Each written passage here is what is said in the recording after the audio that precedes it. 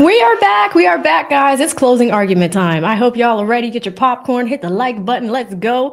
Let's jump on in, catch up with the regular world. I hope you guys are all having a fantastic day so far.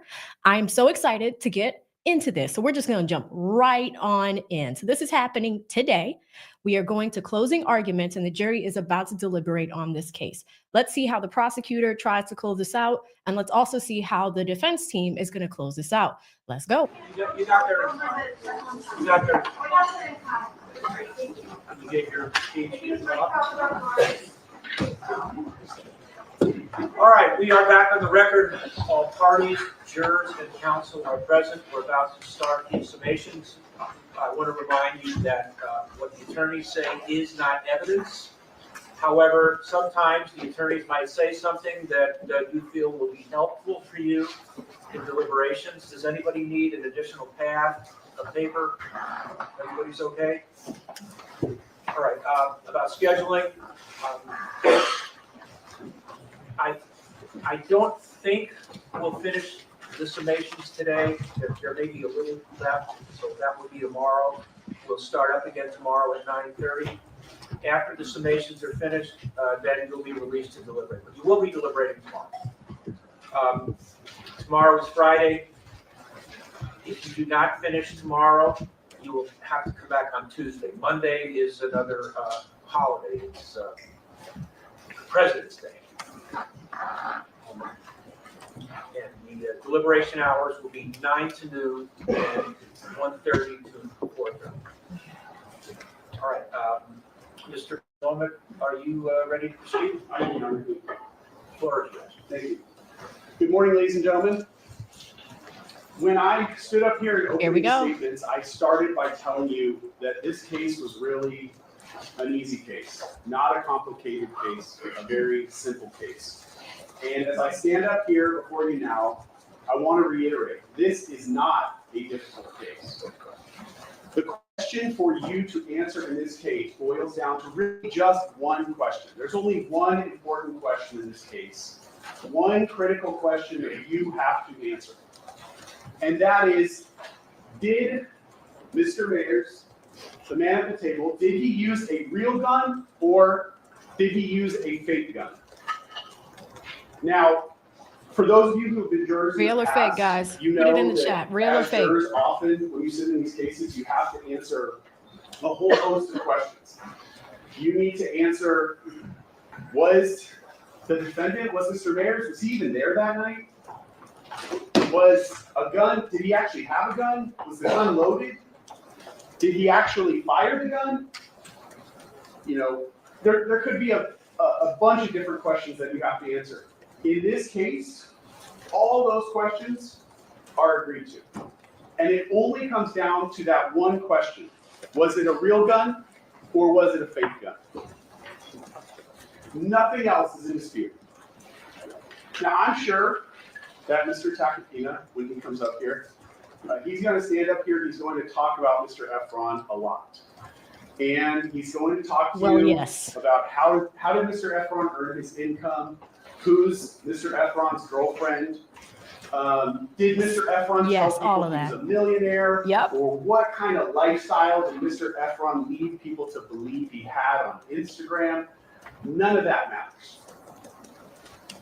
None of that matters. None of that relates to the singular question that on November 6, 2021 in Hollywood, did the defendant have a real gun? Did he have a fake gun? Now, you're not going to hear me, and you haven't heard Mr. LEWIN or I throughout this case tell you that after this crime happened, that Mr. Efron did not think to himself, I want to be compensated for what happened to me. And we are not going to tell you that Mr. Efron, after this crime, this horrible crime happened, that his primary motivation wasn't, man, I really need to go to the police and make sure that whoever did this was held accountable. That's not what Mr. Efron was thinking. Mr. Efron was absolutely focused on himself. We agree to that. We talked to you about that all the way back in jury selection. We told you at the time, Mr. Efron filed a lawsuit. Mr. Efron wants money because of what happened. Okay? That hasn't been hidden from you. We actually stood here and stipulated to that with the defense. That there was a lawsuit, what the causes of actions were. We agree to all that. None of that's in dispute.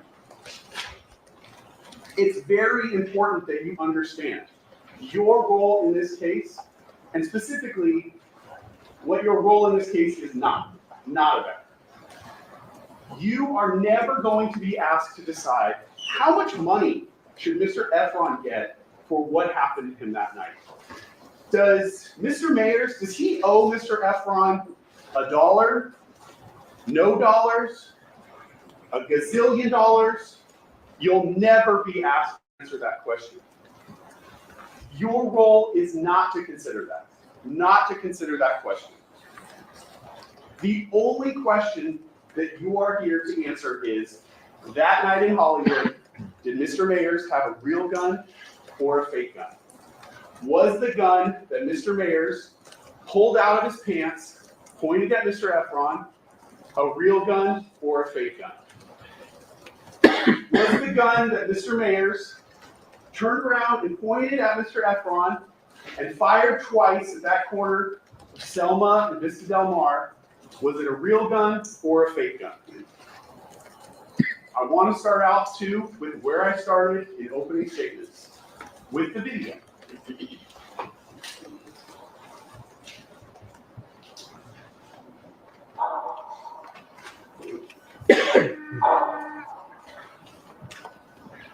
My apologies, the audio here is not this video. But that's what we're talking about. That moment in time, when you see the gun on that video.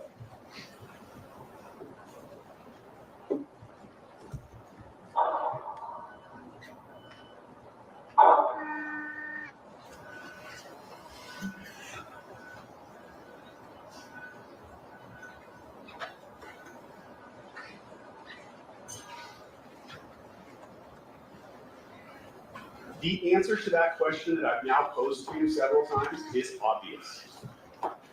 It's obvious. That man decided, for whatever reason, that he was going to settle his dispute with Mr. Efron that night with a gun. That he was going to do that in the middle of Hollywood. And that he was going to fire his gun not once, but twice. That man made the decision to reach out to Mr. Efron, to provoke this confrontation. He made the decision to bring two other people with him, Ills and 12. Mr. Efron's outnumbered 3-1. But still, he made the decision to bring a loaded, concealed gun with him to that confrontation. Those were his decisions. Those decisions had consequences, and you know the results of those decisions. And that is what we are asking you to hold him accountable for in this case. We know the consequences of his decisions really beyond a doubt. The video here is clear. The defense put up 12 Mr. Phillips to narrate the video for you. And I guess the question you have to ask after listening to 12s is, are you going to listen to 12, the man who relies on the defendant for his livelihood, for his income, really for his entire career? Are you going to rely on him, or are you going to rely on your own lying eyes? Because what he described on the video did not happen. What did the video show? Well, it showed the defendant confronting Mr. Efron. It showed the defendant executing his plan to immediately get in Mr. Efron's face. Immediately engage in a physical confrontation. It shows Mr. Efron did not have a weapon. And honestly, it shows that Mr. Efron was really unprepared for what he was walking into. Mr. Efron went there to talk. He went there to argue. He went there that night to resolve his differences, not to engage in a physical fight. But he's immediately confronted with a physical confrontation. So how does he respond? Again, let's pause. Consider Mr. Phillips, 12. When he's asked simple questions, this is just a hypothetical, but if he's asked, what's the weather like that night? His answer is going to start out with something like, I couldn't tell. Mr. Efron is such a huge man. He's so muscular. When he approached me, he blotted out the sky. I couldn't tell you what it was because he's such a large individual. Okay? He repeatedly puts that fact in front of you. He wants you to focus on Mr. Efron's size, how big he is, how muscular he is. How honestly, it sounded like this was the first time that 12E had seen Mr. Efron outside of the gym. He constantly repeated how much Mr. Efron was in the gym, this is crazy. How big he was.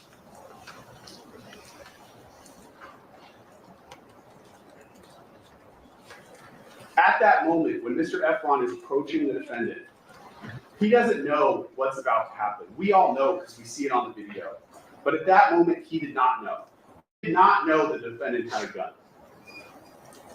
So Mr. Efron, this huge, hulking man, he's confronted outside the parking garage. And how does he respond?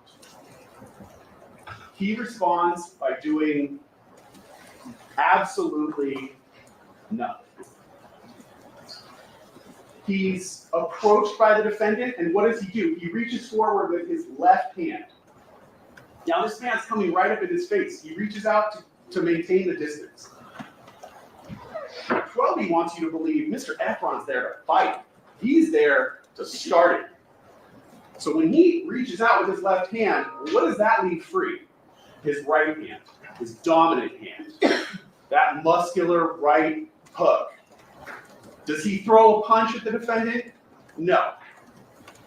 He honestly does nothing. He reaches out with his hand and the defendant immediately gets in his face. He's actually propelled backwards. Why doesn't he punch the defendant? Why doesn't he fight? He's there to fight him, right? That's what 12E wants you to believe. He's there to fight the defendant. Why doesn't he? Well, he told you. He knows. If I fight this man, it's all over. Not just his relationship with the defendant. He knows they're not going to recover from that. If I punch him in the face, we're done. Our friendship is over. But not just that. My livelihood, my life is over.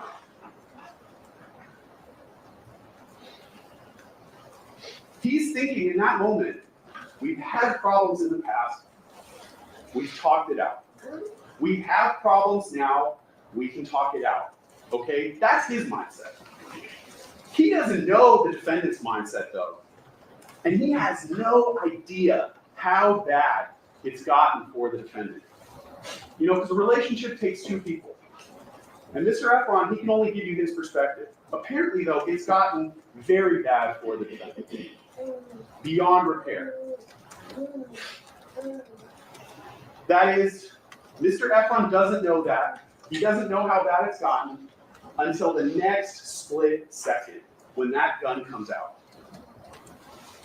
And you have to understand, in the instant that gun comes out, it has to be immediately clear to Mr. Efron, oh my God. It is so much worse than I thought it was. This man, my friend, a person I've known 15 years, is pulling a gun on me. This guy hates me. And this is not going to end well for me. It's all over. That's what he's confronted with in the split second that gun comes out and is pointed at him. My career's over, my livelihood, it's all done. Now, I'm going to go through multiple people's perspective. I am not going to hold back, okay? When I talk about the defense witnesses, I want to be very clear. What they got on the stand and told you were lies. They repeatedly lied when asked about a whole variety of topics we'll get into. But there was one thing that not even they could lie or deny. And that is what was, and it had to have been obvious to you before you even walked into this court on this case. The defendant, and certainly his significant other, are powerful individuals within the entertainment industry. Even their own witnesses, even 12E, even ASAP Lou had to acknowledge that too. And they certainly have enough power to cancel small players like Mr. Efron or 12E or Lou if that's what they want to do. And that right there, in that millisecond the gun is pulled out, that's what Mr. Efron is faced with. So how does he respond to that? That's a lot to take in a very short amount of time. You cannot put yourself in his shoes and say, what would I do? You cannot possibly capture all the emotion, all the history, everything that's going on in his head. And he probably doesn't respond the way that you would.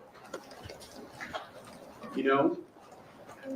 I mean, you probably would not walk after the person who just pulled a gun on you and unload on them verbally with your grievances. But he's angry. He's upset. He's confronted with his life changing, and he knows it's over. And even though the defendant pulled a gun on him, he's not really thinking about the gun. So he follows, and he tells the defendant how he has failed the other members of their collective. And he uses Ills and he uses 12E as examples along the way. So we get to the next location, the parking lot, Vista Del Mar in Selma. And guys, just so you know, Kathy from Law and Crime has confirmed there are babies in the courtroom. That's what that sound is. So if you hear some cooing, that's what's going on. And when we get to that corner, the defense, certainly 12E, want you to believe that as they arrived there, Mr. Efron immediately started attacking Ills.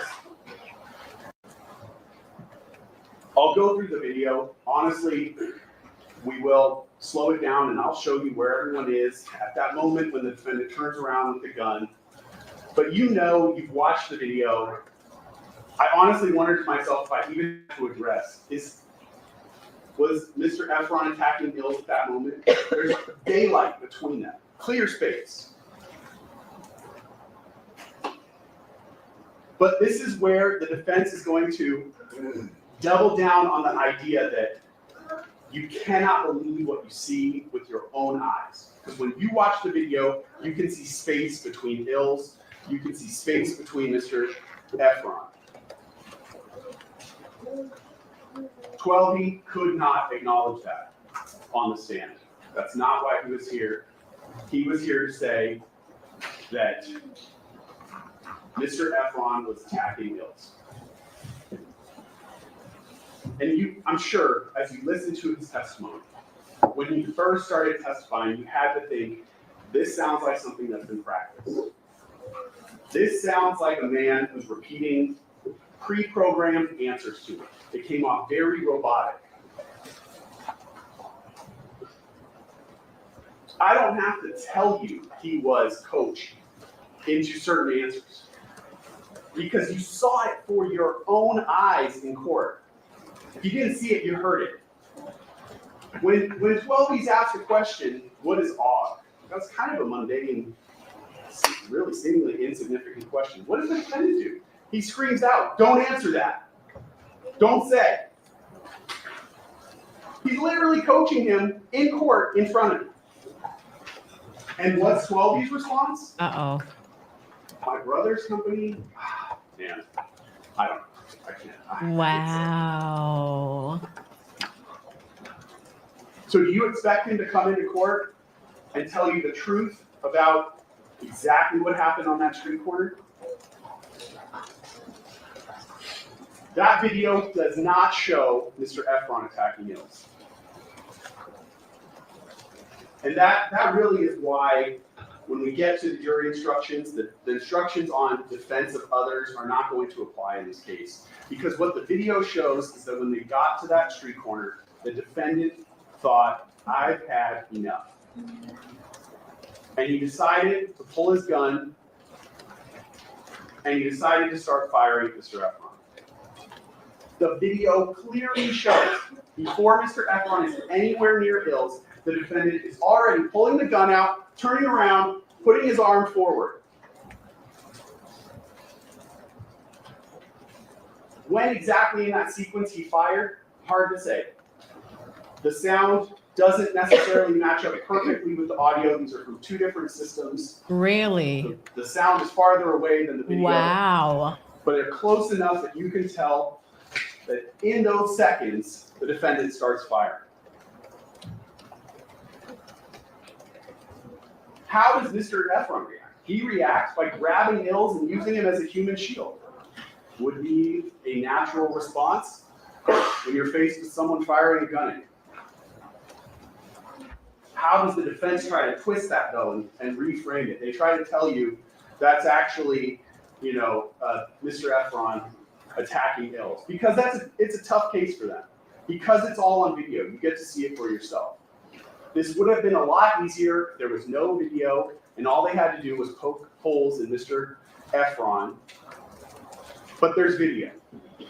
So they're trying to get you to believe that what you see on the video is not really what you see. Apparently, the defense also thinks that it's a problem that the defendant is actually firing shots at Mr. Efron. A problem for their defense of, apparent defense of Ills, because they say actually what he was doing was firing warning shots. Warning shots. We thought it was a prop gun.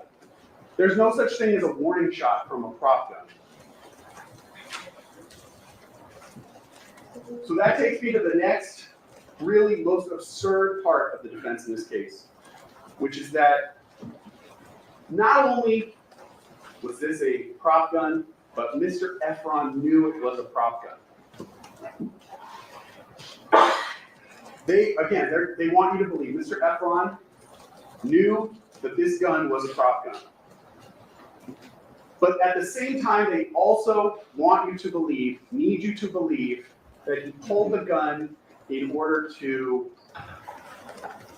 intimidate Mr. Efron with the gun that Mr. Efron already knows is a prop gun.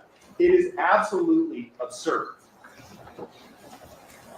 Let's start with the first premise that they want you to believe there, that the defendant is carrying a prop gun in the first place.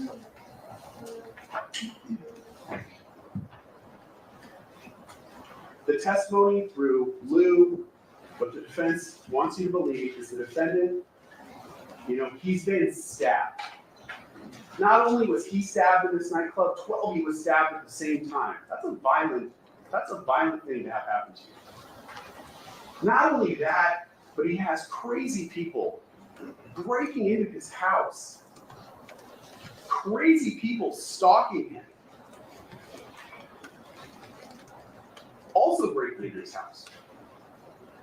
And when he's faced with that real violence, being stabbed with a real knife, having real people in his house that he doesn't know, what is his rational response to that?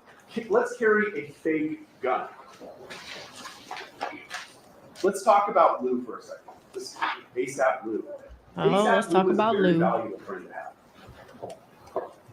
ASAP Lou tells you that the defendant singled him out in a crowd because the defendant liked his energy. And little did the defendant know that he was basically recruiting the Swiss Army knife of best friends. Okay?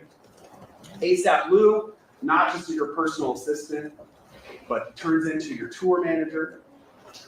You need someone to be at your house while the police are searching it on a moment's notice, you got Lou. He's there. But, by the way, let's be clear, Lou, he's totally impartial. He's not financially reliant on the defendant because Lou also has his own DJing business and his own clothing brand, which apparently have nothing to do with his good friend, the famous musician who is also an ambassador for multiple clothing designers. Lou must have done that all on his own. On top of that, Lou, I said he's the Swiss Army knife. One of his functions, he's also the defendant's security consultant. And Lou told you that he sat down with some unnamed, unidentified security expert that did not testify, whose name he couldn't tell you, could give you no information about. And after the real security issues that the defendant was having, being cut with a real knife, he decided the best way that he could protect himself, that Rocky could protect himself, is with a fake gun. So that the next time someone approaches him with a real knife, he can pull out his fake gun. That's going to go one of two ways. That assailant might say, I didn't know you had a gun, and leave. Or they might attack you with their real knife or their real gun, and your fake gun is completely useless. You have no way of actually defending yourself. And if you're faced with real threats, clearly you want to have something that you can really defend yourself with, not some prop. That security advice, that is not just illogical, it's absurd, okay? And the reason why it's absurd and makes no sense is because it's not real advice. That advice was not given to the defendant, okay? Lou made that up for this case, for his testimony in this trial. It did not happen. But wait, because it gets even more absurd, all right? It's even more absurd because they're saying that Mr. Efron knew, he knew that that gun was fake when the defendant pulled it on him. So any even remote possible deterrent effect that that fake gun would have on anyone goes completely out the window when we're talking about Mr. Efron. Because Mr. Efron knows it's fake. I mean, with the defense logic, the defendant could have popped a balloon and it would have had the exact same deterrent effect on Mr. Efron. Not popped a as balloon. a fake gun. Did they prove to you? Did they prove to you at all that Mr. Efron knew that gun was fake? Mr. Efron denies it. He says, when I asked him about a prop gun, it took him back. What are you talking? Where does this prop gun come from? Okay? They told you he got that prop gun at a music video shoot in July of 2021. We know the shooting happens November of 2021. Between July and November, did they show you a single instance where the defendant and Mr. Efron are together? A single instance where Mr. Efron could have received that information that this was a fake gun? Does it even make sense that if the defendant's going to carry a fake gun for his security, that he's going to tell everyone around him, hey, it's a fake gun, it's a fake gun? How does that make any sense? It makes absolutely no sense because it's not true.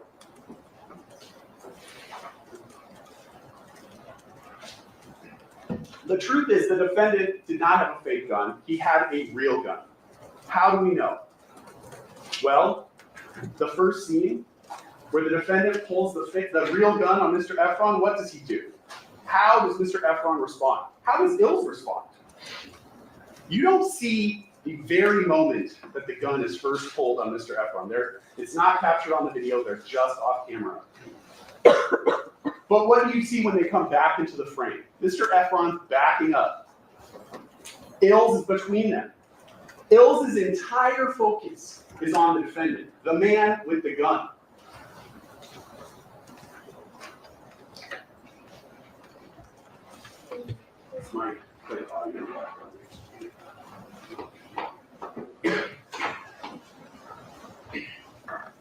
Where's Ills looking?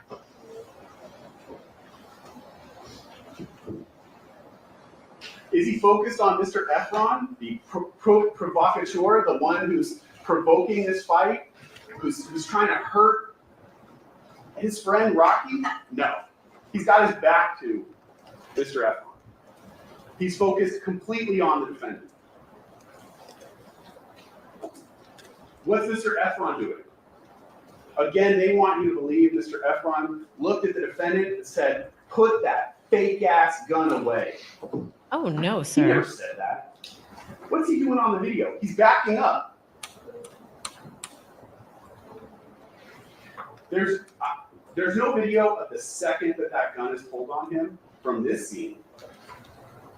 But there is that video from the second location.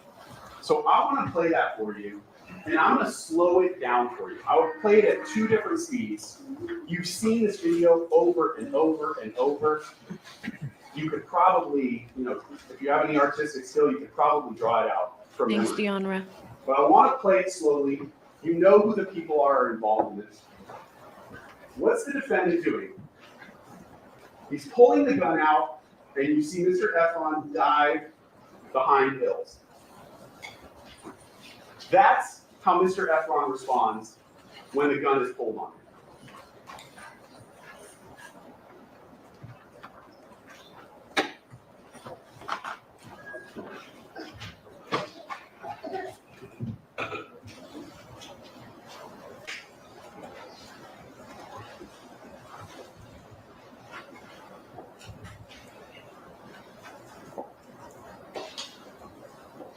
Now this is really the moment. So I'm going to slow it down even more. We're going to go to 1/4 speed, okay? You can see the defendant already moving back towards Mr. Efron. Mr. Efron is nowhere near Ills. He's lunging towards Mr. Efron, and Mr. Efron is diving out of the way.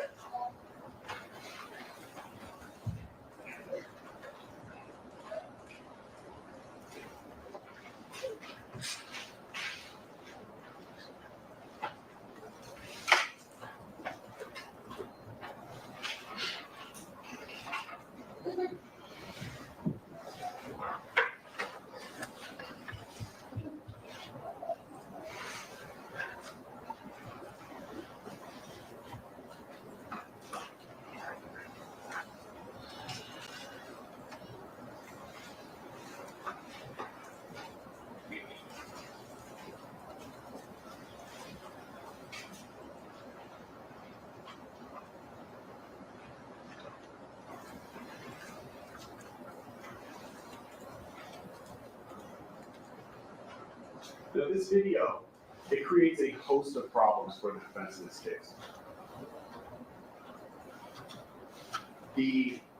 This is the moment where the defendant is turning around towards Mr. Efron, where he's pulling that gun out, where he's pointing at Mr. Efron.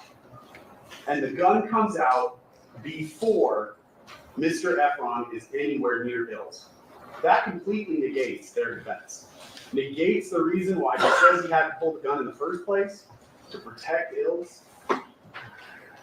Negates Twelvy's testimony that Mr. Efron was punching Ills. Creates a lot of problems for them.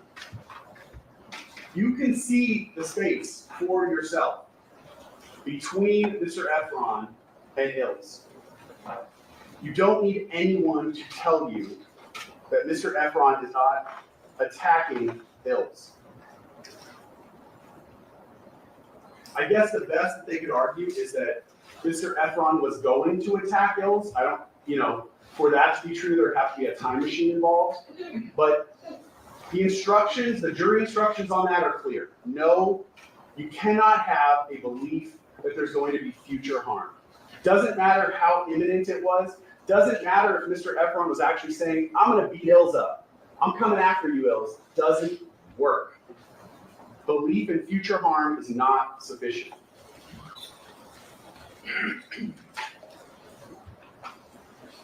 I want to go back to this. You can see the moment where the defendant turns with the gun in his hand, where Mr. Efron is and where Ills is.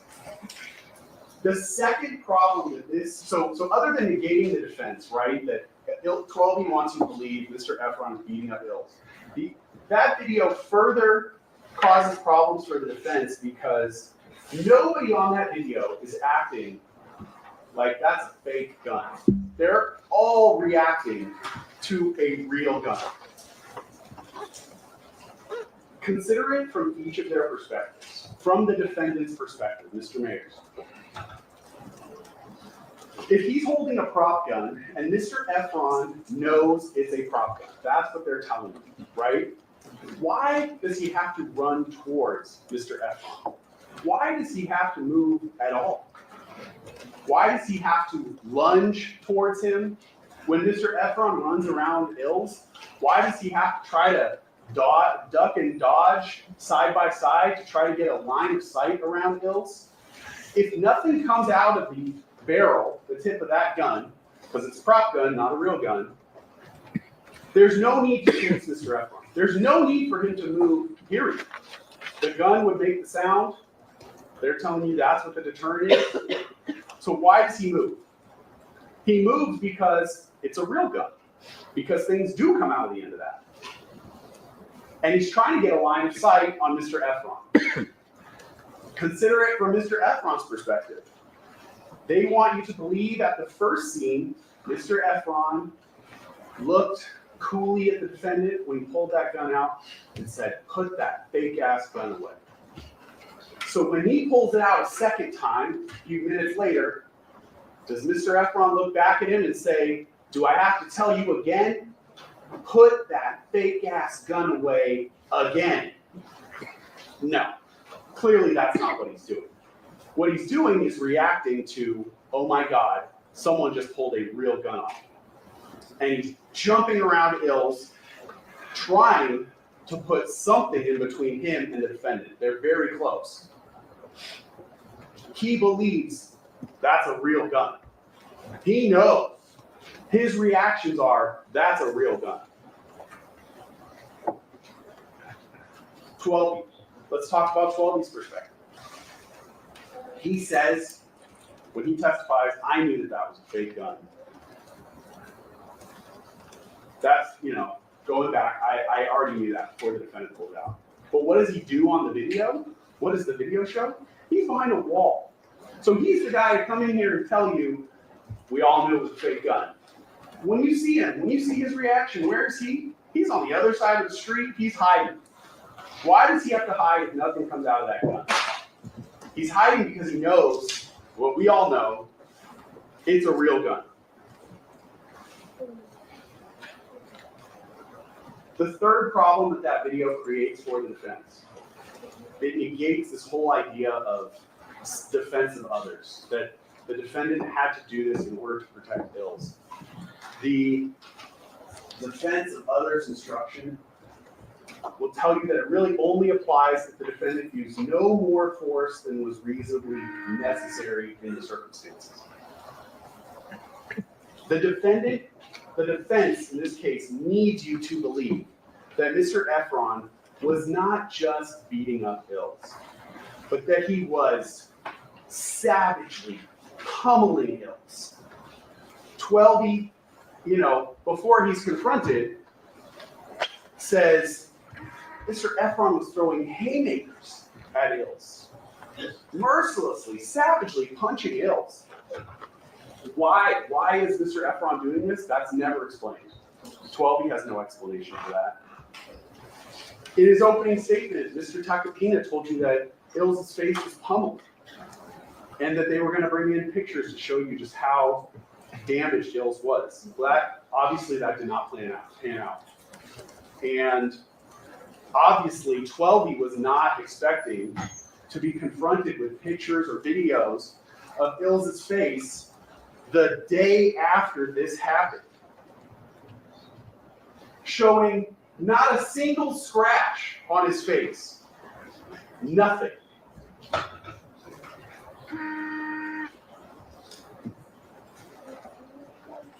If what 12E was describing to you had actually happened, these savage blows landed on Ills' face. If that had actually happened, they would have brought in photos of Ills' bloody, bruised face, black eyes, busted lip, whatever it was, cut on his cheek. They didn't bring in any of that because it didn't happen. One step further, we actually brought in pictures of him to show there's nothing there. It absolutely did not happen.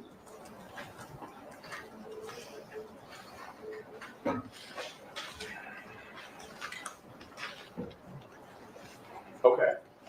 Before I go on, I want to address another thing that I'm sure Mr. Tacopina is going to talk about when he stands up here, and that is the injury to Mr. Efron.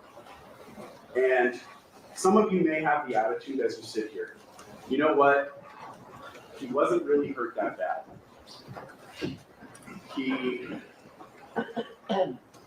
Mr. Tacopina will, I can almost guarantee he's going to call it a finger scrape. And then you have on top of that, you have Lou blurting out that, you know, the defendant's going to go to prison for this long period of time. There's a reason why the judge sustained that, told you not to consider that. But it's interesting that Lou blurts that out when he's not asked a question about that. That's evidence, clear evidence of Lou just trying to get out information to you that he thinks is prejudicial to the people, to our case. I hope you understand that even though this one incident did not result in a serious injury, this is still a serious crime. That the potential for real serious harm was absolutely there that night. This was 10 o'clock p.m. on a Saturday night, a busy Saturday in a busy area of Hollywood. And your common sense tells you how bullets travel when they're fired. They don't always hit their intended target. And the potential for someone else to have been seriously hurt, in this case, is absolutely present. You had busy nightclubs, people getting out of nightclubs, cars, the whole parking lot full of cars. The potential that someone else could have been hit was there, it was real, and it's serious. And you know that when guns are discharged in busy areas, people die. We are lucky that's not this case. But it's still an unimportant case. And I'm going to continue to point out how absurd some of the defense arguments are. And I will fully acknowledge to you that my tone can be sarcastic. Please don't take my sarcasm as any indication that this is unserious.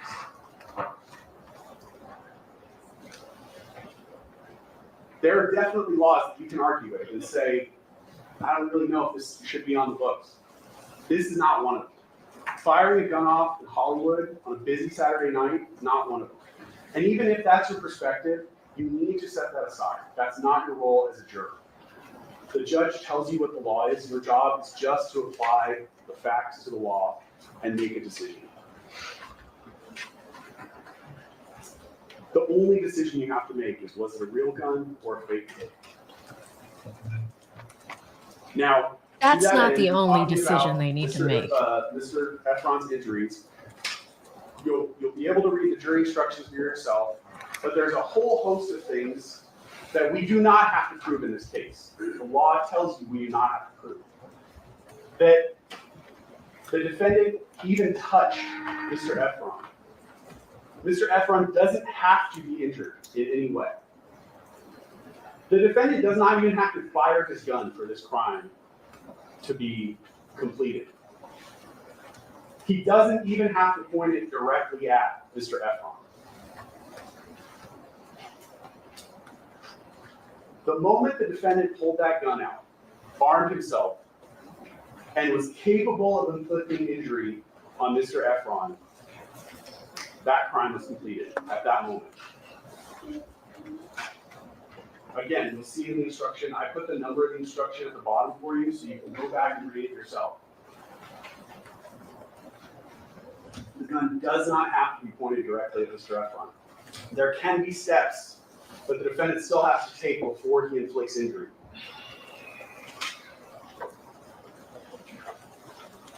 It does not even need to be fired.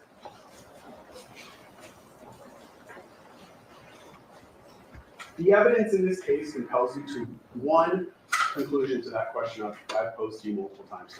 Was it a real gun or a fake gun? And that is really that the defendant was in possession of a real gun. Mr. Efron recovered real ammunition from the scene, from a real gun that fired. Everyone in the surveillance videos that I've played for you now, that I've slowed down for you, is responding like it's a real gun. When the defendant's house is searched by LAPD, they only find real guns and real ammunition.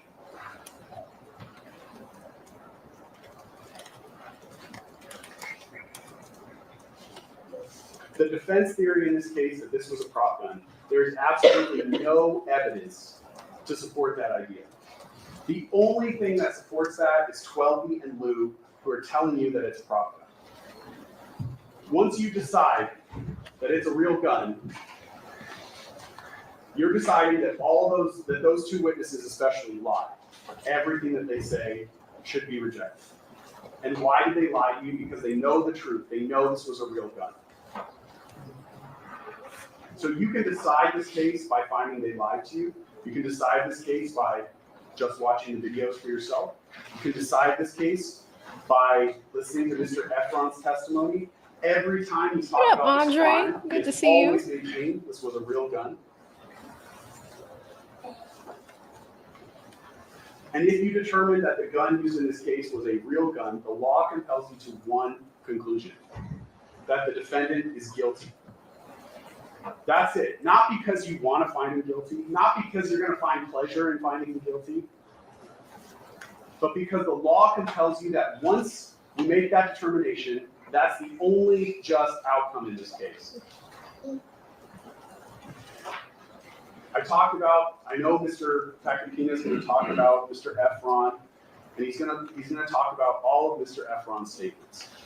He's going to point out every single minor inconsistency that Mr. Efron has ever made when he is given statements.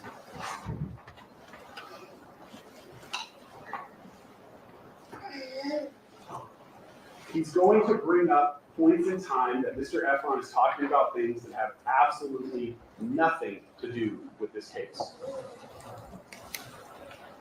You saw that clearly when the defense put up Wally Sajemi and tried to play snippets of Mr. Sajemi's recordings of Mr. Efron. They tried to put up clips where Mr. Efron said to Mr. Sajemi, "I'm already a millionaire." Oh, look, see, he said he was already a millionaire, but he's not. Where he said to Mr. Sajemi, "Go ahead and post news articles on social media." He said he was, I'm suing Rocky. I don't care about the police. I don't care what happens to the criminal case. I'm getting 30 M's. If I disappear, this case will be harder for the prosecutors. All those clips. He did say that. None of those clips helped you answer the question in this case: was it a real gun or a fake gun? And who cares? Who cares if Mr. Efron said in the past he was a millionaire when he wasn't? Who cares if he asked someone to post a news article on social media? Mr. Efron wants to be paid because he was the victim of a real crime by a real gun. And some of the most important evidence that you heard in this case actually came from those recordings. Those recordings are very important because Mr. Efron does not know he's being recorded. He thinks he's talking to his friend. He has no idea that this person is betraying him, recording him, and then immediately turning their conversations over to the defendant. These are his unfiltered, unprepared thoughts. He's not talking to the police. He does not even know he's being recorded. But what he says to Wally in those recordings is exactly what he told you here in court. I want to go through them because these recordings are important. So I'm going to break them down. And we're going to play a couple of them.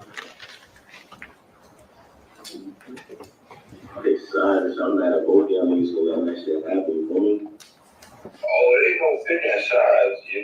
That nigga 100% crazy and wrong. Yeah. 100% wrong. And he got 12-year ills mixed up, bro. You gotta understand, Rocky been on his high horse for a very long time, you feel me? He didn't have to do what he did. He forced my hand, you feel me? I got over 20 missed calls between him ills. Why is Rocky going out of his way to do anything like that? You get what I'm saying? I'm pretty sure you didn't hear the story or whatever it is, but you gotta look at it like this. Why is he going out his way to call me 20 times? It was a 12-year with him. Text messages saying link up, where you at? And all of this is because of I pressed him about Josh, him not doing right by Josh, and he spoke to Josh's mom and lied. You get what I'm saying? So I wrote him about that. He hits up Bari later about that, but I'm with Bari. Bari got the phone on speaker. You get what I'm saying? This shit didn't fit well with me. So Rocky talks about me within that conversation because he sees I text him about Josh. You feel me? He told me to take an ASAP out my name. This is 7 months ago. I took ASAP out my name. You feel me? Yeah. He's a bitch, so he goes ahead and hit Bari because Bari influenced him a whole week later doing that complex con shit. You feel what I'm saying? Just so happened I'm with Bari while Rocky hits him. Rocky says my name. You get what I'm saying? Real Money, 12-year ills is at his house. I hit Real Money the next morning, tell Real Money. I heard Rocky bitch ass tell him I don't fuck with him. Whoopty woo. You feel me? No fighting words, none of that. Just basically, nigga, I heard you. But in Rocky's head, he was like a bitch because Bari had him on speaker. Rocky don't know who else heard that conversation, but he know I heard him talk about me. And I told Rocky over the years, nigga, if you have a problem with me, let me know. Stop rocking me sweet. You feel me? Boom. Next thing you know, I guess that was enough for him. He felt like a bitch because he knew I heard that conversation. I wasn't supposed to hear that conversation because Rocky I never heard him say first words or even have that type of energy towards me. You know what I'm saying? So now I know the real him. I tell Real Money, tell that nigga fuck him. You feel me? Boom. Shit is related to him. Next thing you know, I get over 20, 30 missed calls between him, Ills, and Rocky. Text messages. I'm staying at the Lowe's. I tell him, he calls me. I finally answer because I'm sleeping. Yeah. I answered him. He's like, where you at? With a slim voice. I'm like, huh? Where you at? Nigga, I'm at the W. I'm not really at the Lowe's. You feel me? There we go, Hollywood Boulevard. They all look the same. He's like, no, you're not, nigga. That's a bum-ass hotel. I'm like, huh? He said, show me outside. Okay. All of it look the same. I showed him outside. What he does, be there in 5 minutes. I'm like, all right. My girl like, what the fuck is going on? I'm like, I don't know. He calls me. Those calls me. I got all these text messages. Bro, these niggas isn't dumb. You and a couple other people heard this story. Rocky out here thinking it's all sweet, but his life is really, and bro, that's what I wanted to ask you, bro. Like, why the boys though? You feel me? Why take it to you know the guys? You feel me? Who, me? Yeah, think though how the boys meet. Why wouldn't I, bro? He's a multi-millionaire. He blamed at me. I'm no longer on his level. Everybody turned on me. Everybody, bro. Rocky had everybody turn on me that day. What the fuck am I doing? Spin on his block and go shoot him up? In that couple minutes, he tells the exact same details that he told you when he testified in this case. That's evidence they created. That's their person trying to trick Mr. Efron, trying to get Mr. Efron to say something damaging, say something that's going to undermine this case. Because while he knows he's recording these conversations for one purpose, so that he can turn them right over to the defendant. But what is Terrell saying? Everything consistent with what he told you. How this interaction started. Even that he blamed at him, that he shot him.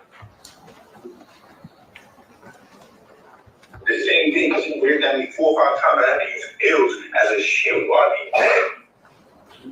I feel niggas ain't trying to like, you feel me? Not trying to end squash this shit, get some paper or something or what, you know? Like, bro, it's too late. He told me suck a dick. Boom, boom, boom. I hit up John the same day. Bro, that's all I had. We had nothing but time, bro. When I got the best lawyer in LA and went about my business. You feel me? He told John to stop contacting me. I sent him the pictures of the bullets, sent him the text messages of him, letting him know how serious this is. You know what he said? Nigga, fuck you.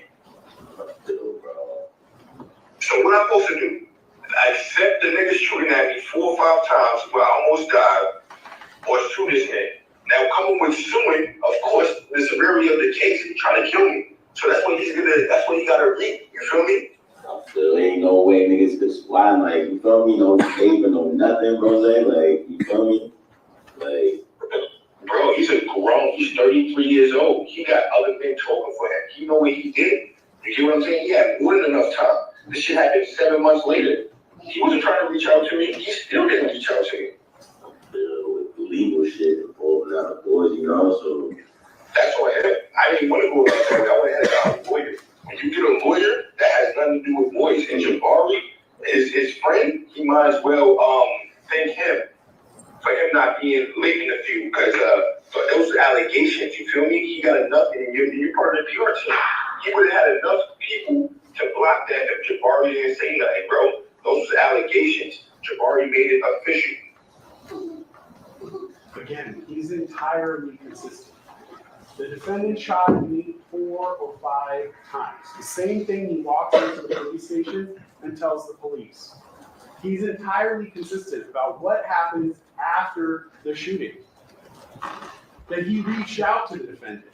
He sent him text messages, pictures of the fired cartridge cases. That he reached out to the defendant's manager. All that consistent with what you saw in the text messages and everything else that came in. Even how he was outed as the victim in this case, that Jabari made it official. That Jabari was the one who said that he had snitched and attached his name to it. That's their evidence that they created.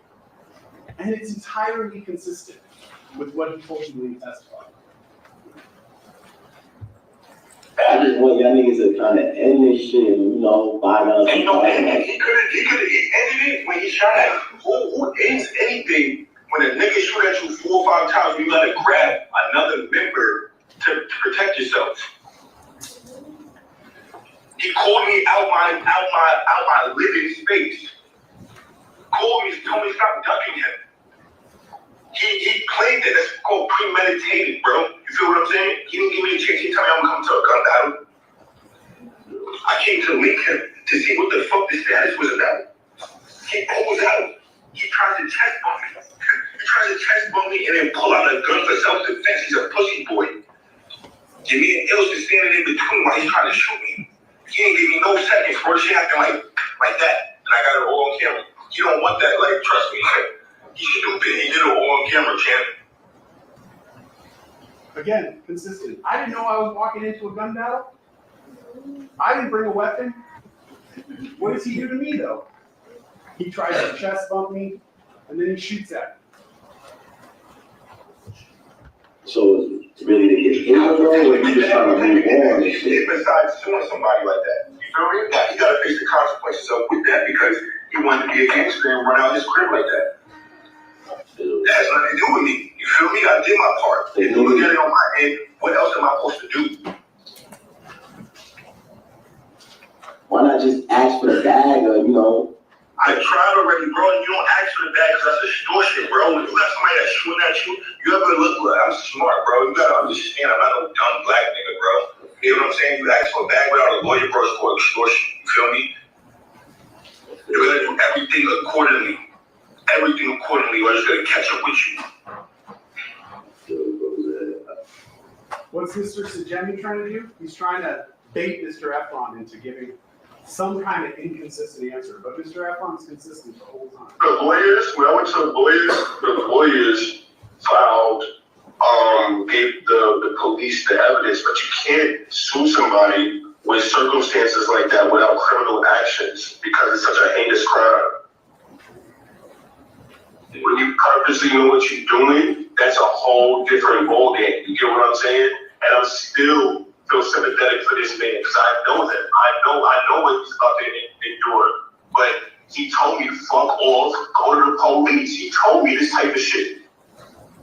You're hearing his unvarnished, his unprepared thoughts.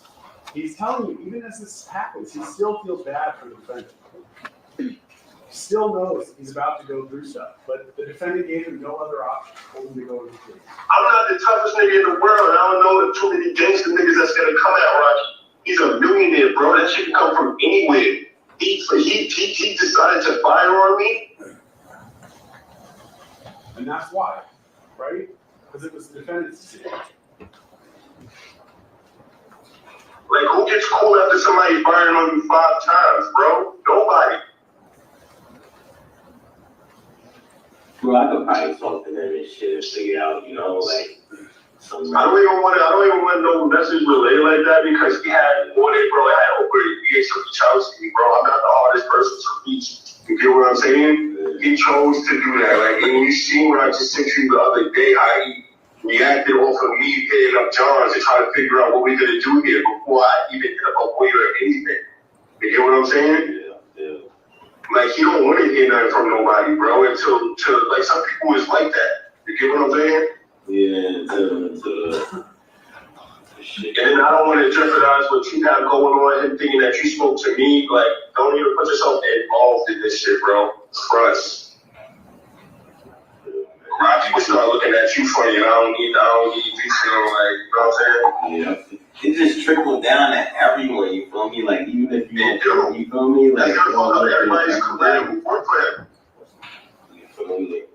So, everybody who worked for him, like, he did that because he's stingy, bro. I can't not do what I'm doing and think about everybody else. You know what I'm saying? Because I gotta worry about myself and worry about what the fuck happens to me. He wasn't thinking about nobody. Everybody's thinking like that, but then when it comes out, niggas are gonna really start hating him because, bro, why would you do that? Why would you put yourself out there to do something like that where it's unforgivable, bro? You get what I'm saying? Yeah. Like, this ain't something like it was a fight, you punch me, I can sue you, you don't go to jail, bro, you fired on me.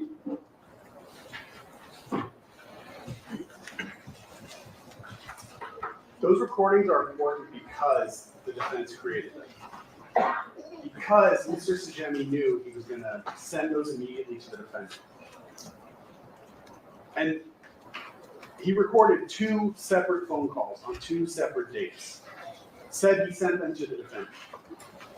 But Mr. Sajemi, although he tried to catch Mr. Efron saying something inconsistent, catch him in a lie, didn't work. When it comes to asking Wally, well, hey, what did you say? What did the defendant say to you about this? All of a sudden, he can't remember. Didn't record those calls. He's the mediator, right? But he doesn't remember a single thing the defendant said to him about this. Definitely doesn't remember the defendant saying to him, what are you talking about? This was a fake gun. He hears over and over and over from Mr. Efron that the defendant fired a real gun at him 4 or 5 times. So he's trying to catch Mr. Efron in a lie, but what does he catch him saying? I'm with Jabari, and Rocky talks bad about him. I tell Rocky I don't want to have anything to do with him. Guys, I'm trying to keep my interruptions to a minimum, but yes, I want you to keep in mind that on cross-examination with Tacopina, I don't know if you guys remember it, these conversations came up, these recordings came up. That's how they were introduced. And shout out to Genius Esquire. Relly indeed said that they were fake, that these conversations were doctored, right? So interesting. Just keep that in mind as we keep going. Calls me while I'm sleeping in my hotel room. He provoked a meeting with me. He and Ills called me 20 times. He told me he's going to come meet me at the W, and he fired at me 4 or 5 times. I had to use Ills as a human shield, or I'll be dead. He's unequivocal. This was a real gun. He tried to kill me. And after that, everybody turned on me. It's too late for Rocky to pay me and make this go away. I tried to resolve this quickly. I tried to reach out to Rocky. I tried to reach out to John, his manager. He left me no options. He told me to go to the police. So I got a lawyer, and that's what I did. Maybe we still could have kept this quiet, but then Jabari posts that post about me and outs me to the world. Those recordings, I want to say they're about 25 minutes. If you listen to the whole thing, those are just snippets. Tried to give you a reasonable sample from them. But you listen to the whole thing, what will you not hear Mr. Efron say? I'm faking the whole thing. Rocky really fired a fake gun at me. You know, right? We all know. Rocky carries that fake gun. That's pretty new. I was never in any real danger. None of that comes out of Mr. Efron. He's unequivocal.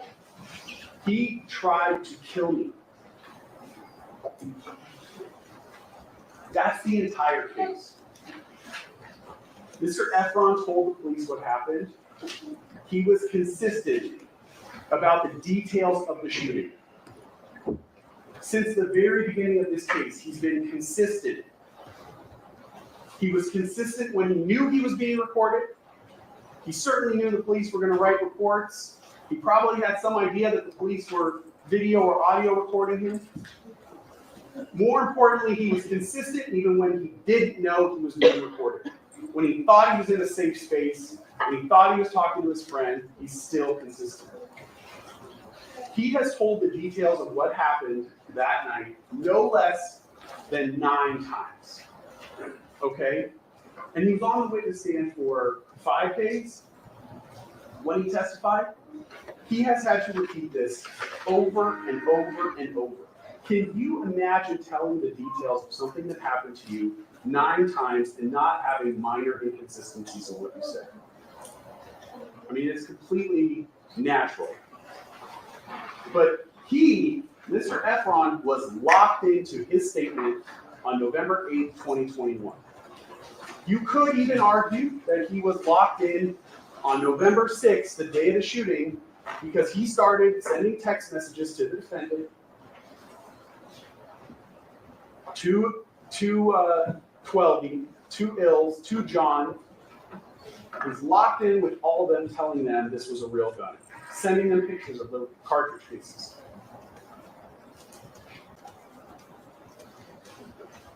Focusing though on that important question of was this a real gun or a prop gun, when is the first time that's raised, that this is a prop gun? You heard in the testimony from ASAP 12 and ASAP Lou that the first time this comes up, I guess, is August of 2024, and they are only going to tell the defense attorney. So they held that all-important information for over 2 years, almost 3 years, before then they're going to tell the details to the defense attorneys only. You found out that it was only turned over to us the day before jury selection started in this case. And then you found out that Lou's statement was actually changed about, oh, where the gun is now. That was changed the day that he came in to testify. That timing alone defies credibility. Objection, or then this takes the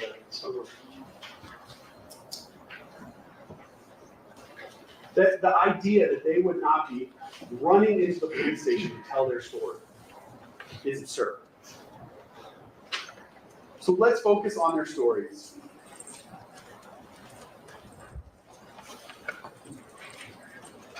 ASAP Lou, I've already talked to you about how he's conflicted in this case, how he relies on the defendant for his financial, livelihood. You should view his testimony as being very convenient. His story changes, and he has a perfect explanation for everything. He came in, he told you a story to explain away the evidence that would obviously point to the defendant's guilt. The primary piece of evidence that he needs to explain away, that Lou needs to explain to you so that you no longer see the defendant is guilty, was why was the defendant carrying a fake gun? Lou's going to answer that for you. And why did the defendant have a magazine for a Glock 43, which just so happens to be the same type of gun that's consistent with the gun that fired those 2 cartridge cases that Mr. Efron located? Why does he just so happen to have that same magazine in his bedroom closet, the defendant's bedroom closet? So how does he answer the question of why the defendant was carrying a fake gun? Again, we went through the whole thing of extreme violence that the defendant's facing, and their only reasonable response to that is to carry a fake gun. We've already talked about how that defies any logic. Keep in mind, though, that apparently, even though that was Lou's advice, the defendant doesn't follow that advice completely, because he literally sleeps next to a .44 Magnum Desert Eagle, a real gun, which is in reach of his bed. Not much further away, he has a rifle and a shotgun. What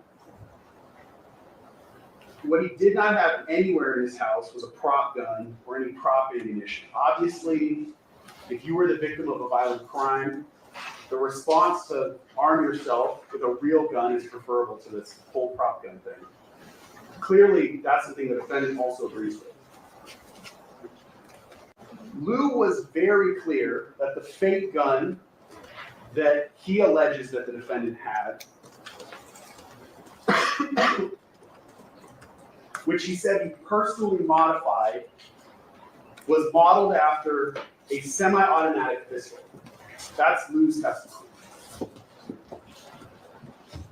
And here's where it becomes painfully obvious that Lou did not fully think this through. He didn't fully flush out the story before he came in to tell you.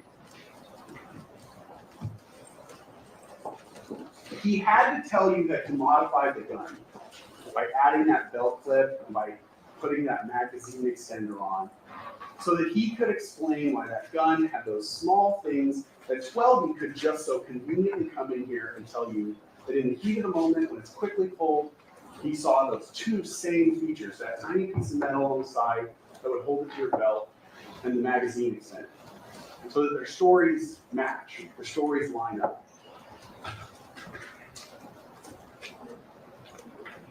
If you accept that the defendant had a fake gun that Lou just described, you would also have to explain why there are no fired fake prop cartridges at the crime scene. Because the gun that Lou described, this prop gun that existed, that's a semi-automatic prop gun, would operate just like a real semi-automatic pistol. And it would shoot those cartridge cases out the side just like a real gun would. So why are there no prop cartridge cases found at the scene? In his opening statement, Mr. Tacopina made a big show of pointing out how 7 or 8 LAPD patrol officers scoured every inch of that street of Vista Del Mar. They walked up and down with searchlights, and they didn't find anything. They definitely did not find any prop-fired ammunition. Now, he obviously did that to argue to you that Mr. Efron planted those cartridge cases.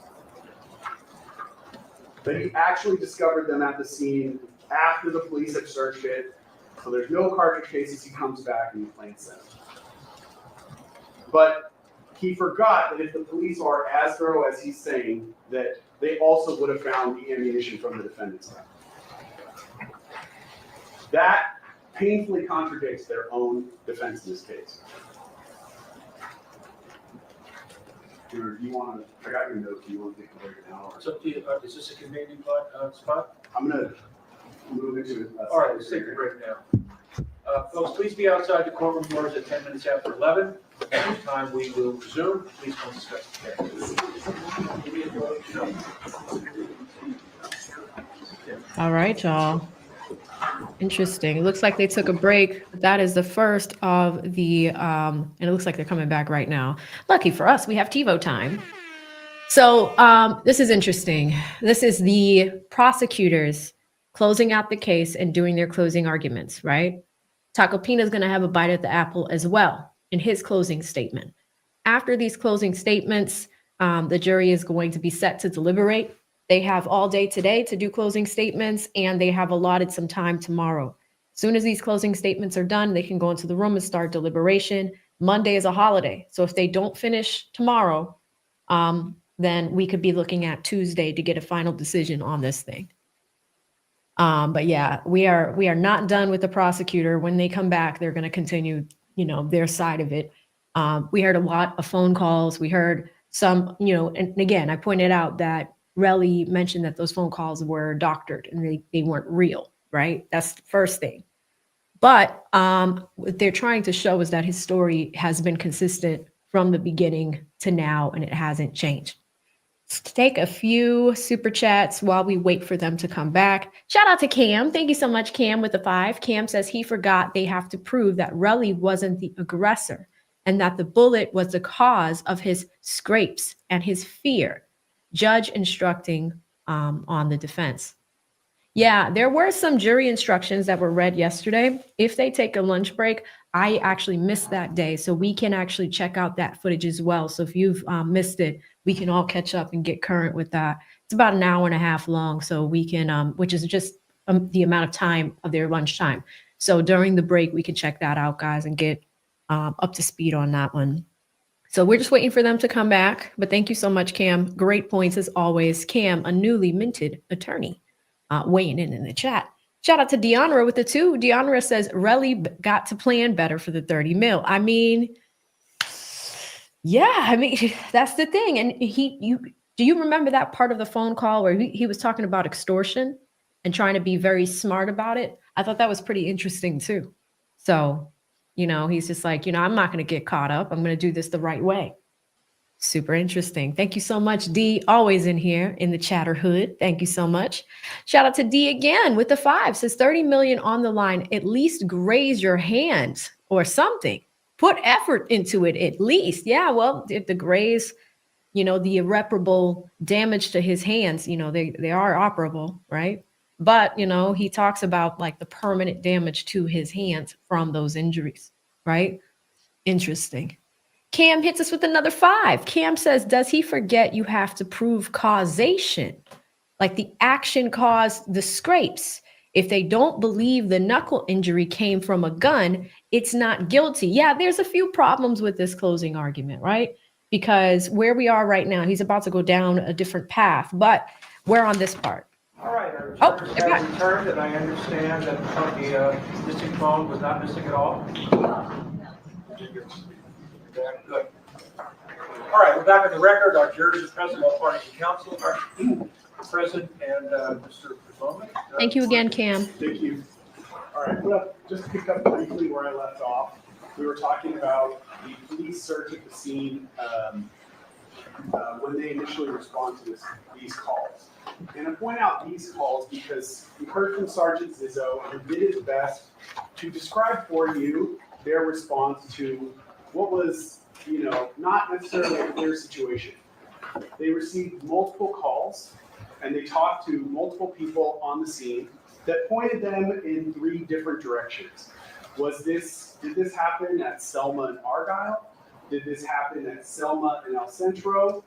Did this happen at Vista Del Mar and Selma? Was it in the street? Was it in the parking lot? What exactly happened? They show up, they do their best. That was the testimony from him, that with this conflicting information, they did the best that they could, but they went to these multiple locations, sometimes receiving conflicting information. What Mr. Tacopina did when he stood up on cross-examination was play videos from another officer to show, look, there's 7, 8 officers on the scene. They're doing this thorough search. of the street. He tells you an opening statement, it's a thorough search, spotlights involved. But what he's not told you is why the police then don't find the fired cartridge cases from the defendant's gun, this prop gun that's going to fire prop ammunition, why they don't find those cartridge cases either, because they're saying that's also a semi-automatic firearm. So 2 cartridge cases also would have come out of that. Mr. Tacopina also made a similar error to you when he stood up in opening statement, and he described how you were going to see Mr. Efron returning to the scene. He put up part of that grainy surveillance video of a person with a white top coming back to the scene at 11:10, and made a big point of telling you that's going to prove that Mr. Efron's a liar, because Mr. Efron said he came back with his girlfriend, and these were his words, unless she's a ghost, she's not on that video. But you know now, because you've sat through the evidence and the testimony, that all the evidence points to that not being Mr. Efron. Mr. Efron, when he came back, took photographs of the cartridge cases. When LAPD went to collect this video, in the day after they were notified of this, they were told by Mr. Efron an approximation of when he turned. He didn't have an exact time. He gave them an approximation. They went, they collected the video, they saw someone returning, and they thought, okay, that must be him, and they collected it. That error that they made back in November of 2021 has certainly been flushed out in the years since this has happened. And what you know from the timestamp on Mr. Efron's photographs of those cartridge cases is that he actually came back closer to 11:45. The video stops at 11:20, so obviously we don't have video of him actually coming back.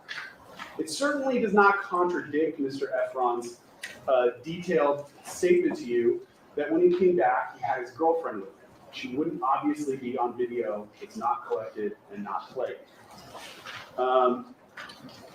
It's also clear the person who comes back is wearing different clothing than what Mr. Efron was wearing at the time. And you also heard Mr. Efron testify at the preliminary hearing. When he was first shown that video, he looked at it and said, that's not me. So all that together, you know the person that you see on that video was not Mr. Efron.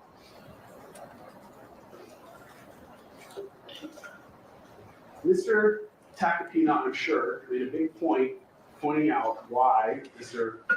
Efron returning to that scene, not having his girlfriend with him, and proving that Mr. Efron was lying with those details, was all to get you to believe his next big point, which is that Mr. Efron planted those 2 fired cartridge cases that he found at the scene.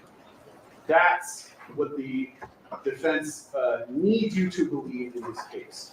But the idea that Mr. Efron planted those cartridge cases, when you really think through all the information that you have, does not make sense. One reason, consider that Mr. Efron, as he's telling people what happened to him over and over and over, I mean, I could go 9 times over, he's telling everyone that the defendant shot at him 3 or 4 times, including the night he brings those 2 cartridges into the police station. He tells that police officer 3 or 4 shots. This is important because if you assume that what the defense is trying to argue to you, that Mr. Efron planted those cartridge cases, you have to ask yourself, how, within reason, how did that happen? What you'll find is that none of the things that you would reasonably expect to happen actually happened in this case. If he planted those cartridge cases, what would you expect?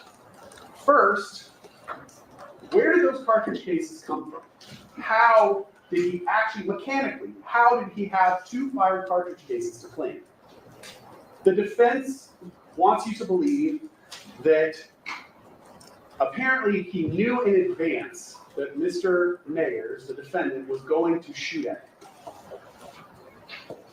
And that he was going to shoot at him with a semi-automatic pistol. So Mr. Efron, the mastermind that you saw testify here, hatched this elaborate plan, and weeks before this crime, he went to a gun range and he got a 9mm Glock 43 and fired it multiple times. By some miracle of a coincidence, Mr. Efron must have known that ASAP Lou accidentally bought a magazine for a Glock 43. Okay? And that ASAP Lou, somehow Mr. Efron learned that. He's also going to intuit or know ASAP Lou's going to load that magazine, fully loaded, and he's going to leave it at the defendant's bedroom closet. Now, if you're already thinking this sounds completely unreasonable, I'm with you. It makes absolutely no sense. At this point, just to go back to jury selection and the example that you were given with Boomer the dog, and Mr. Lewin asked you, well, how can you be sure that a tornado didn't come down the chimney and just trash the house? How can you be sure? I mean, honestly, that sounds more reasonable than the idea that Mr. Efron knew in advance that he was going to be fired at and knew to go get that specific kind of gun to fire at a firing range to collect those cartridge cases that he could plant in the future when this shooting happens. There's no way that this scenario would work without Mr. Efron knowing in advance that this shooting is going to happen and that he's going to need cartridge cases to plant at the scene.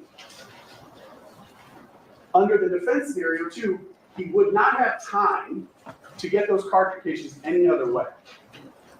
He has a limited amount of time at 10 p.m., just after 10 p.m. on a Saturday, to leave the scene where the shooting happens, go find a gun, fire it off 2 times. The gun he's going to find also is going to be a Glock 43, so not any gun, but that specific gun. And he's going to fire it off multiple times, and then he's going to go back to the scene. I guess, by 11:10, when that person in the white shirt, so he changed his clothes. He's going to go back and he's going to plant those cartridge cases at the scene. He would not have enough time to possibly do that.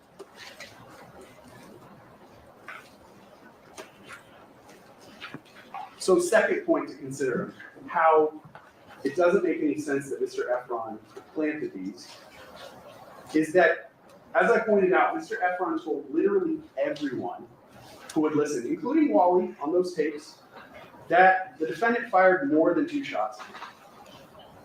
Now, you all, I'm sure, can appreciate how stressful this situation would have been for Mr. Efron, and that as the defendant's firing at him, he's not sitting there counting exactly how many shots. So as he's telling the police how many shots were fired at him, he's doing his best to recall a stressful situation, and he genuinely believes 3 or 4 shots are fired at him.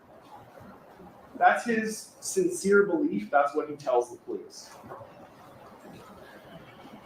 If he is going to plant those cartridge cases, though, and come up with the crazy scenario that I told you, he intuits the shooting's going to happen, he gets these cartridge cases in advance so he can come back and plant them at the scene, wouldn't you reasonably expect Mr. Efron to tell the police the defendant only fired at him 2 times? Wouldn't that be your reasonable explanation? If he's making this up, he planted these cartridges, and he's making up how many shots were fired at him, wouldn't you expect him to walk into the police and say, no, it was only 2 shots? He would match his story with the physical evidence that he's walking into the station with. Now, to this point, here's another way that Mr. Efron would have had to have used his, telepathic powers, because he's going to know, or he would have to know, that after he tells the police, I only got 2, but there were 3 to 4 shots that were fired, he's going to know the police are going to later go collect a video that has audio, and that audio is going to definitively show you that in fact there were only 2 shots that were fired. I want you to consider, when you're considering how reasonable this scenario is that Mr. Efron planted these cartridge cases, consider the alternative, which is, what if Mr. Efron had walked into the police station and he said, the defendant fired 4 shots at me, and he walked in and he was holding a bag with 4 fired cartridge cases in it. And then the police went out and collected video and you found out there were only 2 shots. Then you'd have a major, major problem. You know, this is such a good, and again, guys, I'm trying to limit my interruptions so we can hear everything. Shout out to Genius Esquire, an attorney who says, why lie about the gun range if you didn't get the shells there? Remember this? The only reason why we're talking about the gun range is because of a Twitter account called Don't Fuck With Justice. And they found a picture of Relly at the gun range. That was not admitted into evidence. It was sent by one of y'all. It was sent by, somebody on Twitter sent it to Tacopina. Do you see how hard he is going to clean that up? It was never a part of the prosecution's case in chief. It's damage control. Thank you so much for bringing that up, but interesting. It could not be true what Mr. Efron would be saying. But that's not the evidence you have. You have the inverse. You have him saying, I genuinely believed it was 3 to 4, but I only found 2. And then you have independent evidence, independent of him, that shows you it was actually only 2. Third problem with Mr. Efron planting these cartridge cases. If what the defense was telling you was true, that Mr. Mayers fired a fake semi-automatic gun, and Mr. Efron planted these 2 real fired cartridge cases at the scene, wouldn't you expect other evidence to contradict his story? I mean, Mr. Efron specifically sends text messages that night to the defendant's manager, Bills, and 12E, all of which, in sum and substance, accuse the defendant of firing a real gun at him. Wouldn't you expect even one of those people to respond back to him and say, what are you talking about? We all know Rocky carries a fake gun. It doesn't happen. It doesn't happen. That's their moment to contradict him, to confront him, and they don't. While we're on the subject of his text messages, and him really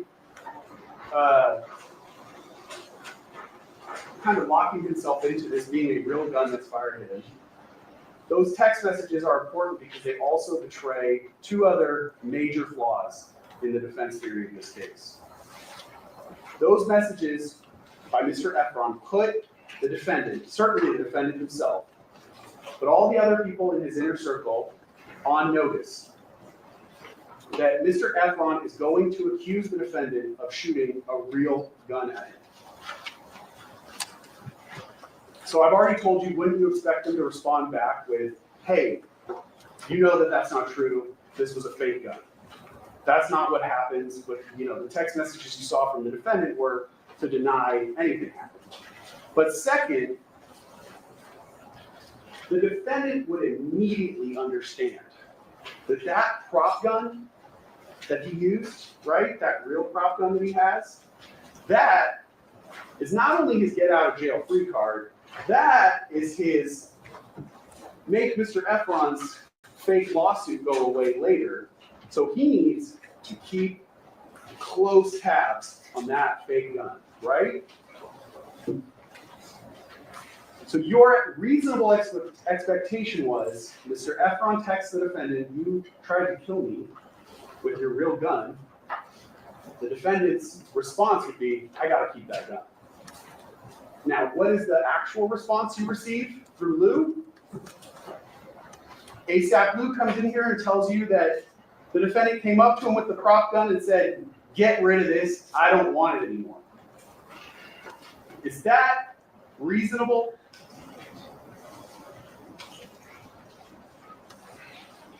This is kind of where my job gets hard, because I have to explain to you how their version of how this prop gun disappeared doesn't make sense.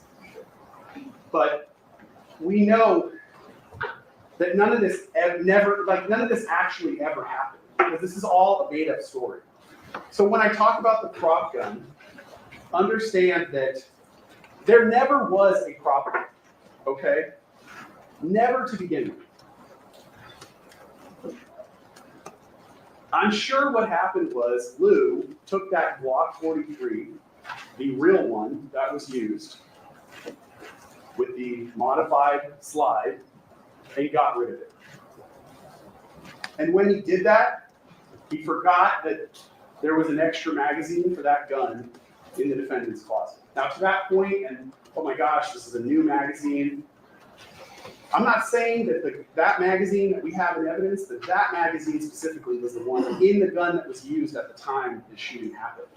Guns come with multiple magazines. You can purchase additional magazines for guns. But the defendant knew he had to get rid of that real gun. He can't have that, because that's going to definitively tie him back to this crime scene. So either he or Lou, his right-hand man, get rid of it. And they get rid of it with the magazine that's in it. But they forget there's that backup magazine in the defendant's closet. But either way, let's assume their prop gun theory is true. Why would the defendant get rid of the one thing, the most important thing that could definitively prove his innocence? Why would he do that?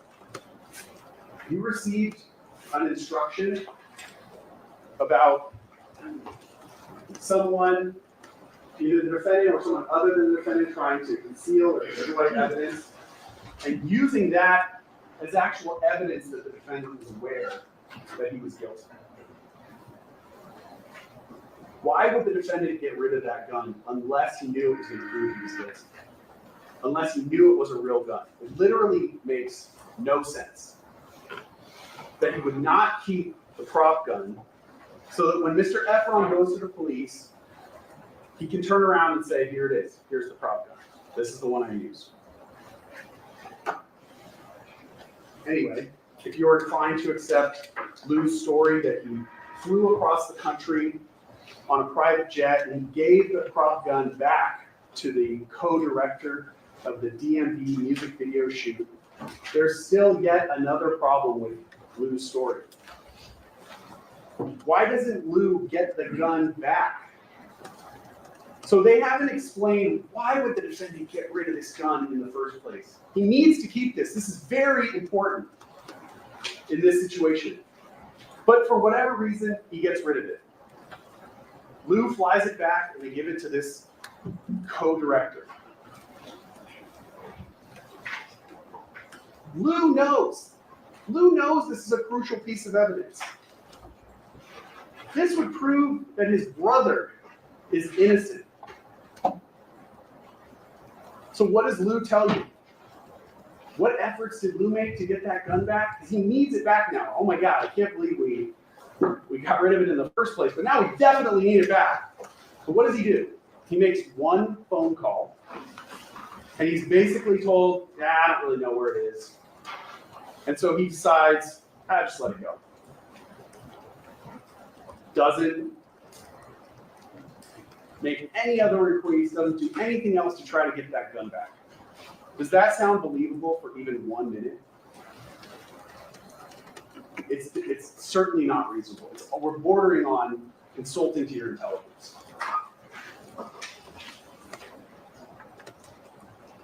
Also consider the timing of when Lou comes up with this idea that he gave the prop gun back to the co-director of the music video. That was literally something he came up with the day that he testified. Why does that matter? Well, we don't have an opportunity to go find this co-director, bring that person into court, call them as a witness. But Lou's known about him for years. They could have called him.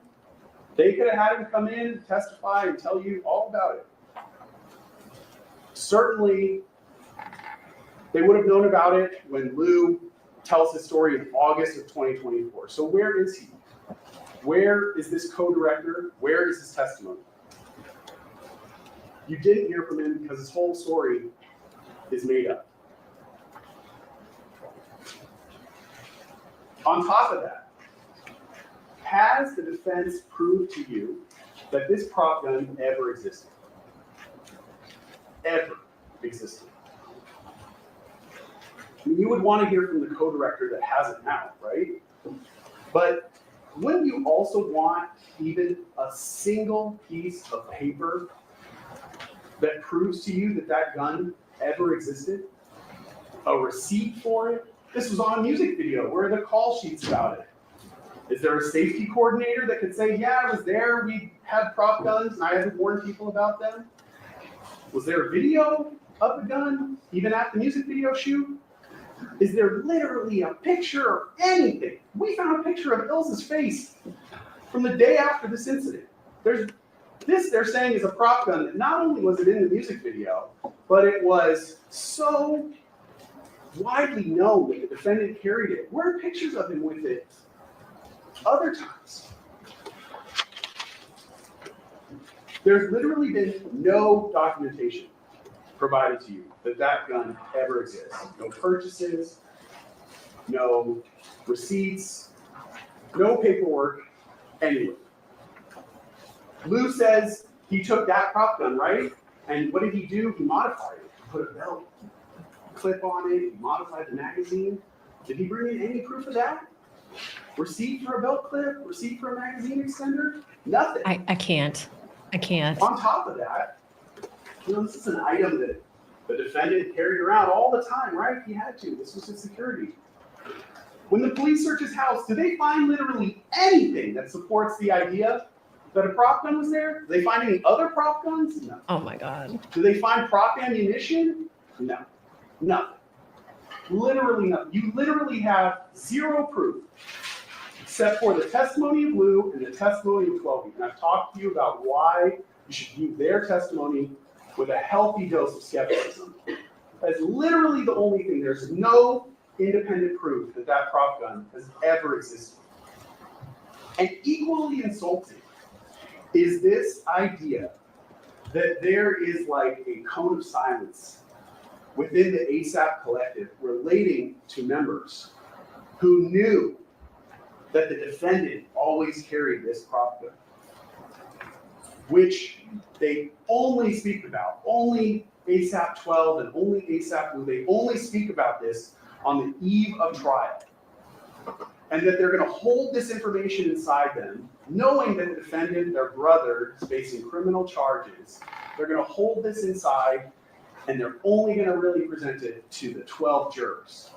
Does that make any sense to you?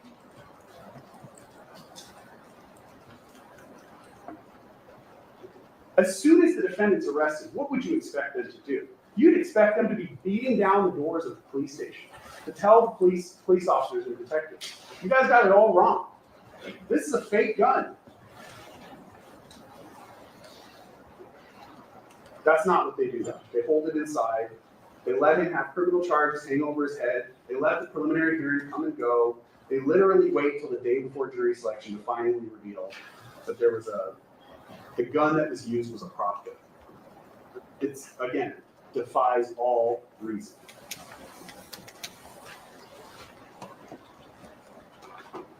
They claim, 12 and Lou, they both claim that the police never tried to talk to them. It's not true. You heard that they both refused to talk to the police when asked, that the judge specifically asked both of them, when you said to talk to the police, they both refused.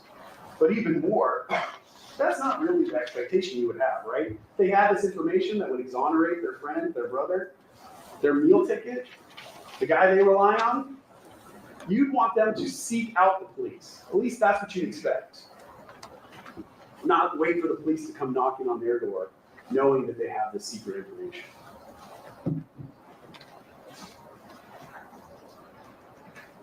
ladies and gentlemen, when you decide that the gun in this case was a real gun, for any one of the many reasons that I've given you, this case is over. Is he landing the Let me plane? address really quickly, though, the new defense. It goes something like this. If you don't believe this was a prop gun, try to believe that when the defendant fired his real gun, he was only doing it either in defense of Hills or in defense of 12. Now, right off the bat, you have to acknowledge that that defense is completely contradictory, completely incompatible with the other defense, which is, no, actually, this was a prop. It cannot be both a prop gun and a real gun. The problem with that defense is very similar to everything else I've talked to, which is this whole case is on video.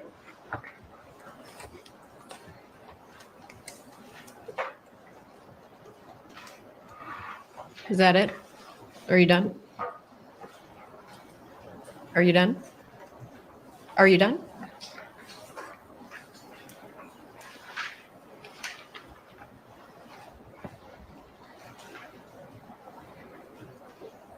Anything else?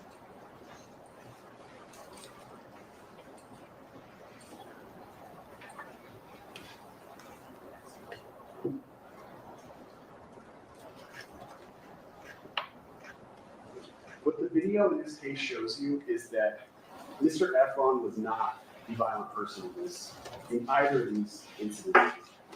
And especially at the corner of Vista Del Mar and Salmo, when you can see that initial interaction, you can see that he's feet away from Hills as the defendant charges towards him with a gun. The defendant was not protecting anyone. He was not doing anything but initiating an attack, which he legally cannot do and then claim self-defense. I want to finish my argument. Here we go. Plans landing. A story. Ah, The story I'm going to tell story. you is the story of the defense in this case. If what they're telling you or want you to believe is true, this is essentially what would have to happen. Now, Rocky, he's a famous rapper. He's in his house and he's just hanging out with his good friend Lou. Lou would do anything for him. They meet in a crowd. Lou becomes his personal assistant, his tour manager. He's a DJ. He has his own clothing brand. He's a security consultant. Lou does it all. You need to know that even if you need someone to be at your house while the police are searching it, Lou's got your back.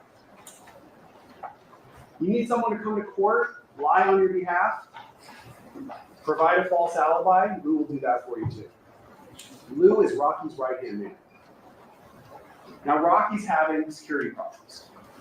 He's constantly being victimized by scary people. He's in a nightclub, he's stabbed with a real knife. It was violent, it was scary. Not only was he stabbed, but his good friend Twelvey was also stabbed at the same time. That's the kind of violence that he's faced.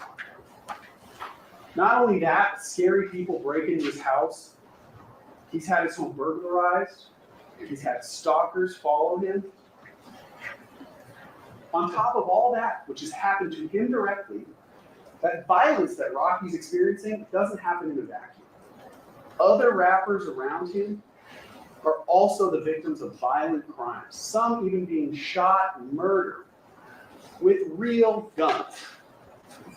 So faced with this violent world, these violent people, Rocky does the only reasonable thing he can think of. Does he hire extra security? No. He turns to Lou.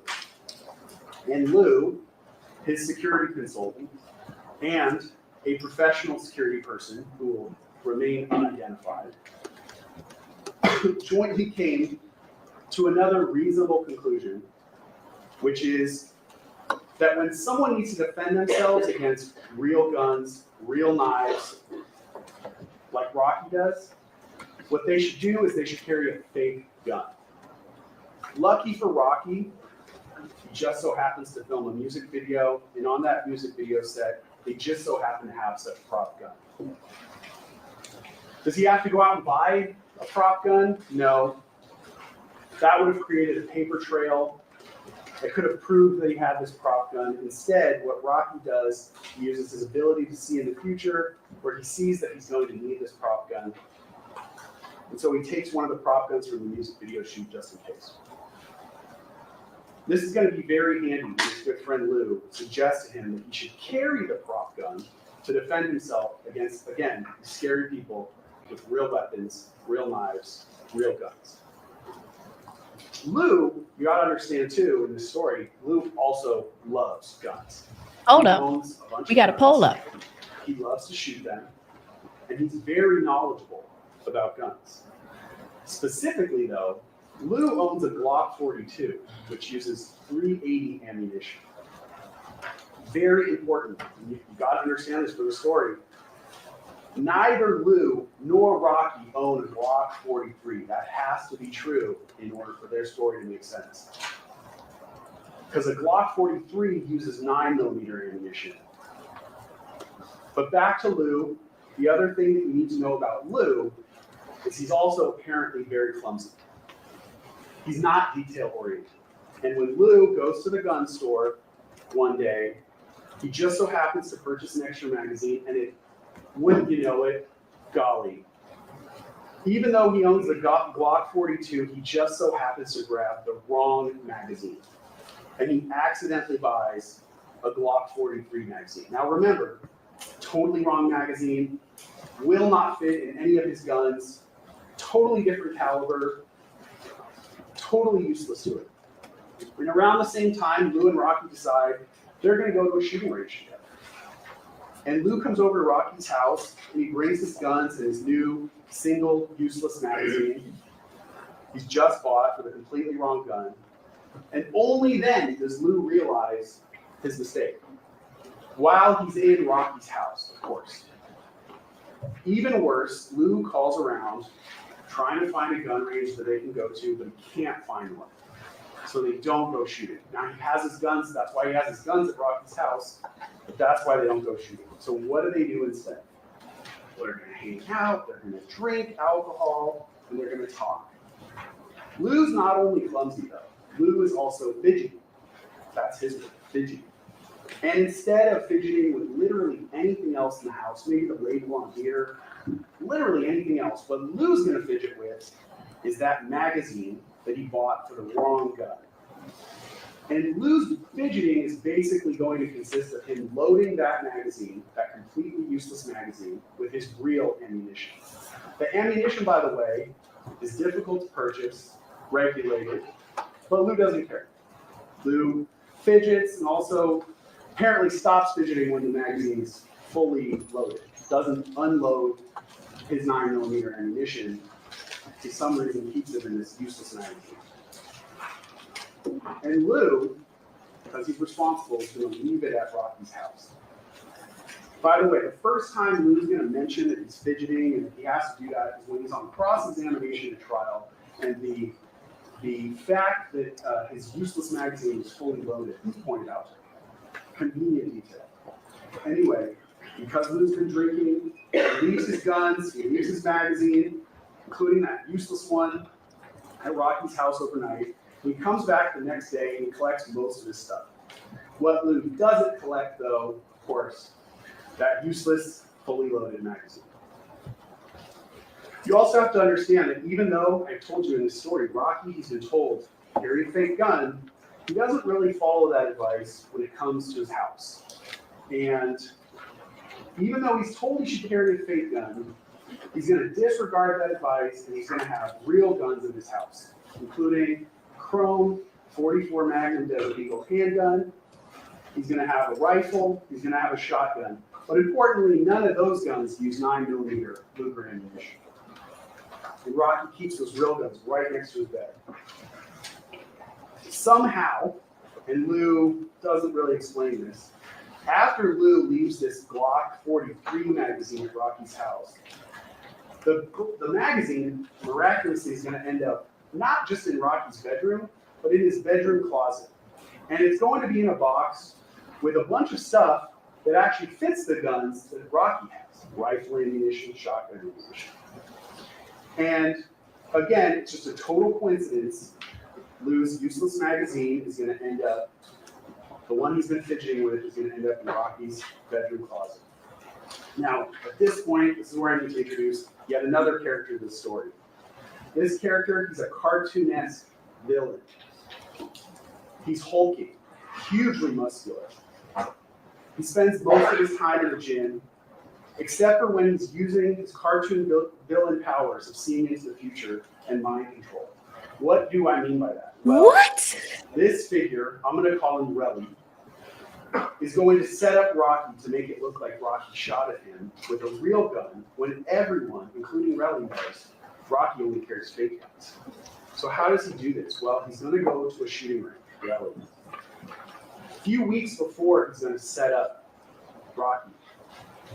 And he's going to fire guns, and of course, because he can see into the future, and he's going to set up Oh Rocky, my God.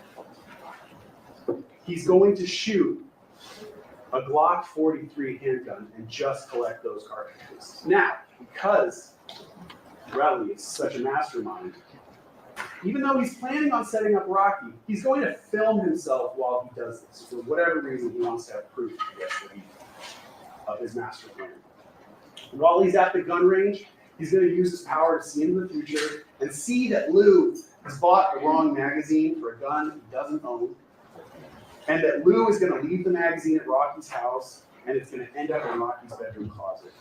And with that knowledge, Relly is going to intentionally fire that Glock 43, collect those cartridge cases, and carry them around just in case he happens to be in a place where Rocky shoots at him with his fake gun later.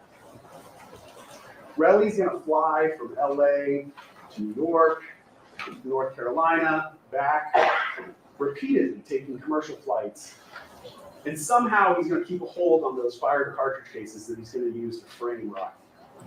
Now here's where the mind control comes in. Relly somehow gets Rocky to provoke a confrontation. It's Relly's idea, but Rocky's going to do it. And he's going to make Rocky reach out to him with threatening messages and propose that Relly meet him when it's actually Relly's plan all along. Right? It's brilliant. So Relly meets up with Rocky in Hollywood, and Relly gets Rocky to pull the gun on him as he's attacking Rocky. Now I say attacking Rocky, but what I really mean is that Relly's using his non-dominant left hand and casually reaching out. Uh-oh. Looks like we have a long crime glitch. What's new? This is where I have to introduce our next character, 12, to the story.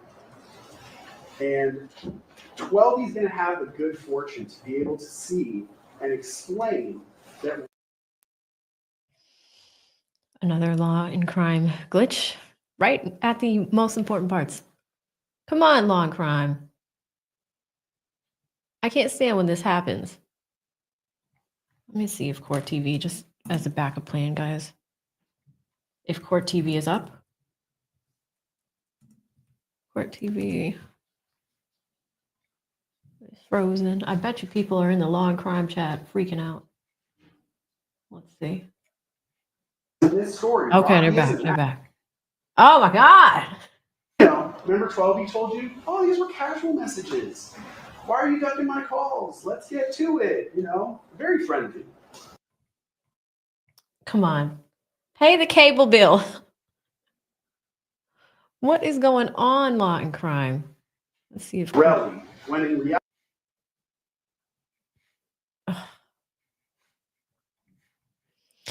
Court TV seems to be fine, guys, so I'm going to go ahead and switch us over there. It's law and crime. On this video for some reason. It's going to look like he's advancing towards Relly, when in reality, as 12 will tell you, it's just that he didn't have anywhere to go. I mean, apparently, except for the exact same direction that he came in when he walked into the frame of it. But Relly's not going to be successful in his plan just yet. Even though Rocky has the gun in his hand, Rocky's going to walk away. And since he hasn't satisfied his objective, Relly's going to follow Rocky and the other members. And he's going to call them a bunch of bad names. Relly's seen the future, so he knows that Rocky's going to attack. But Relly's going to attack Ills first, and Relly's going to throw haymakers and punches at Ills, repeatedly punching him in the face. Now, shockingly, despite Relly's tremendous size and strength, Ills will suffer no injuries. This is where Relly's plan runs into some really good fortune. Because even though Relly knows that the gun is fake, Relly's going to start acting like Rocky's using a real gun. And as is Relly's just fantastic fortune, Rocky and 12B are, also for unknown reasons, also going to act like Rocky is firing a real gun. Rocky's going to chase Relly, which he doesn't have to do because the gun that he's using is fake and doesn't fire anything. 12B too, he knows it's fake, but 12B's also going to run away across the street and hide behind a wall. Really though, he's just playing along because he actually knows the gun's fake. Relly's fortunes get even better because there will just so happen to be a camera that captures all of this brilliant acting by Relly, Rocky, and 12B. Okay? As is Relly's plan. Now, he's been successful. Rocky's fired that gun at him twice. He knows he's got those cartridge cases to frame him. So after everyone leaves, what does Relly do? Of course. Does he plant those fake cartridge cases that he's been carrying around to frame Rocky? And then stay there, point them out to the police. Hey, look, you guys find these. No. He's just going to leave. And he's going to wait for the police to search, not find anything, and then he's going to come back. He's going to plant them for reasons that are unexplained, because he's then also going to pick them up again, and he's going to walk them into the police station himself. And then when he reports this to the police, he's going to tell the police that Rocky fired 2 gunshots at him so that his story matches the evidence found, right? That's what he's going to do? No. Actually, what he's going to do, this is brilliant, he's going to tell the police that it was 3 or 4 gunshots. And in fact, he's going to repeat that over and over and over and over again. Why? Again, Relly's got that power. He knows, he can see into the future. He knows that there's going to be video that captures the sound of only 2 gunshots. And Relly also knows that when the police search Rocky's house, they're going to find Lou's magazine for that Glock 43, which will will miraculously be consistent with the fired cartridge cases that Relly planted, but which it's all miraculous because Relly was, using his future-seeing power. Now, Relly's going to make a mistake. That night, he's going to accuse Rocky of firing a real gun at him. Specifically, he's going to accuse Rocky directly, and he's going to tell Rocky's manager, and he's going to tell other people that were with Rocky, who all know that the gun is fake, via text message that Rocky actually fired a real gun. Now, even though Rocky knows that Relly is going to say that he used a real gun, even though he knows he actually fired a fake gun for some unknown, still unexplained reason, Rocky is going to tell his good friend Lou that he needs to get rid of the fake gun. That fake gun is Rocky's best proof that he didn't shoot at Relly with a real gun. But for some reason, Rocky tells Lou to get rid of it, and Lou does.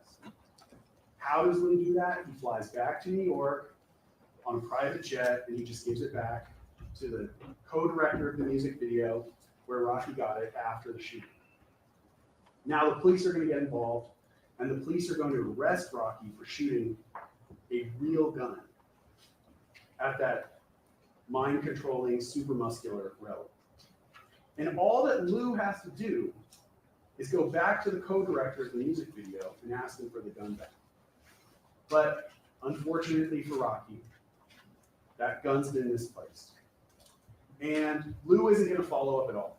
He's to decide one call's enough, that's it.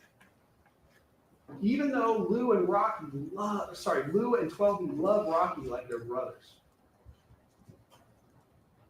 for some reason, they're going to decide not to tell the police that Rocky's innocent. They're going to wait until Rocky goes to trial, and then at the very last minute, they're going to tell the jurors that it was a fake gun. Because obviously that's the rational thing to do. Wait for your brother to have charges hanging over his head. Wait for your brother to go to trial and then spring it on the last minute. Ladies and gentlemen, if that story sounded like it was not just unreasonable, but literally impossible, that is the defense story in this case. When I started, I told you that there's one key issue we need to decide. Was it a prop gun or a real gun? The overwhelming evidence in this case was that it was a real gun. Here's why. The defendant provoked that conversation with Mr. Efron via text message and phone calls. He was clearly upset with Mr. Efron prior to that meeting. When they met, the defendant was clearly angry. He pulls a gun, which Mr. Efron and Ills immediately respond to by backing away. That's consistent with a real gun, inconsistent with everyone believing this is a fake gun. When they reach the corner of Vista Del Mar and Selma, the defendant pulls that gun for a second time. Immediately, he's making aggressive moves with the gun. He's making actions towards Mr. Efron. That's consistent with a real gun, inconsistent with a fake gun. Mr. Efron immediately dives behind Ills, uses him as a human shield, while the defendant's making active, furtive movements, trying to get a line of sight around Ills. That's only consistent with a real gun and inconsistent, completely inconsistent with this gun being fake. The defendant fires off 2 rounds, or loud, they set off car alarms. 12 retreats behind a wall. That's only consistent with a real firearm, completely inconsistent with a fake gun. After the shooting, the defendant gets rid of the gun. That's undisputed. That's completely inconsistent with that gun being fake.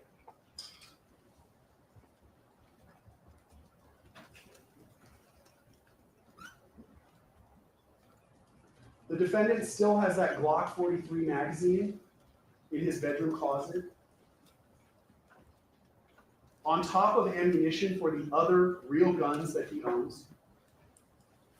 Again, that magazine, consistent with the type of firearm that fired those 2 cartridge cases that are found at the scene. Those real cartridge cases, that real ammunition. That gun, the Glock 43, only fires 9mm. None of the other guns in the defendant's house fire 9mm. He has nothing else in his possession that that magazine would go to.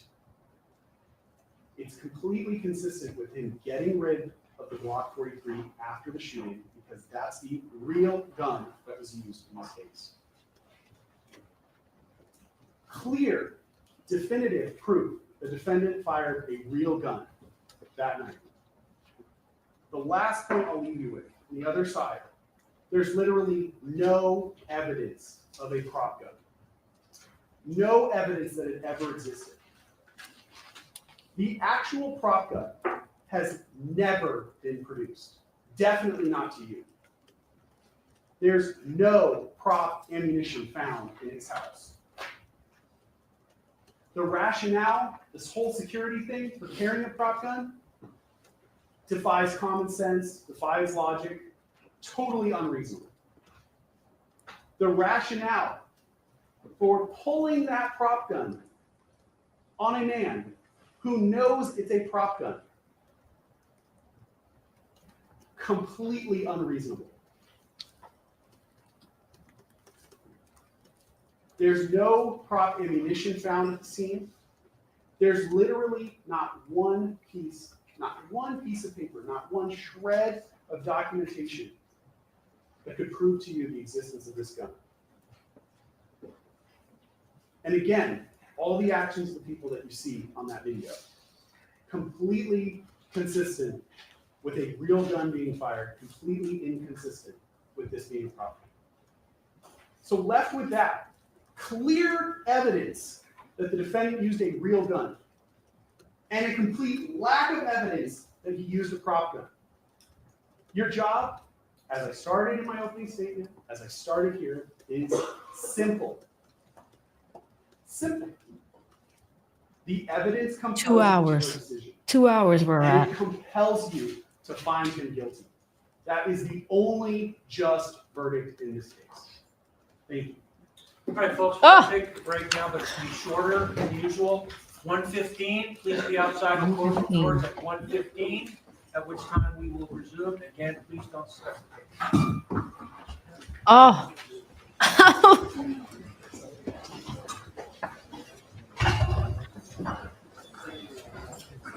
Oh, man. All right, guys. So they're due back at 1:15. We're going to read some super chats, and we're going to catch up on the jury instructions from the other day. But wow, that is the closing argument for the prosecution. 2 hours and 11 minutes. 2 hours. And here's the other thing. I think Simone Hilton, hers was shorter than this. 2 hours. Man, oh man. So they're due back at 4:15, so about an hour. What do y'all think? If you can describe his closing in one word, how would you describe it? Carrie's not lying. Pickles, he said, all right, let's get out of here quick. That's exactly what happened. Oh my God. Oh, like, you know what? It was long for me. If I were to use a word, the word would be long. That was a long closing. Okay, Miss D and I are on the same page. We both said long. Shout out to Mook Took's handcuffs. Y'all are hilarious. Mook Took's handcuffs says long. Donna says excruciating. Critical conversations with HR says misleading. That's a good one. F. Dot says repetitive. Yes, he did talk in circles a lot of times. But going back to critical conversations HR with misleading, yes, there were a lot of things that weren't necessarily explained in a clean way, right? And like, you know, all those hypotheticals about cartoon characters and, you know, I don't know what all that was about. That was weird. God's gift says terrible. Keyshawn says redundant. Alyssa says daunting. Courtney says long-winded. YT says sensible. Yeah, and you also have to remember that this jury box, it's comprised of men and women. Not a single person in that jury is Black. So let's remember that. How are they going to connect with, you know, the prosecutor's presentation of the case? Are they going to connect with some of LEWIN's shenanigans on cross-examination? All of that. Singrid says confusing. Willanda says misleading. King of Kush says cringe. Alicia says exhausting. Freedom says irrelevant. Tron Zero says crazy. A lot of you guys are coming up with misleading. What are they? Was that, oh my God. Yeah, I'm not getting in trouble with Court TV. They run things a little bit differently over there. Real quick, do want to show you guys, Rihanna is in the courtroom with their kids. She did show up wearing all black along with Rocky, so they are prepared. So when you were hearing cooing, you were actually hearing the children. That's whose kids was in the room. All right, let me see where I left off with supers. I think we were right here with Petty Pendergrass, been a member for 5 months, says a minor. Yes, there were minors in the courtroom. 2 minors, right? Rihanna's there with their kids. And this is important because we're going to hear Tacopina for the rest of the afternoon. We're going to get into Tacopina's close. I believe it will be a little bit more brief. So it is likely that they'll finish their closing arguments and then the jury is going to be going in and deliberating majority of tomorrow. And we'll see how fast they deliberate. If you haven't voted in the poll, we have a poll up right now. So hold up, we got a poll up. And it's basically asking what you guys think so far. What are we thinking? Are we thinking we're going to get a guilty verdict? 11% of you say yes. Are we going to get a not guilty verdict? 67% of you say not guilty. Hung jury, I threw that in there too, just to see where you guys are thinking. 22% of you say hung jury. That number is interesting to me. That's a pretty big amount of you guys thinking that it could end up in a hung jury. So if you haven't voted, jump in there, get it done, get it done. Thank you so much for your time with me, Petty Pendergrass. Has it been 5 months? It's been 5 months. Shout out to Vita with the 5. Vita says, I believe Relly, his story has never changed. Your friend shoots a prop or not, what would you do? That's the thing. There is a sentiment of people that support Relly here because, friend or not, he did get shot at, right? It is assault. We talked about that. But it really is what these people in that jury box are thinking, right? So we'll see how they come back. Thank you so much, Vita. Rick Bird with the 5 says there's a ton of YouTube videos of a prop gun and blank ammo being fired to prove Rocky's telling the truth. Yeah, we were talking a lot about this throughout the week, guys, with Alec Baldwin and prop guns being dangerous. Somebody else in the chat had brought up a different scenario where I think it was Bruce Lee's son. I forgot who said it, but one of you guys had mentioned that Bruce Lee's son was injured or I think died from a prop gun. So they can be dangerous, but the point is what I think is confusing to the jury is the shells that he retrieved and a prop gun. It's supposed to apparently it's blank. It's just a shot. It's a sound. We heard the sound on the tapes, but where are the shells coming from? And that's why this prosecutor spent so much time trying to say that it's actually a real gun, because that helps clear up the confusion. Can you prove it though? I don't know. I don't know if they could prove it. But thank you so much, Rick Bird, for jumping in on that.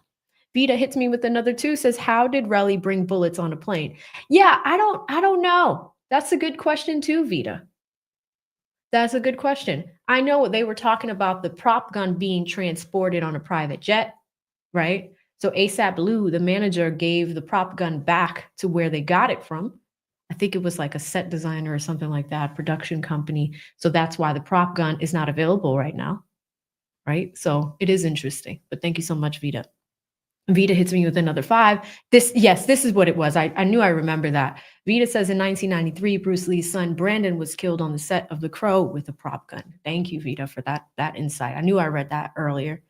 And then she hit me with another 2, says, now I understand why there's a white jury.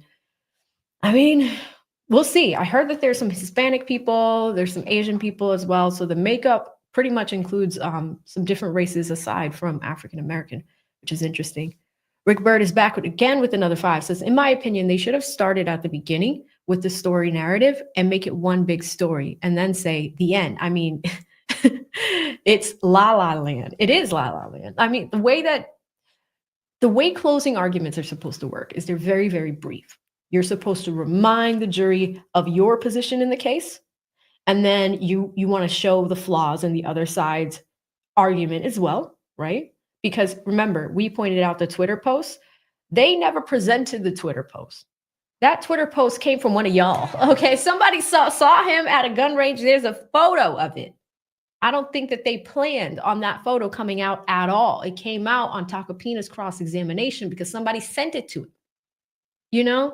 Relly is still on the internet, though. He's still on Instagram. And for a while he was sworn in, he was still posting on social media. He was still, kind of sharing his thoughts about things on social media. I mean, it's social, do whatever you want.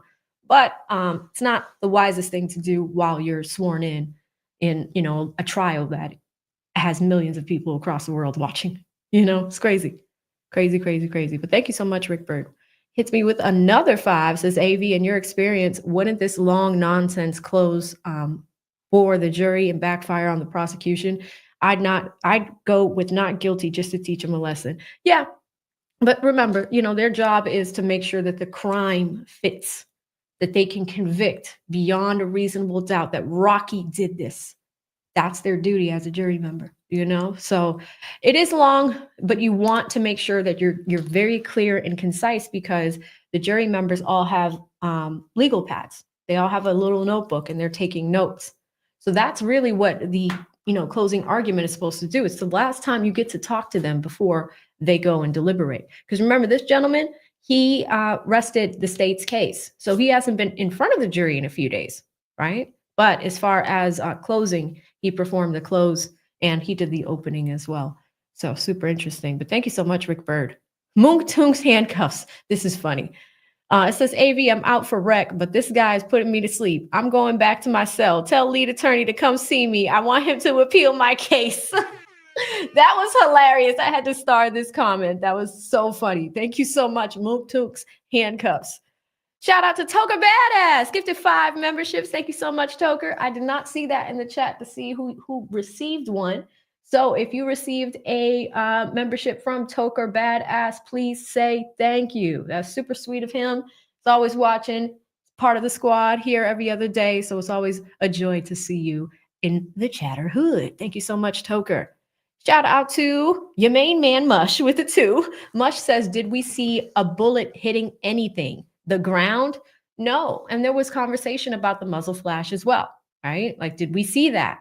Was it a real gun? Was it a prop gun? I think I had polled you guys earlier too. And the results of that poll, I think it was around 60% of you guys were saying that you think that it could be a prop gun. All right, y'all, they are due back in about an hour. So what we're going to do, I missed it. I missed the jury instructions. The judge did this, was it yesterday? I think it was yesterday. So we missed jury instructions. I'm going to rewind that so we can kill some time. But let me come to our Cash App crew before we go anywhere. Huge shout out to Mr. E. Capone. Hits me with the $7 Cash App. Thank you so much. He says, thanks for the shout out. I feel better. Good. I'm glad you feel better, E. Capone. Being sick is never fun. But at the same time, I'm just glad that you are, recovering and recovering well. And in any time for the shout out, you have been one of the longest running supporters that I have. So I'm always here. Thank you so much. Shout out to Freddie. Freddie with the $10 Cash App. Good to see you, Freddie. Thank you. Thank you. He says, new poll. Tacopina lets off a prop gun shot for the jury. How many of you guys think that Tacopina would do that? I mean, is it compelling? Is it compelling? Who knows? Who knows? Put a 1 in the chat if you could see Tacopina doing that. Put a 2 in the chat if you're like, I don't know. He's going to keep it respectful. He's going to keep it respectful. But thank you so much, Freddie. Coming over here to Cases and Cams with Daniel Cunningham with the 2, says the knuckle marks tell us nothing. That's the other thing. Permanent, irreparable damage. But you're on IG showing us your manicure. You can bend the hands. You can bend them, right? Permanent, irreparable damage. But that's another case. That's in the civil lawsuit. That has nothing to do with this case. But the injuries were mentioned, right? Some people are like, oh, that's light work. Those are scrapes. How did he get the scrapes? Is there a hospital report? Did he go to the hospital immediately? No, it was after he met with detectives and they said, because of the nature of your case, you need to go to the hospital now, right? So really, really interesting stuff. All right, y'all, let me pull up what we missed yesterday, and that was the jury instructions. It's pretty quick, so we'll pop in there and just see how Judge Pickles laid this out for the jury. Like, hey, we're about to go into closing arguments. We're ready to go. Let's go for it. We took a lot of breaks yesterday, too.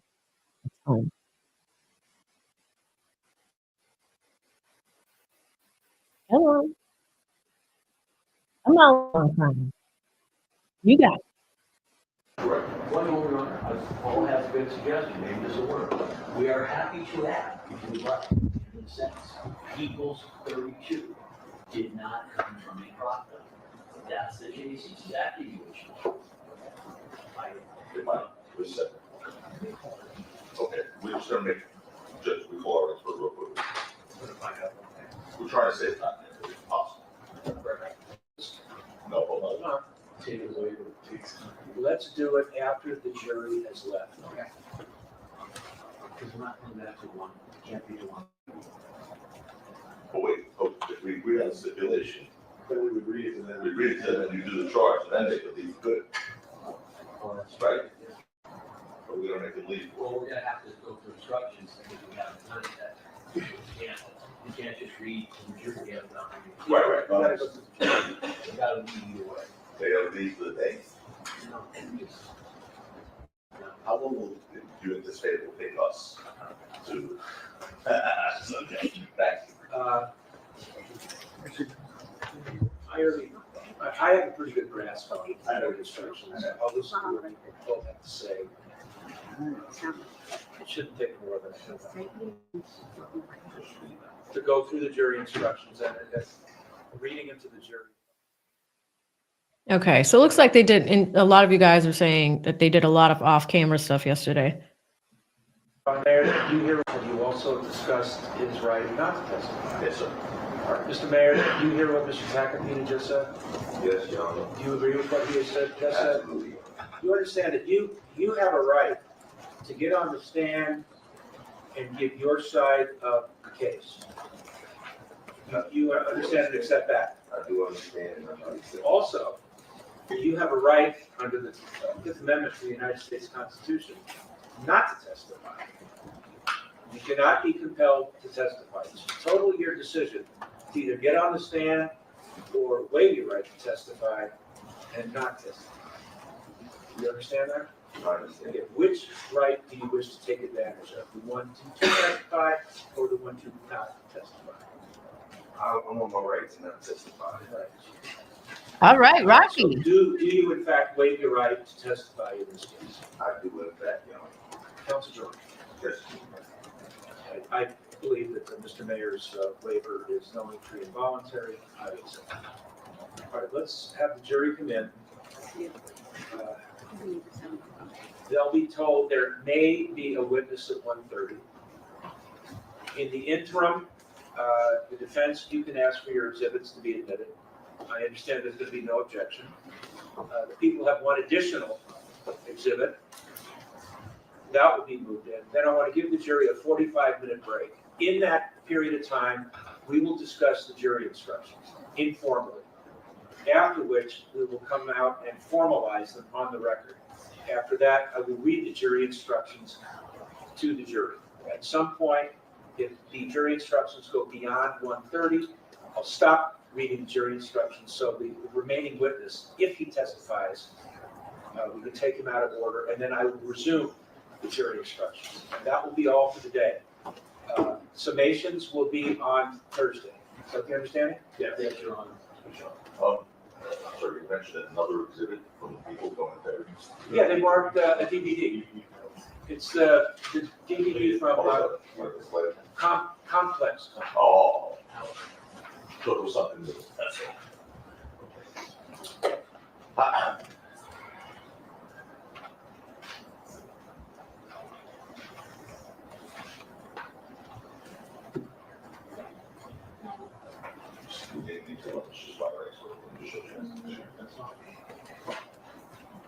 All right, let's have the jury.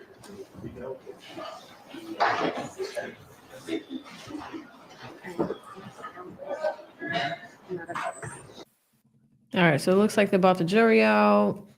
And yesterday seemed like it was a day was in shambles. Record, our jurors have returned, all parties and counsel are present. I understand that Mr. Tacopina, that there are no additional witnesses to be called by the defense. Yes, Your Honor. Defense rests and move forward. So it's evidence. All right, that would be A through EE. Any objection to A through? Wow, that's it. So if you really think about it, for Rocky's side, they really just had ASAP Blue and ASAP 12. That's it. That's all Tacopina needed. Wow, they didn't bring up no one else. Interesting. I did not see that coming, but let's keep going. Through EE.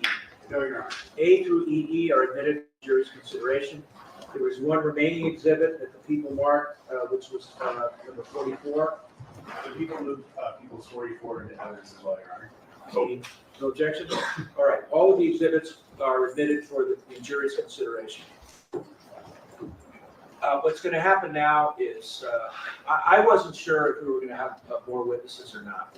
There may be one at 1:30, I don't know. But, so we don't waste a lot of time. We are going to talk about the jury instructions informally in the office. That'll take about half hour, thereabouts.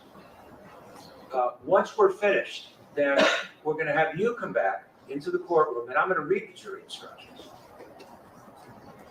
If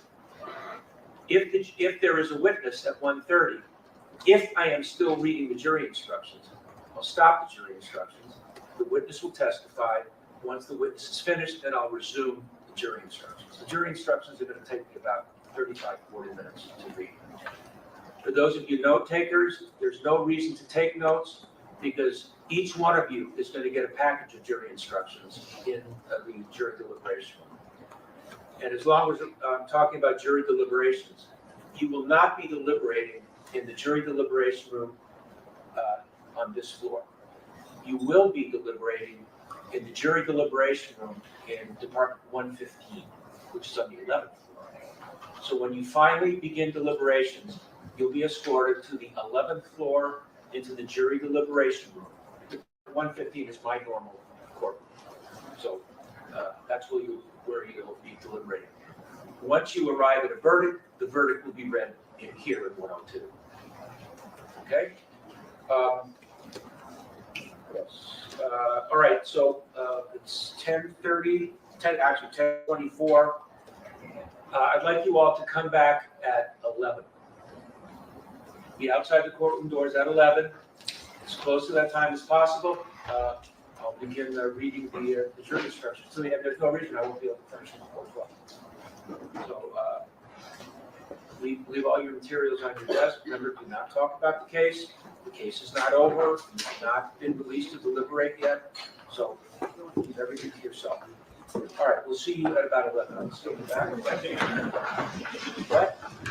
Your Honor? Yes, ma'am. No disrespect intended. Could you, I don't know, that's why I'm asking this question. What happens with the alternates? Oh, no, that's a very good question. Once the jury begins to deliberate, you and the other three alternates, you will not be in the jury deliberation. Right, I understand. You will have to be close by because if we need to summon you, you need to be here in short order. You will only go into the jury deliberation room if one of the jurors has to leave the case. But you will be in the jury box during jury instructions and during summations. And can I just get a clarification for what you mean by close by? Are we allowed to go home? No. You can be, I would want you to be able to be here in 5 minutes. You can be in the hallway, you can be in the jury assembly room, you can be in the cafeteria. But if we need you quickly. Okay. All right, we'll see everybody at 11. Come on back. Let's go back. All right. So that was what you heard was a jury member. She seems like she was an alternate asking like, hey, do I still need to be here? Can I go home? He's like, no, you still need to be here. You still need to be available within 5 minutes. So the alternates, there are 3 of them, their job, and they're really there just in case something happens to one of the 12 people in that jury box and they need to leave the case. So the alternates are still very important because they need to hear the closing arguments as well. They've heard everything, although they're not a part of the actual jury pool right now. They still need to be present as if they were a juror, because if they need to stand in for somebody, it's really important for them to have everything up to speed. So it looks like yesterday was rightfully skipped. They were gone for almost 2 hours. It looks like an hour and a half, really, but it looks like they come back right here. So let's see what else we missed. Sides was not going to be coming in because both sides have come to an agreement on what the witness would say. It's another stipulation. So who's going to? I'll read it here. All right. So listen to what he's going to say. This has been agreed to, stipulated. Go ahead. The people in the defense stipulate that the prop gun testified about in this case would have ejected 2 fired cartridge cases as it was fired. The fired cartridge cases previously marked as People's Exhibit 32 were not fired from the prop gun. So stipulated this. All right, the court accepts. Thank you. All right, I'm going to read the jury instructions to you now. And if I just read them, I think it's not going to make sense because you're going to get self-defense instructions. And you might think, well, why are we getting self-defense instructions? Here's why. So, and that will, I think, make it a little easier for you to grasp. I would have been so mad yesterday if we sat there for that long and we were just waiting for them to come back. This is a 2-hour feed. almost a 3-hour feed. We're already almost done with it. Like oh my God. If I had to sit here and wait for that long, that would have been crazy. I do not know what other race the alternates are, but I do know that the main jury pool is Hispanic, Asian, and Caucasian. But yeah, they didn't have anything else in court yesterday. This was like 10 minutes of content. All right, he is back here. And you'll hear the All right, cameras are off for so jury. we are not in session. We are in session Thursday. Please be here at 9:30. Outside the courtroom doors, 9:30. Is that a problem for anybody? All right.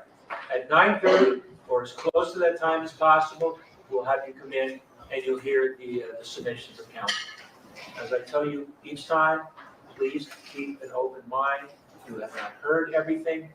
You have not begun your deliberations. And please do not look at anything on the internet regarding this case or look at anything in print media. All right, have a good day tomorrow. See you Thursday, 9:30. That is literally all of the court time from yesterday. I mean, I was good. I'm happy we skipped that. We would have been sitting here for hours, guys. I'm really happy we skipped that. So what they are due back at 4:15 my time, 1:15 Cali time. So it looks like we have about a little bit over 30 minutes to wait. I do want to see Tacopina's opening argument though, because we're about to see his closing argument. I want to see if it matches the beginning to where we are today. So let's do Joe Tacopina opening statement. Okay. Yep, it's perfect amount of time. Sorry, y'all. I'm just trying to load it up for you. Share screen. Perfect. Here we go. As long as it's finished, and Mr. Tacopina, the floor is yours. It's taco time. Taco time. Ladies and gentlemen, this case is about one man's jealousy, lies, and greed. And that man is not Rocky. That man's Terrell Efron, or you've heard the name Relly. He is the source of all the evidence in this case, all of it. That the prosecution is going to rely on, he's the source of all the evidence. The two assaults you're going to hear about in this case were both committed by this Relly. Both. All the evidence comes through his mouth. Every single piece of evidence for you to decide these charges comes through his mouth. This case rises or falls his credibility. The videos you saw without his testimony proves absolutely nothing. You need to believe his testimony and his version of events from the video for these charges to be proven. The last thing the district attorney said on his opening statement to you was, don't leave your common sense at the door or use your common sense, something like that. Please don't use your common sense at the door. I implore you to use your common sense in this case. Look, I will address the credibility of Relly in great detail later, what the evidence will show. But first, let me begin explaining the purpose of an opening statement, what we do here.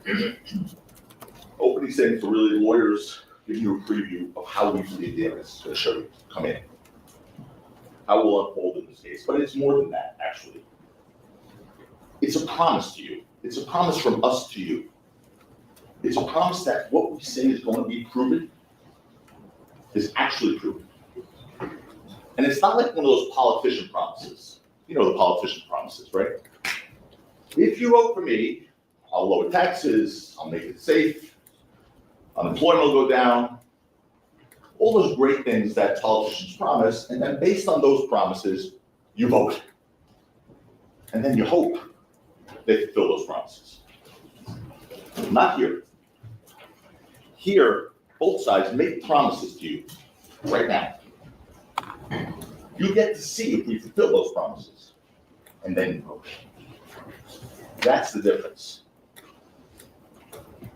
Ladies and gentlemen, you represent the state of California, the people of the state of California, is an awesome burden.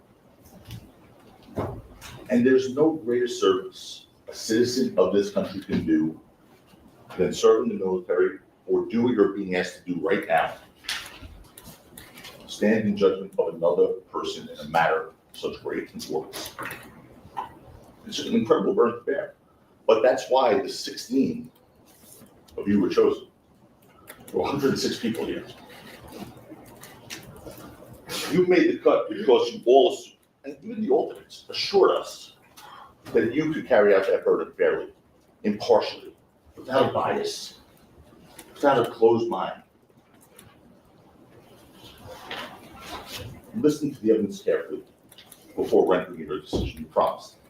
And to base your decision only on the evidence, not some preconceived notions stemming from the nature of this case or what you may have read or heard. This is entirely argument. But just on facts. And to abide by the basic tenets of our Constitution, proof beyond a reasonable doubt and a presumption of innocence. And they're not mere technicalities, instead they're the backbone of this country. A person is presumed innocent, the Judge Gray told you. And it means he is in fact innocent until and unless the prosecution proves otherwise beyond a reasonable doubt. A reasonable doubt, the judge will give you the law later at the end of the case. But it's a doubt that causes you to hesitate in a matter of importance in your own life. I submit to you the decision you make in this case at the end will be the most important decision in the life of Franklin Mayers and his family. And I'm confident that if you apply the standard and hold the prosecution to the burden of proving each and every element of both counts, beyond that doubt, the reasonable doubt, this will work out. And that's why the 16 was one jurors. Look, this is serious business, and I just want to tell you one last thing before we dive in. I just think some jurors, some people when they become jurors forget. No one here is going to, both sides, I'm not going to ask you to do anything you don't do in your everyday life. No one's going to ask you to do anything when you're assessing credibility, when you make determinations of credibility. Nothing you don't do in your everyday life. Whether someone's telling the truth, whether they're lying, whether they're mistaken. Just bring your everyday life experiences. You'll be the best jurors possible. There is no magic formula. There is no elixir. And as you now know, there is no jury school. Use your God-given common sense in looking at this evidence. I know that will package you this case. Ladies and gentlemen, the jury, my name is Joe Tacopina, along with Sarah Kaplan and Chad Siegel. I have the absolute honor and privilege to represent Franklin Mayers, known globally as A$AP Rocky. The evidence will show you that Rocky was a self-made man, risen from the most humble beginnings to extraordinary successes through work, dedication, and artistic Your Honor, brilliance. this is argument, but also irrelevant. Overruled. What is said in opening statement is not evidence. What is evidence is what can be proven. Sometimes things are said in opening statement that cannot be proven and are not proven. Sometimes they are. That's what this case will be about. Remember my promises. I'll remember theirs. When we talk in a few weeks on closing statements. I remember the DA put up a slide in the opening from Harlem, a picture from Rihanna, talked about when he was a teenager. I want to do the same thing. You'll hear he was born in Harlem, like they said. He was raised in poverty. Your Honor. You'll hear that Same, Your Honor, the same objection. Oh my God. Overruled. You know what? He's going to object to Tacopina's entire closing. I'm calling it right now. He's going to do it. Now that we're looking at this weeks later, LEWIN's dweeby self is he's going to be there. Laynard man. He's going to be there with his Laynard, like, Your Honor, objection. And it's just like, did you notice that the defense did not object not a single time during the state's closing argument? Not once. It's disrespectful. But it needs to be a really huge problem in order to do it. Usually it's not normal for people to object, although they can, during opening and closing arguments. Even with the YSL case, we saw it lightly, but like not a lot. You know, crazy. Miss Love did it, so I guarantee you will get it Hear from about his women. upbringing, his mother and his siblings, and how he overcame with hard work, with dedication, and with talent. Mr. Rocky is not only this. I do want you to stick to what you, the evidence will show. Yes, sir. I do believe the evidence will show that, but I'm gonna get deeper into these facts. But what the evidence will also show is he's not only a celebrated artist and a fashion icon, he's a man who raised a beautiful family. That's the district attorney put up the picture of his significant other.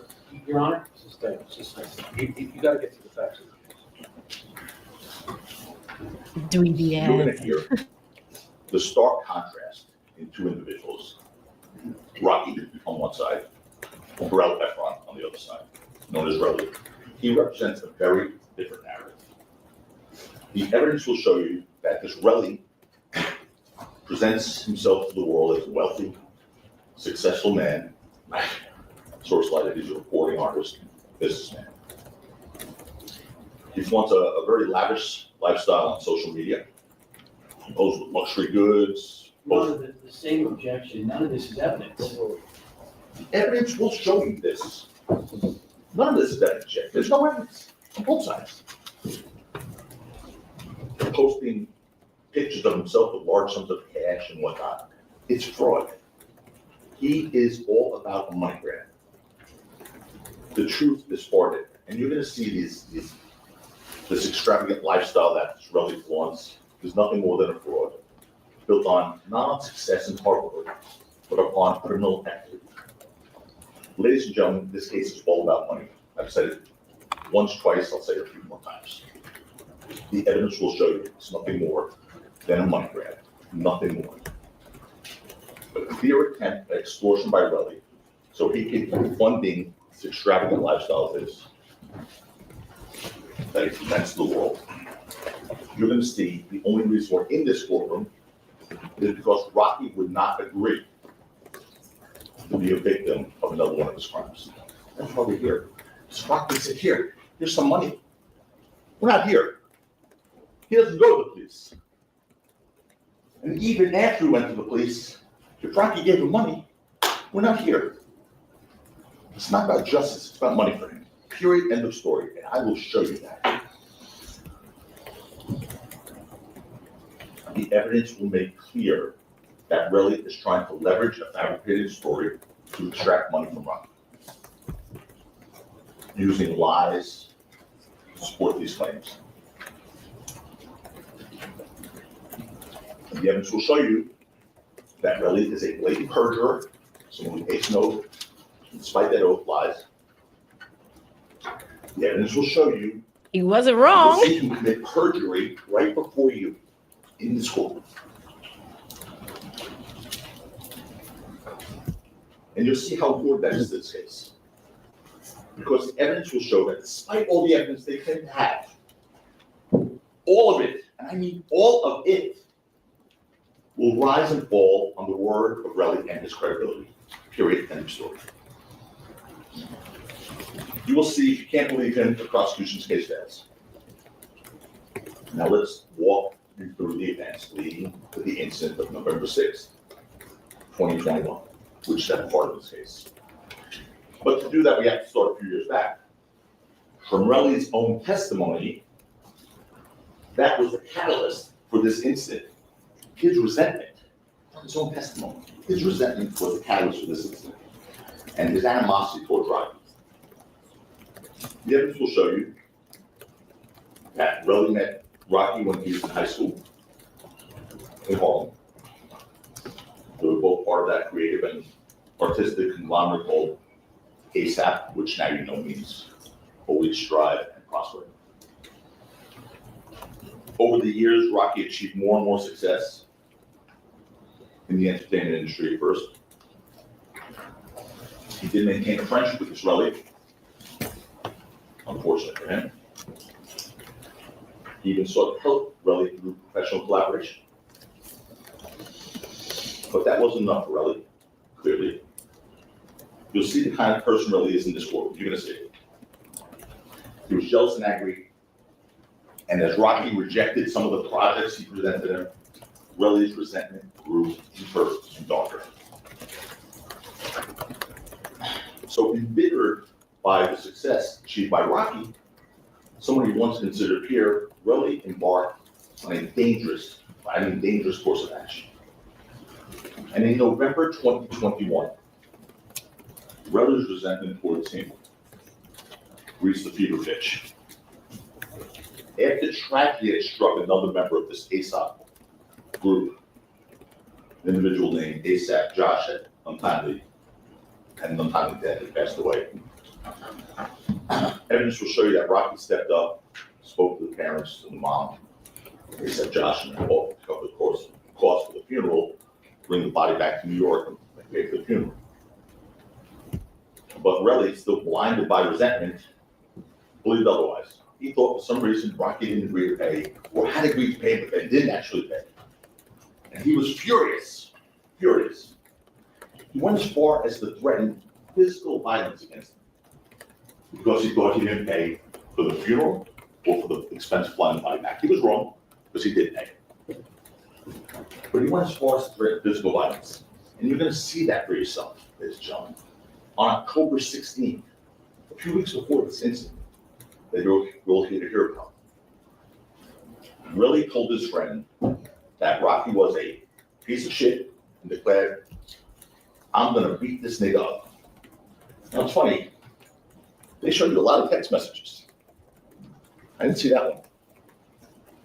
Did not see that one. That's the catalyst. That's weeks before this incident, when he came in hot on November 6, 2021 on Argyle.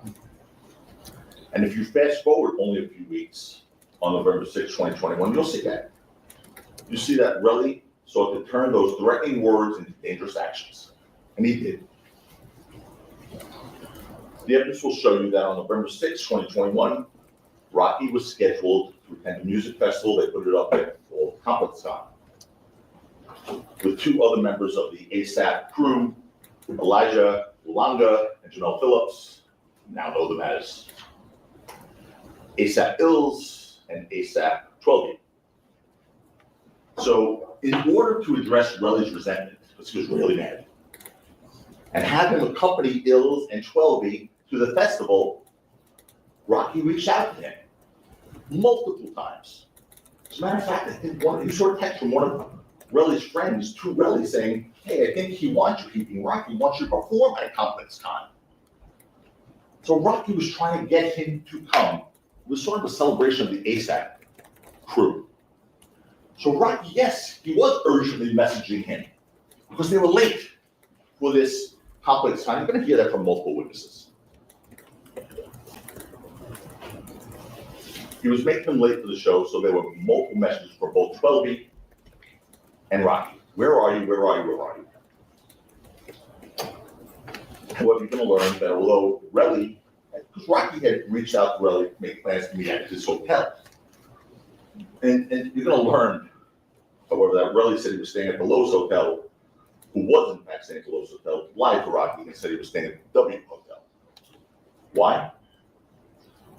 Because he wanted Rocky to think he was staying at a nicer place, according to him, which is consistent with his pattern of showing off, phony, extravagant lifestyle. But also consistent with his pattern of lying.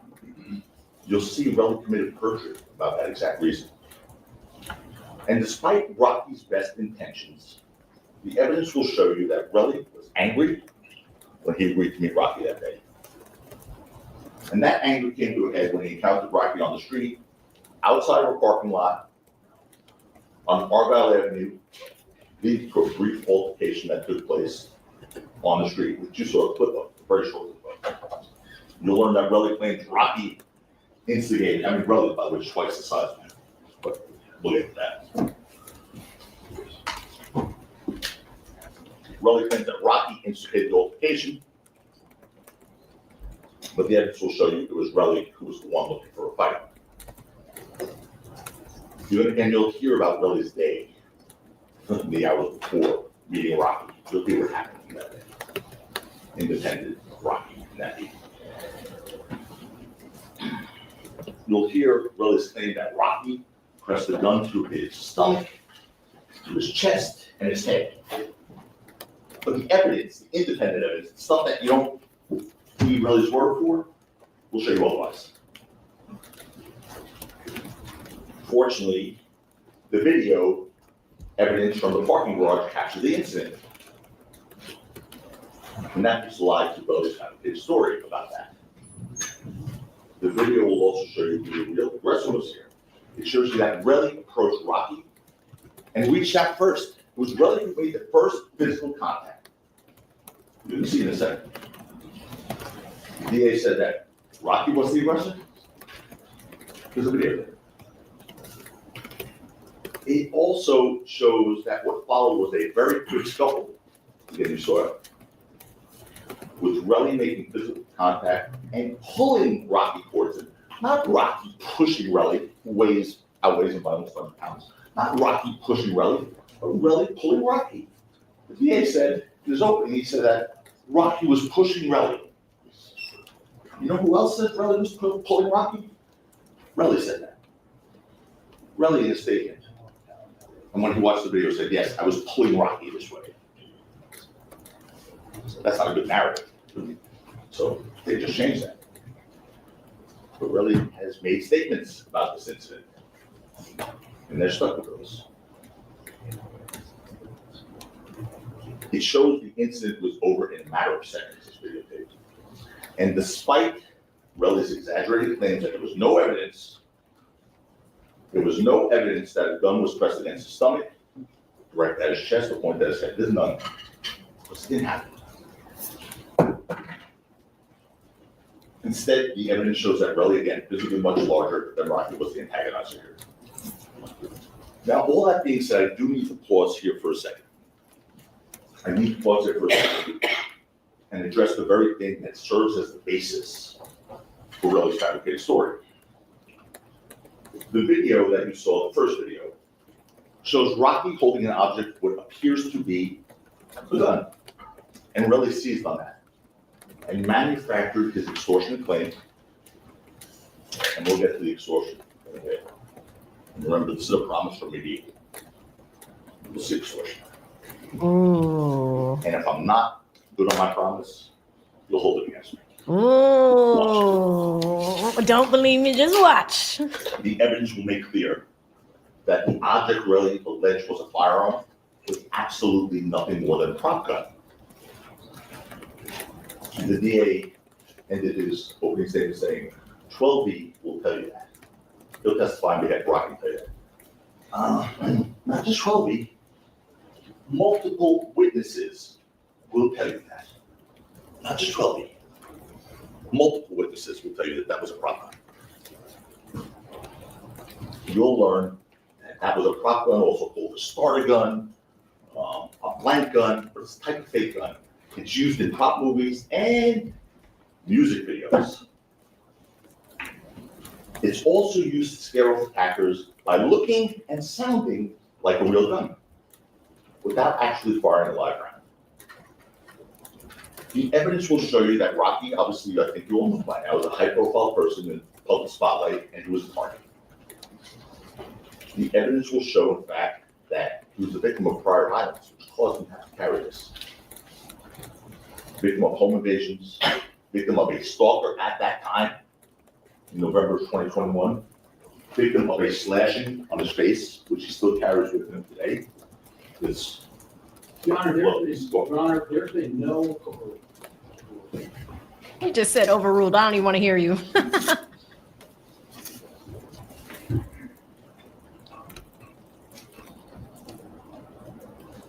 Rocky was advised by security to carry a prop gun to scare off potential attackers. And by the way, folks, listen to this one. Rocky was licensed to possess firearms and licensed to carry firearms in November of 2021. He was licensed by the state of California. He could have legally had his own firearm. He didn't want to carry a real gun, though. Despite his ability to do so legally, he didn't want to carry a real gun. For fear that he would either injure someone or himself. Again, I want to repeat that. He didn't need to hide a gun, carry an illegal gun. He was licensed to carry a gun in this state. Thank you for weighing in on that, Casey. So you're gonna learn that in July 2021, a few months before the incident with Relly, Rocky was in a music video with Rihanna that had pop guns in it. The evidence will show you that Rocky took one of them, which he carried as a security measure, as he was advised to do to scare off potential attackers. And that's exactly what he tried to do with Relly on November 6, 2021.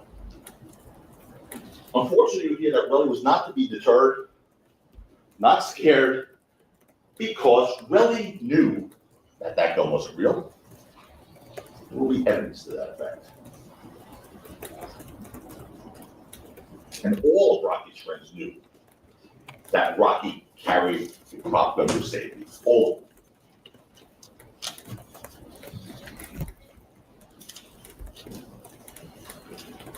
In fact, the evidence will show you that Relly not only told Rocky as much, but he actually called Rocky's bluff and said, shoot me, knowing that he couldn't. With all this laid out, I do want to show you the video and walk you through it with respect to the first encounter. I'm going to play it once, it's quick, and then I want to show you two snippets. Here's the first encounter. That's Relly coming up.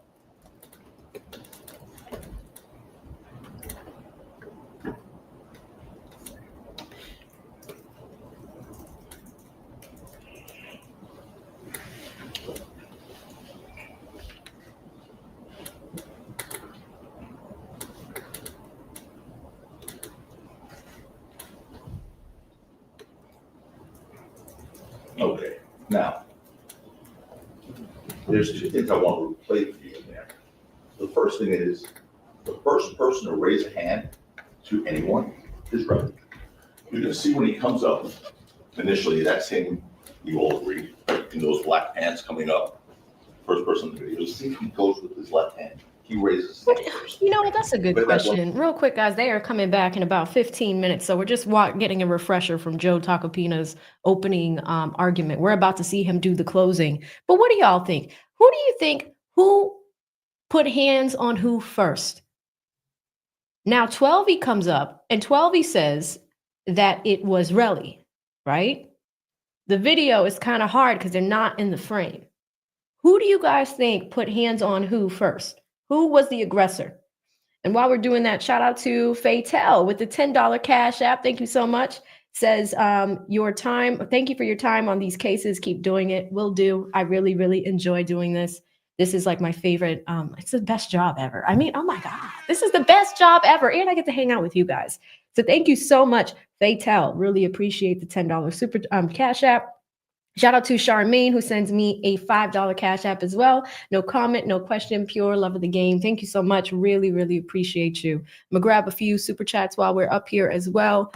I think I got Toker, I got Mush, I got Cases, and Cams with Daniel. Yep, we got that one. Rick, you asked a question. Thank you for the $2 super chat. He says, where was the lawsuit filed? Because remember, guys, there's two lawsuits. We have this criminal case in California, and I imagine that the civil case is also in California. So it is likely that we're going to see it there. Thank you so much, Rick, for that one. And then shout out to Daryl with the two. Daryl, I messaged you in the chat. He says, set up a poll for the defense closing argument. Let me know what you wanted to say, and we'll get that going. All right, guys, they are due back in about 15 minutes. Let's watch a little bit of Tacopina's opening, and then we're going to check out his closing in about 15 minutes. Don't snip it, Laynard, please. Boom. Do it again. Boom. He comes up with that left hand before Rocky raises his right hand. And how do you know that? Play the next clip, please. He has his hand around Rocky's neck or shoulder, and Rocky's right hand then finally comes up. Oh! Boom. This guy has his hands around Rocky's neck or shoulder before Rocky's right hand comes up. Oh! And then you heard and you saw in the video they going backwards. Relly, yeah, who's muttering, you can see that from there, said to the police, yeah, I pulled him back. I pulled him back. They told you, well, Rocky pushed him back. That's all Relly said. Defies sort of the laws of physics.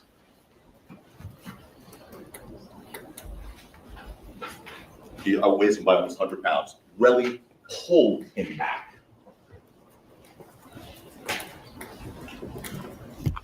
And by the way, all the gun pointing to the head, chest, pressed against the stomach would have had to have happened within seconds of that video with that kid Ills in between them. Seconds. You saw none of that on the video. Oh! And the second encounter, after that brief altercation by the parking garage, Relly was angry and out of control still. And he wouldn't stop. The evidence will show you that those three guys, Rocky, Ills, and Twelby, walked away. They walked away. There was a map put up here. I don't have one of those. It was nice. It was a map showing where the first thing happened, and then there's a block, and then a walk around the block where the second thing happened. That guy followed them around two corners.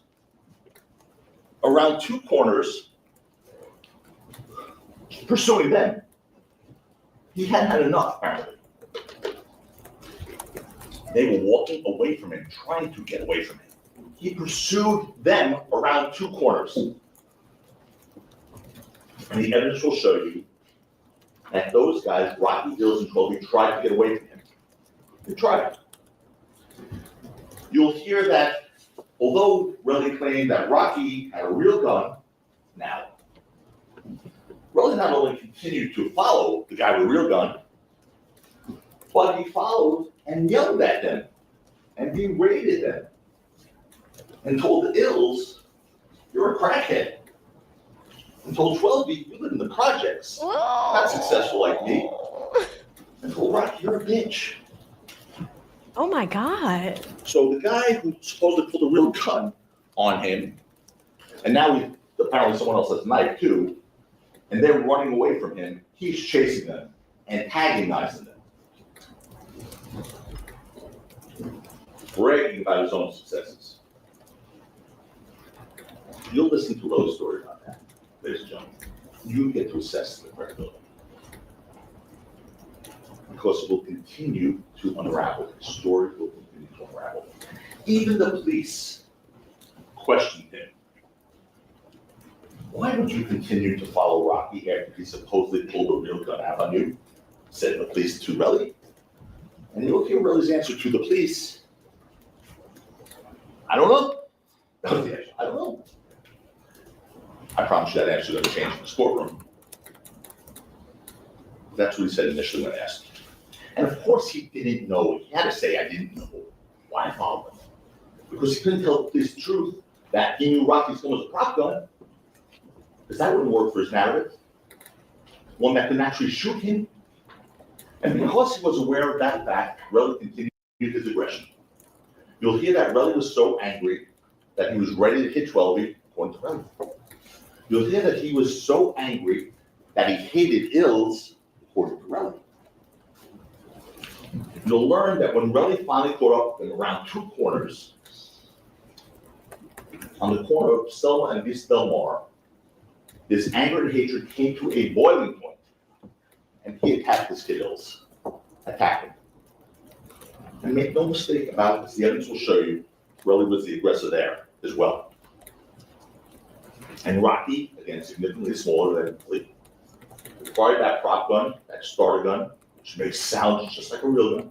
That's the purpose of it. He fired it twice, hoping the sound would be enough to scare off Relly and protect Ills. Wrong. Relly didn't stop. He didn't stop because he knew it was a prop gun, but he didn't stop. And the evidence will show you that after Rocky fired those two warning shots with that prop gun, car alarms went off. Because there was that big parking lot right there where they were. Car alarms went off. I'm sorry, but you guys are here. It's hard to look everywhere. So 12E, being sort of sound mind, told Rocky, hey, listen, man, get out of here. The car alarm's going off now. People are gonna start coming. Rocky obviously is a public figure, and now people are gonna have their attention drawn to this. Get out of here. Rocky listened. He persuaded Rocky to leave the scene. 12E said, I'll check on Ills, because Ills was having a rough go of it. Ills is smaller than Rocky. And really was pummeling. You're gonna hear about how Ills' face looked after this encounter. It was a hot mess. So you'll hear a different story from Relly. He claims he grabbed him, Ills, as a human shield. A human shield. Funny, Ills didn't get shot. But he was the human shield. Evidence will show you that's just another lie. It's another lie. The evidence will show you that. You'll see that Relly knew the proctor couldn't hurt him, first of all. Second, you're going to see that Relly wasn't hiding behind Ills or under Ills. In fact, in the video, if you look carefully, and we'll show you, you'll see that Relly's on top of Ills as they're on the floor, on top of him. Punching. And even after Rocky left the scene, listen, even after Rocky left the scene and ran, the evidence will show you that Relly continued to attack Ills. A witness will walk you through that. I wonder why they didn't bring That Ills sort of in. is a problem for them. I mean, this guy was claimed he was shot at one point, and he is still attacking the guy that he started to attack before there was any warning shots fired. He's still attacking, not to be deterred by any starter pistol or real bullets from him. The DA played you a video here that had that sound. There was a little box in the bottom that had sound. You heard pop, pop. That video was called the sequence surveillance video. The district attorney played on the roll. Funny part about that video is that they cut out that last part of the video. We'll play you the full part. But the part where Ills goes back and attacks, Relly goes back and attacks Ills. They cut that part of that video out. It's not on that sequence surveillance video. They cut out those last 3-4 seconds. That's a problem.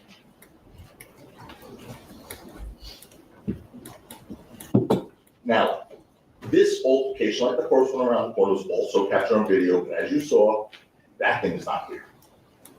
And I saw some pictures up here earlier. It looked like aliens or something. But it's not clear, but you can make some things out.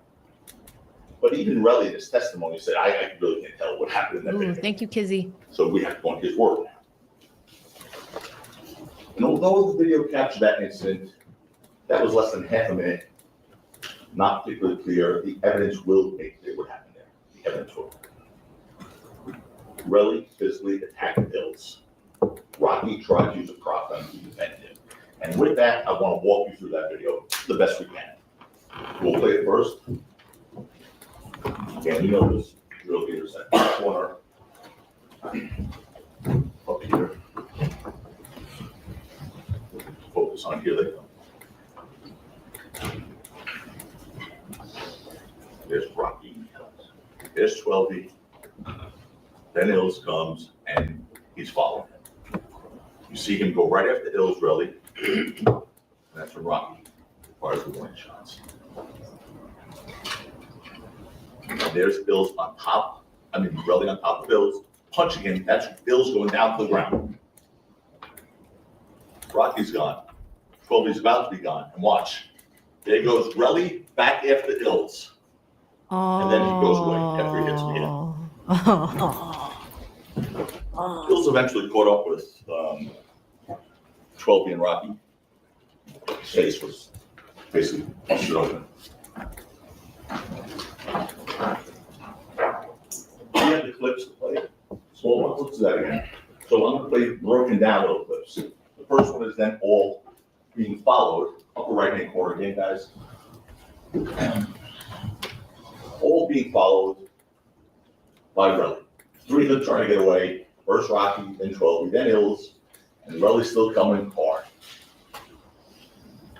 And you'll get to see this many times you want later. The second one is Relly on top of Hills on the ground. Is that right? Yep. Let's see if I can help here. Hold on, can I stand up here for a second? Actually, Alex is going to get, we have a pointer in the courtroom, Oh, and he's going to get it. all right. So, yeah, you can stand where you want to stand, but in a little while, Alex will bring up the pointer, and you can use it, or Mr. LEWIN can use it, or Mr. Loma can use it, or Mr. Siegel can use it. All right, so not to hold everyone up, I'm just gonna go forward here right now, okay? All right. Can you go back again, guys? This is the clip where you see Relly, and you get to see it later, don't worry. Relly, big guy, on top of that little guy Hills, on top of him, not using him as a shield. Watch. Go ahead. There's Relly, that's Hills down, and Relly on top of him. Look at him. He's not worried about a shield. He's going after him.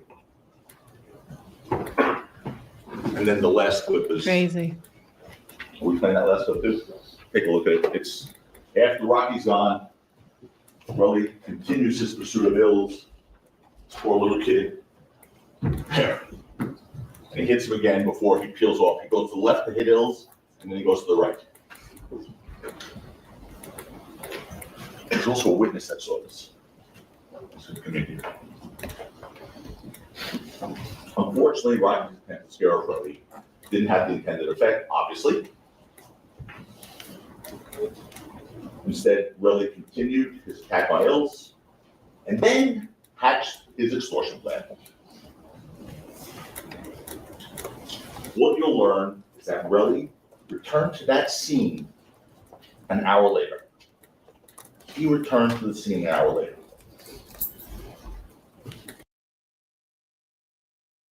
And he attempted to fabricate evidence, ladies and gentlemen. This is some offensive stuff. This is some offensive stuff. Tacopina. Real quick, I want to give a huge shout out to Here Comes Drama, who just gifted you guys 5 memberships in the Chatterhood. If you received one, please be polite and say thank you. Kelly received a membership. Judas received a membership. Nard got one. Melinda got one. Sick Day Cooking Again got one. If you received a membership, please, please, please tell our friend Here Comes Drama thank you. Because, you know, like, this is all the drama. This is all the drama we're dealing with, guys. We are about a minute away from Tacopina's closing argument if they come back to court on time. I'm going to keep checking on another window, but just really briefly wanted to thank Here Comes Drama for gifting the memberships and growing our community. Thank you so much, sis. It's going to be crystal clear. He attempted to fabricate evidence. You hear Relly's claim that he came back to the area an hour later with his girlfriend, Lydia Parker, and that while they were there, he quickly found 2 shell casings on Rocky fired right there. He picked them up and he found them. And then he videotaped them. An hour later.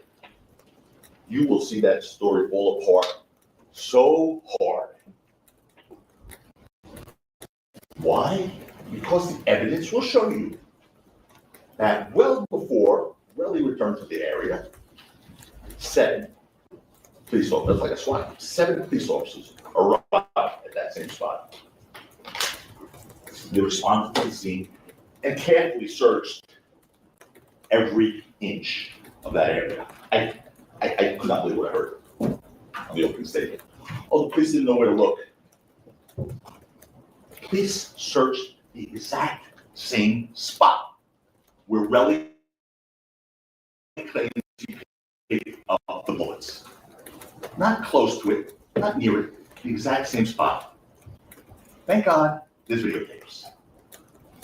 There's a body cam from the police where they're searching, and there's a surveillance video that you see here that captured Relly coming back an hour later. Exact same spot. So, we're playing it now? Go ahead. Well, it's not just we're playing or we're showing? Showing. So, this is where the police are. I'll sit back. Okay. The police are searching with flashlights. And there's 1, 2, 3, 4 right there right now. There were 7, there's another one here. This is where the alleged tussling was with Relly and Hills. Rocky's here, 12's here. Here's the corner they came around. So this is where the shots, yeah. Very high tech, Your Honor. This is where the shots were. Like, easy on the screen. This is where the shots were. Judge didn't want to see him Hulk out. It was taco time. Shout out to Toker Badass, who just gifted you guys 5 memberships. Thank you so much, Toker. You are the best. I think that brings you up to 10 for the day. Marco got 1. Mickey got 1. Kavan got 1. Happy Froggy got 1. If you got a membership from Toker Badass, please be polite and say thank you. We have manners over here. All right, this is a little glitchy. But they are not back yet, so we got a close eye on everything. Look at where they're searching. This is where Relly, since he comes back an hour later and picks it up. And here's the landmark. Look, this is the corner that they all came around. Right here. And this is where it all started. And here, there's that opening right here. See this big orange, red, whatever this thing is here? Look at the picture below. Okay. That thing there is that thing here. That opening here, this is the big orange thing. I mean, you can't really see as well here. You'll be able to take these with you later. This is that orange thing. Go back up again, guys. Down to the other one. This is that orange thing. Directly across a few feet there is where they're searching. Go down. Directly across a few feet there is where they're searching. You know what that is? That's really an hour later. According to the police, they captured that surveillance video. That's him an hour later, coming back to retrieve the bullets in the exact same spot at the, go ahead up. The cops were searching with a flashlight. And the cops weren't there looking for, they didn't know what. Cops were there looking for shell casings because they were called in for shots fired. So what the police officers searching that scene found were no shell casings, no bullet fragments anywhere, and they were there. 7 officers with flashlights searching everywhere. No shell casings, no bullet fragments, no damaged property. Understand, there was a parking lot filled with cars right across from where this alleged shooting was, real ones, right?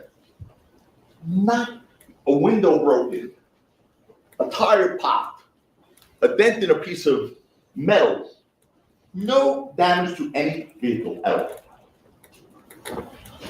Absolutely no sign of a real gun being fired, as one of the police officers on the scene said. I repeat that. One of the police officers on the scene said, there's no evidence of a gun being fired. But still, they're going to ask you to believe Relly, who miraculously found them in the dark an hour later after 7 trained officers with searchlights in the same exact spot couldn't find them. So much for the officers didn't know where to look, but they were right in the same spot. So, for that matter, although Relly is going to claim his girlfriend was there with him, because that gives a corroborating witness that can back his story up, right? When he found those shell casings an hour later, the video evidence in this case will show otherwise. That she wasn't with him, unless she's a ghost. That she wasn't with him. Thank God for those surveillance videos. So what did Relly first do with the videos he made of the shell casings? Did he go to the police? No, he didn't contact the police. Instead, he sent them to Rocky and Rocky's manager. and said, I'm gonna be rich. That was his first thought. I'm gonna be rich. I mean, here's someone who basically claims he was shot. That was the initial for shot.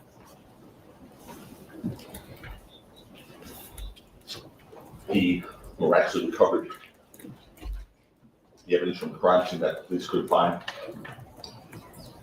And he didn't go to the police. His first thought was, I'm gonna be rich. Well, the evidence will show you that Relly committed perjury out those messages. He actually texted a message meaning, I'm going to be rich. He said, I'm going to be itch at one point. But he said, oh, I didn't mean rich when I said itch. I meant irritable. Okay, because itch and irritable is not very close. And when you type in itch, sometimes phone changes to irritable. It's just one line after the other. He testified at an early hearing in this case, under oath. And you'll learn shortly after sending those messages to Rocky and his business manager, you're going to learn that Relly sent another message to his business partner, to Relly's business partner, saying, I want to get this nigga's money. That's all that was on his mind, not his near-death experience. Oh my God, how did he even survive that scrape on his knuckles? Not running to the police to arrest the culprit. No. Texting everyone, I'm going to get rich, I'm going to get his money. That's all you got movement in the courtroom, guys. I'm keeping an eye on it. The evidence will show you that Relly fabricated these shell casings in order to extort Rocky, right from the outset, right from the get-go. And why did he think he could get away with that? Why? Because Relly didn't know that the police had already returned within minutes of the sounds and the incidents there and searched the scene. He didn't know that. Of course, they didn't find anything. We talked about that already. There was no actual shooting because there was no real gun. There was no evidence of a shooting because there was no real gun. And that's why that same night, in response to Relly's text to Rocky,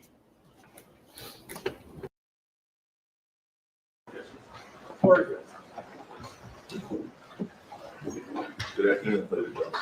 Here's the close. The defendant, Rakim Mayers, now has, and he's afforded an opportunity to argue the case, if you will. I'm not going to argue to you, ladies and gentlemen. What I'm going to do is try to discuss reasonable inferences that we believe can be drawn from the evidence. What I'm going to do is something a little different. I'm going to cede the floor to the transcripts in this case, the testimony. So it's not in dispute, what I'm going to say. Ultimately, what will determine the facts and what's going to be important is you. And we can all live with that. You're empowered to do justice here. This is a great system of ours that works. And I'd like to, first and foremost, I'd like to commend and compliment Mr. First Moment on what I hope is a fine argument this morning. I don't agree with much of anything he has to say, but I did listen intently, and I hope you'll do the same with me. There's a few things on what he said, though, I do have to just address immediately. And during his argument, because I didn't object doesn't mean I agreed. I didn't object once. I thought there were some misstatements of facts. I'll deal with that. But I'm not afraid of anything that was said or anything he had to say. I didn't want to interrupt him. I didn't want to object. I wanted you to hear where the arguments are. Let's see if they give me that same courtesy. He did, during his 2+ hour first summation, they get 2 summations, you'll hear about that later. He didn't once mention the fact that their only witness in Boosted the volume. committed perjury again and again and again and again in this court. That wasn't mentioned once, not even dealt with. That's an important issue in this case, as you're going to see, because the case does rise and fall in its credibility, without question. Without question. Detective Flores, their case detective, testified, and we'll put up this testimony in a bit, that without Relly, the 2 videos and the sounds, there's no evidence of a shooting. Could be, could not be. That's certainly not proof beyond a reasonable doubt. So Relly's testimony is in fact everything. And Mr. Presolman seemed very worried about what I'm going to say about Mr. Efron and his credibility. He understands that that case rises and falls with him. And he spent a lot of time anticipating what I'm going to say about it. One thing he said I would do, but I promise you I won't, is I'm not going to go through every inconsistency of Mr. Efron. We'd be here until Christmas. I'm not going to do that. I'm going to go through the major lies he told, the admissions of perjury, the important facts that he told you. It's taco time. I'm not going to worry about some inconsistency he told about some statement he made 2 years ago or 3 years ago. We would be here literally for days on end. Oh my God. The shot. Mr. Presolman said there's no evidence of a profit in this case. Again, we'll get to all this. There's definitely a lot less evidence of a real gun in this case than a profit. The facts scream out that it's impossible for what he had that night to be a real gun. The DA spent much of that argument, 2 hours and 15 minutes or so, repeating himself, repeating the same arguments again and again, sometimes in a sarcastic tone, because the evidence isn't there. Look, together, hopefully, these discussions that we're going to have are going to be helpful in trying to arrive at a decision in this case, where you don't compromise, where you don't do violence to your conscience, where you do the right thing. And you're the ones who are empowered to determine what, in fact, is the right thing. It's you.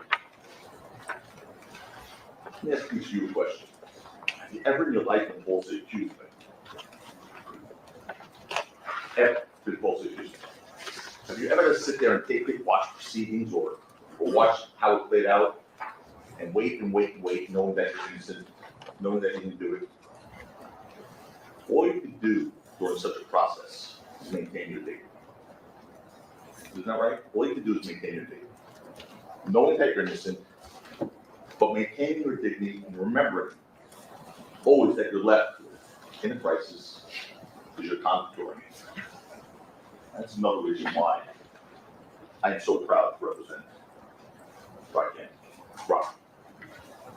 He's a man who's maintained his innocence from day one, 3.5+ years ago, who's conducted himself with dignity throughout these proceedings from day one. I started off telling you about this case was all about my first lines out of the back in the opening statement, it seems like 1.5 years ago, was that this case was about Relly's jealousy, lies, and greed. I said that you'd see the kind of person he was in this courtroom, an angry, pathological liar. That he, and he alone, is the source of all the evidence that they are relying on. And this case would rise and fall on his credibility. You take him out of the picture, there is no case. And as I promised, Relly showed you who he truly was when it came time to cross-examination. He's a man who told me without hesitation, I can tell people whatever I want. He said that, actually, to you. The receipts. I was right out of the box. The first one to line, please.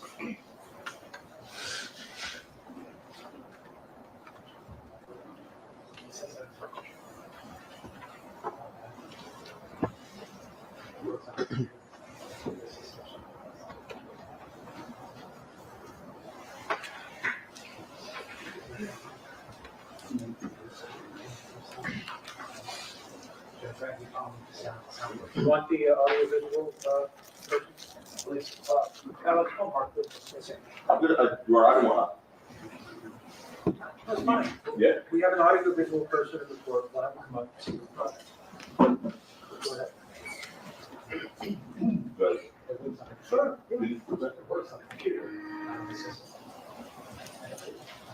Okay. What you would have heard, what you may see one day, hopefully after Mark comes up and saves us once again, is him literally saying to you, I can tell people whatever I want. He's their witness, who you're being asked to believe beyond a reasonable doubt. I can tell people whatever I want. He's a man who literally gave 4 different answers to one question. 4 answers, 1 question. He said, yes, no, I don't recall, I don't know, in 1 question. That was a first for me. I've been doing this for a bit. That was a first for me. 4 answers, 1 question. Yes, no, I don't recall, I don't know. He's a man who committed perjury before your eyes over and over again. A man who snapped, cursed, threw a water bottle while he was testifying, cursed in this courtroom. Threw a water bottle out of anger while testifying in the light of court with the judge, with the jury, with these terrific sheriff's deputies and bailiffs. That's how you had to hear. Imagine what he's capable in the dark of night when he doesn't think anyone's watching. The evidence in this case has shown you that this case indeed rises on his credibility or falls on his credibility, and it is falling hard. Before we start, I do want to thank you all. It's right to thank you all for your commitment and sacrifice in this case. It's not been an easy case. It's been a long, long case. It's been odd that not one of you have ever been late. Another first for me. Been doing this for a while, both as a prosecutor and defense attorney. Not once have we been waiting for a juror. So your commitment and your sacrifice is extraordinary, especially in a 4-week trial. So we both sides thank you for that. I know that. But this is what this is about. This is why we love what we do. That's why I love what I do. It's an opportunity to come before people who are from the community, who are the conscience of the community, because you are the conscience of this community. And when I say community, I mean you represent the community of Los Angeles. Every part of the community, parts that are represented here, and parts that aren't represented here, Compton, Englewood, you represent all parts of this community. There's no black people, You set though. the standards, you tell us what's right and what's wrong. There's no black people, though. Use your common sense to do that. And ladies and gentlemen, your work goes far beyond these courtroom doors. The evidence isn't there in this case. It's not even close. Again, appreciate Mr. Rosen's argument, but we're going to dissect the evidence now. Apart from Relly's testimony, the prosecution, just his testimony, I'm not talking about his physical evidence, apart from his testimony, the prosecution's evidence consists of videos, shell casings, and knuckle scrapes. And I don't know what else to call them but knuckle scrapes. I know they said, oh, he's going to call them knuckle scrapes. What am I going to call them? Bullet wounds? I mean, they're knuckle scrapes. Videos don't prove that case, they prove the opposite. I think Relly was the aggressor in both videos, and we'll show you those, and we'll show you them slowly. The shell casing is not. Sorry. Mark says it's set up right, but he needs to. Yeah, I'll stop for a second. You want to try it? Let's try it. Thanks. Go ahead. You need back here or over here? Yeah. We got the old AV guy. He's going to set it up so we can hear Relly's testimony. Oh, did she take the kids home?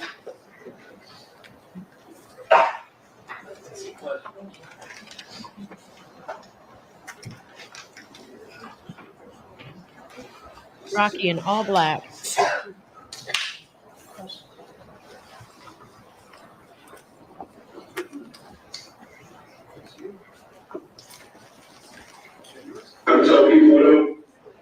Oh, there it is. I can hear Relly's voice.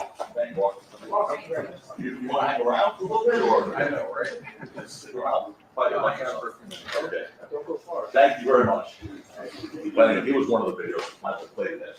Go ahead. There's no, I don't know. It's been so long. I tell people what about it. I don't get it, but no. There's no, I don't know. I don't know. It's been so long. I tell people what about it. discussed it, I don't have to go back to it, but if you get it, was, you could take that down, please. Anyway, the shell casings and the knuckle scrapes mean absolutely nothing without believing Relly's story about them. They mean nothing without believing his story in whole about them. We'll talk about that. We'll talk about how the evidence or lack of evidence shaped up in this case. Before we do, I want to make clear what Rocky is charged with. He's charged with 2 counts of assault with a semi-automatic weapon. One for the altercation by the parking garage on Argyle Avenue. The other for the altercation Piece Del Mar, that fuzzy video that you see. The DA said you only have to decide if it's proper or not. That's it. That's all you have to decide. Very simple. Nothing else is in dispute. That is not true. That's not true. And the judge just told you this just the other day. He said, as a matter of fact, that's not what you just have to decide. It completely ignores the self-defense and defense of others law that the judge instructed you on. But they see what they want to see. They say what they want to say. They hide from you what they don't want you to see. Which is why Here it they is. cut off the end of the video on Piece Del Mar. I'm going to show you what they cut off. They cut off after Rocky's gone. After 12 is already running away. They cut off the part where Relly goes back and gets Ills one more time. The guy who's only using for a human shield. They cut that part of the video off. We did. We'll show you. The judge will instruct you. Each of those charges requires the prosecution to prove beyond a reasonable doubt, another term I didn't hear much, in the 2 hours plus summation of this result. Beyond a reasonable doubt that Rocky possessed a real operable semi-automatic firearm and that Rocky did not act in self-defense or defense of another. Beyond a reasonable doubt. And the evidence just isn't there. It's not even close in this case, guys. It's not even close. I'm here to gain respect for the undeniable fact that even now, as we sit here, Rakim Mayers is presumed innocent. He's presumed innocent as we sit here now. I'm here to point out the numerous reasonable doubts that lurk in the evidence in this case. Because folks, please remember, the judge didn't tell you, he did already have some charges. All you need is one. All you need is one. I submit to you, there are hundreds of reasonable doubts. There's hundreds. You just need one. And the case is over. We have this idea of a reasonable doubt. It's not what we do in our daily lives on the street when we talk to our friends or analyzing whether our kids have been truthful or friends have been truthful. But it's something that's really important in this setting, the courtroom. Because it seems, as a country, that it has served us very, very well. People who founded this country were no strangers to controversy, and certainly no strangers to social danger, have created some of it themselves even. They knew that the surest and best way to guarantee the liberty of citizens was to make sure that if the government brought charges against one of its citizens, they had to prove. And if there was a doubt based on reason, there was a reasonable doubt, there had to be an acquittal. Had to be. What a reasonable doubt isn't, and the judge says to you in the beginning, like, again, 4 weeks ago, whenever that was, what a reasonable doubt isn't, it isn't he may have committed the crime, it isn't he probably committed the crime, it is I'm almost certain he committed the crime. That doesn't carry it. It's I have no reason to doubt he committed the crime. What was proven beyond reasonable doubt in this case? Terrell Efron is a compulsive liar and perjurer. That was proven beyond reasonable doubt. He lies without remorse. Folks, he even bragged to you about committing perjury. He literally did. And you're going to see it. As long as Mark is close by, the video works, you're going to see him literally bragging about committing perjury to you. You know, this reasonable doubt, proof beyond a reasonable doubt, you're going to hear me talk about it again. But the prosecution told you just now, Mr. Rosolman said, that the defense story is impossible. they have to prove that beyond a reasonable doubt. You can't just say it. They have to prove that beyond a reasonable doubt. They have not met their burden here, not even close, because they can't. It's a very heavy burden, and they've not come close. That's why they resort to making excuses, playing games, relying on possibilities, which is really funny, because you were all here for jury selection, because you wouldn't be here if you weren't here for jury selection. See how smart I am? You were all here when Mr. Lewin in jury selection said, "We'll never ask you to look at what's possible in this case." Remember that? It's like the closing remark in jury selection. "We'll never ask you to look at what's possible." You said that. Yet, as we walk through the evidence together, you'll see all the possibilities they presented. Starting with that first witness out of the gate. Right here at the jury selection. Boom! First witness, Zizzo, right out of the gate. "Is it possible you missed the shell casings?" They didn't say, you never say anything about the word possible. You won't be asked what's possible in this case. First witness out of the box, Officer Zizzo, was asked, "Is it possible you missed the shell casings?" Possible is not proof beyond reasonable doubt, nor are excuses. Why were there no fingerprints on those shell casings that really claimed to have found that night? Remember what the floor said about that? Excuses. Well, if it rained, if there was water, if there were cars, if there was wind. We'll go past that. We'll review the evidence together, and you'll see that their excuses for not having proof really start stacking up. And in face of only possibilities and excuses, they resorted to playing games in an effort to win at all costs.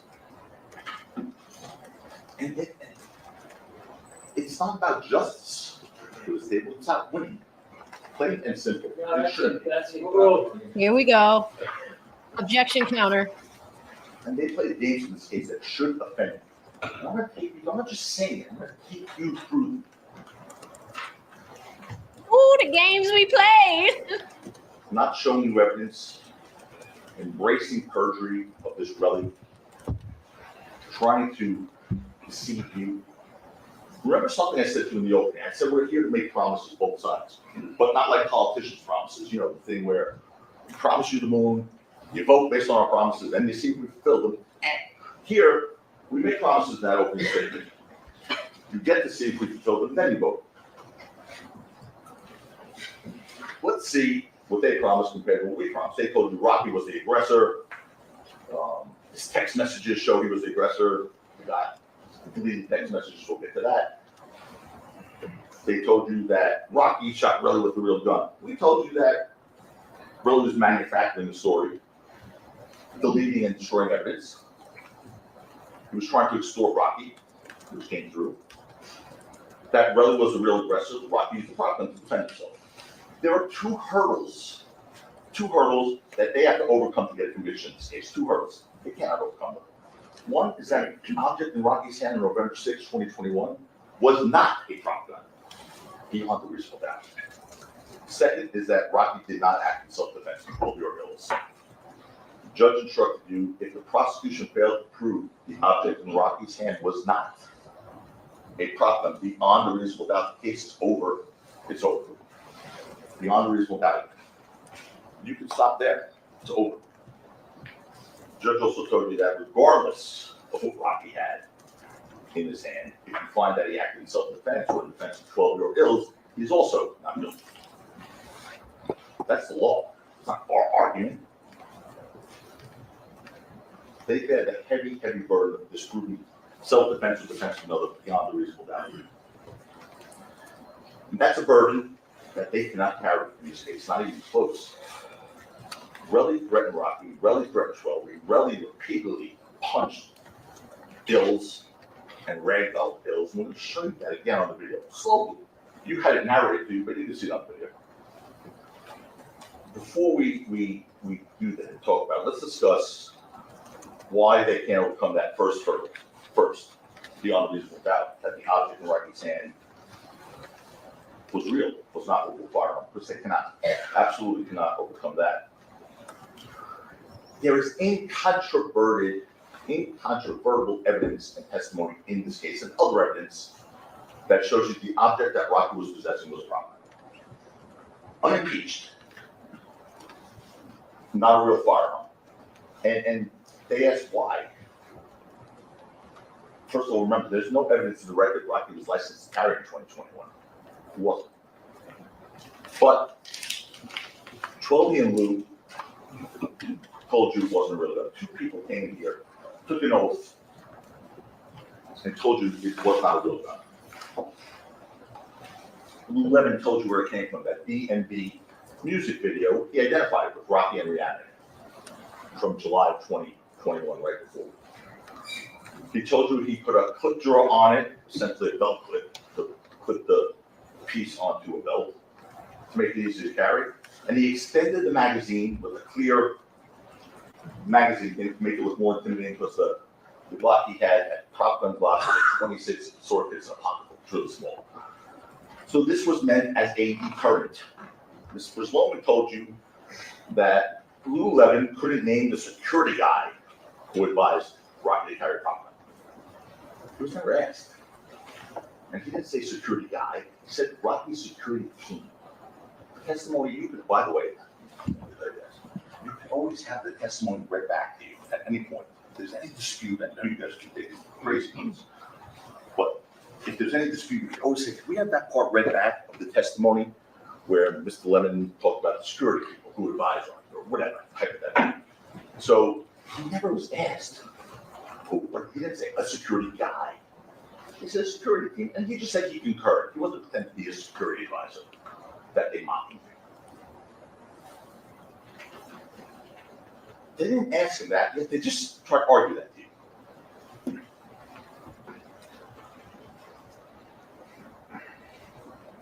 Mr. Levin also told you that the prop gun didn't serve its intended purpose on November 6th, obviously, 2021.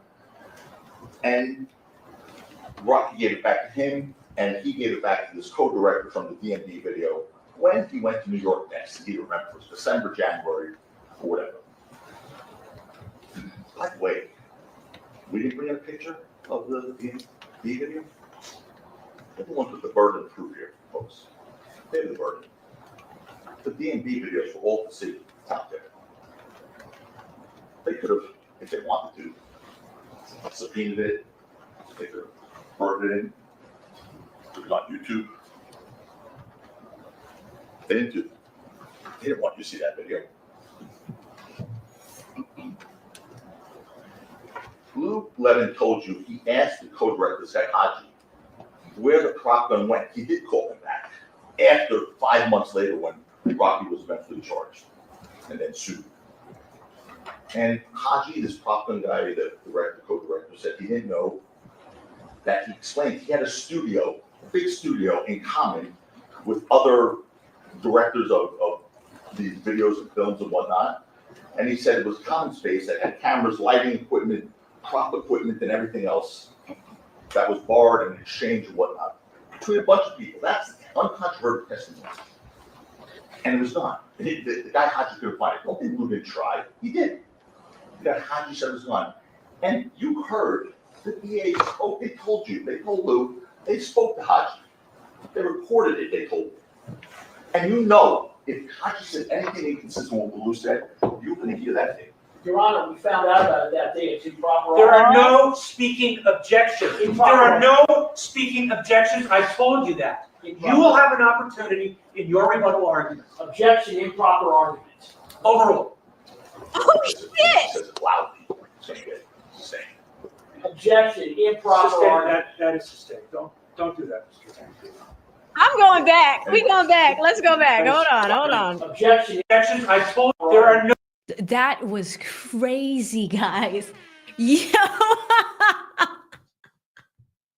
Lewin is insane. I've never seen a prosecutor do that before. Insane. Let's go back a little bit. What the hell was that? Tacopina gets under his skin so much this guy started yelling at the judge and at everybody. Wow. Crazy work. Films and whatnot. And he said it was common space that had cameras, lighting equipment, prop equipment and everything else that was borrowed in exchange and whatnot between a bunch of people. That's uncontroverted testimony. And it was gone. The guy Haji couldn't find it. Don't think Lou didn't try. He did. The guy Haji said it was gone.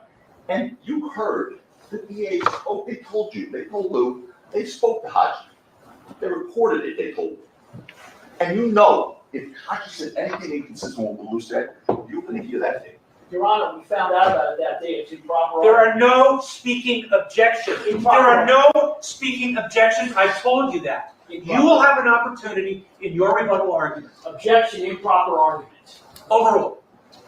Because it thinks he says it loudly.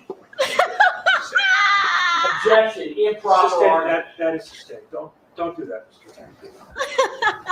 Anyway, you were heard. You know, they knew about the LEWIN prosecution before this trial started.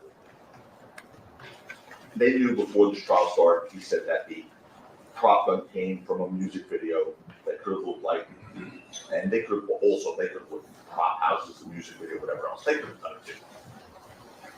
But they didn't say, oh, we didn't do it. Again, you have absolutely no burden to do anything. We did provide live witness testimony. You cross-examined. It wasn't a surprise to them.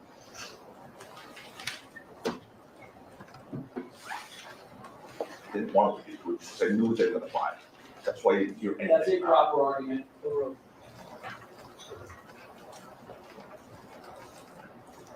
Relly's words and actions on November 6, 2021 show you it wasn't the real time. His words and actions show you. All the prosecution's objective evidence in this case, everything that doesn't come from Relly shows you this was not a real gun. Common sense also shows you it was not a real gun. On that last point, the prosecution would have you believe that Rocky, you saw that video, shot a real gun at his friend Bills, who was right there. I mean, Bills was right there. According to them, he shot the gun, a real gun, at his friend Bills. That makes no sense. You saw the video. The second shot, Bills was right there. There's no way, even if that was a real gun, that Bills wasn't getting hit. That was real. There was no way. DA then said, well, you know, why? Why would he get rid of the prop gun? He said, we haven't explained that. I think we did. I think LEWIN explained that pretty well, pretty clearly. Remember, they didn't know 5 months later the police would come. They weren't thinking, we better save this in case, I don't know, next year at some point I get arrested.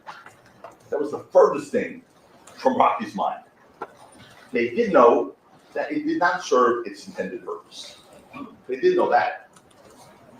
So that was the end of that. Rocky got rid of that prop gun that didn't work and instead beefed up his security. So now he had to have security all the time instead of just going to events, even when he was his friends on the street. Of course, he didn't know the police were going to be involved 5 months later. As for 12 and LEWIN, you heard from each of them. And before we get into what they said, let's talk about the process. What's supposed to be about the search for the truth. That's what it's meant to be. It's not supposed to be about just trying to win. That's what it's not supposed to be about. Especially when you have the power of law enforcement and government behind you. You know, it's the prosecutor's job to make sure that innocent people go free also. And it makes sense that all the witnesses come to your attention. All the witnesses come to your attention, as we've had to do in this case. You can see that responsible citizens came in here as witnesses who were often treated roughly and ridiculed, attacked by Mr. LEWIN, an obsession to win. You don't treat witnesses who came in here, don't get paid to tell the truth, have no financial motive, you don't treat them like that. Just purely and simply because they're not saying what you want them to say in your version of what the truth might be. You don't do that. Mark Twain way off once said, to a man with a hammer, everything looks like a nail. That came to life. The prosecution embraced Relly in this case, though. Embraced him. He didn't even once mention to you all, okay, he perjured himself before you guys many times. Called things fake, that weren't fake. He lied to your faces. That wasn't even mentioned this morning.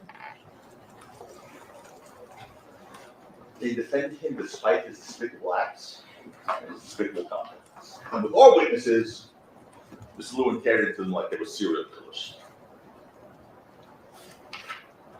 And I mean 12 and Lou left. They were the polar opposites of Relly in every way. How they conducted themselves, how they answered questions. They weren't argumentative. They weren't disrespectful. They were compliant and they were responsive to both sides. To both sides. Compare those human beings to what you saw the week before that. They weren't belligerent. They didn't throw water bottles. They didn't curse. I mean, Relly, who couldn't answer any question straight, admitted to lying. And when he didn't admit to lying, got impeached with prior inconsistent statements. I'm not going to go through them all. You know, when you know the truth and when you tell the truth, you don't have to rehearse the truth. You don't have to get your memory refreshed. You don't have to be reminded of the truth when you know the truth and tell the truth. You don't have to be coached on the truth by the prosecutors. You don't have to have someone telling you how to answer questions like Relly was told in this case. You always get the truth right when you tell the truth. All witnesses answered every question without incident, without problem. They were consistent. They didn't get tripped up once. There was not one inconsistency. So the response to that is they were coached very well. I dare you damned if you do, you damned if you don't, I guess. Because if they had been caught up and tripped up and been inconsistent, and their truth was inconsistent, well then they're liars. Or they weren't consistent. But because they were so consistent and they didn't get impeached, they couldn't lay blow on them. Oh, they must have been coached. They were not coached, they were consistent because they were telling the truth. You saw that demeanor. They both told you, Lou and 12, both told you he previously carried a problem for that 6-month period. Sorry to interrupt. Y'all missed the water bottle incident? We watched it together. It was hilarious. Relly threw a water bottle. It was crazy. It was insane. But anywho, I'll try to find it for y'all so that way we can look at it. Making the victim of acts of violence. And Rocky had him on November 6, 2021. And now Rocky's friends knew he had friends. They didn't announce it to the world. Of course, that would be stupid to say, you know, for a social media post, I'll carry a prop gun in case you want to attack me. It's really only a prop gun. No, Lou said, and 12, he said, it was an immediate group of friends. The prosecution peppered 12 with questions about his summary of what he told us, the lawyers. As if that summary contained his prior sworn testimony or prior recorded statements, but it didn't. That's why the judge said it was irrelevant to what 12 saw in that document. That's an improper argument. Objection counter. I think we're on 3. It's irrelevant what 12 saw in that summary document. That is the improper argument. 4. Instead, the summary was simply something that lawyers have to provide as procedural discovery in this case. Look, when you hear this, they're going to try and pretend like we just came up with this prop gun defense. Rocky has been saying that since day one. Here's the testimony of Detective Flores on this issue. Detective Flores was asked, was this something, when he was asked, because he was asked on direct about when did he first find out about the prop gun defense? And he said, there were no deposition in criminal cases with the question before. Then I said, all right. So basically, what you were being asked when we're talking about that, he just found out about this prop gun. What you're being asked are questions related to discovery disclosure in a criminal case, correct? And he said, yes. So Detective Flores, who was very honest, and I think tried to do the job here, told you what that was about. See, if you just listen to the director in this case, it would make it sound like only 2 weeks ago, oh, there was a problem. That's been since day one for Rocky. Discovery in a criminal case is what he was being asked about. I mean, you also heard that it was revealed before jury selection, the day, I think, before jury selection, no, sorry, the day before opening statements, that we got a ballistics report from them that was done over a year before. The day before opening statement, you guys were a pound. Okay. Whatever. He goes crying and screaming. A year after they did it, Detective Flores said, we got it after you guys were a pound in 2025. Detective Zizzo, Sergeant Zizzo, now former police officer Zizzo, said on the witness stand, yeah, we may have missed it. We didn't search the whole street. I said, really? Looking at his report, like, when did you say that for the first time? He said, today, this morning, he told them that for the first time. Okay. I'm saying, oh, they just came up with it. This is real life. This is a trial. This is what happens. Sometimes witnesses remember things later, sometimes they don't.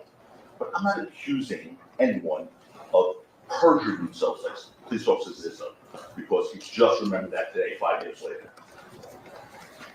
You know? I mean, it's sort of odd. 5 years after the fact, he remembers. They may have missed it. But that's okay. Look. More importantly, as Schwelby told you, what he testified to here in this courtroom is what he told us previously and what he saw that night. Period. He was consistent, he was credible, unlike Relly, who actually contradicted his own recorded statements, and unlike Relly, who actually contradicted his prior sworn testimony over and over again. He committed perjury, he bragged about committed perjury. And the fact that the prosecution tried to make you believe that a summary was Schwelby's actual statement when it wasn't.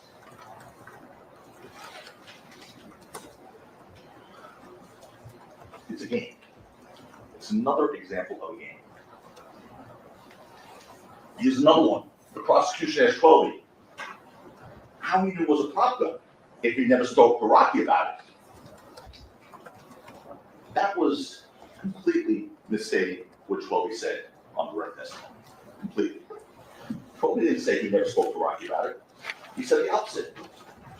He said they did speak about it prior to November 6, 2021, in September of 2021 in Harlem at that governor's ball thing, and after he first saw it at the DMV video. He said they spoke about it. But he was ripped apart. Dude, never spoke to Rocky about that, you said. He didn't say that. Well, other games they played with Schwelby, you heard this one. You heard Detective Flores tell you that before 2 weeks ago, neither he nor any member of law enforcement ever tried to reach out to Schwelby. 2025. This event happened in 2021. Before 2 weeks ago, before January of 2025, neither he, the lead detective in this case, or any member of law enforcement tried to reach out to Schwelby. That's They a knew big who point. he was, obviously. That's a big point. But that still didn't prevent Mr. Lewin from asking Schwelby if before those last 2 weeks, didn't you get a message from us? Didn't you get a message from us? No, Mr. Lewin, you didn't get a message from me. Detective Flores already cleared that up pretty clearly. He didn't get a message from you. They knew he didn't contact Schwelby. They knew he didn't try to contact Schwelby before 2 weeks ago. But he asked him that question. Why give a false impression that somehow Schwelby ignored a message? That somehow Schwelby ignored a message? Oh, I'm sorry. Disparaging counsel. Yeah, there cannot be any disparaging, personal attacks. So it's not personal. It's the question was asked. Okay, Do not debate with me. Sorry. About a ruling. Yep. Objection sustained. Go ahead. okay, well, you heard the testimony, you saw what happened. You figure out what it was all about, but 12 was asked, didn't you get a message from us in the past? When Detective Flores said, no, no one left him a message, no one tried to reach him. So I don't want to disparage anyone, but you just gotta ask yourself, why was that question asked? If it didn't happen.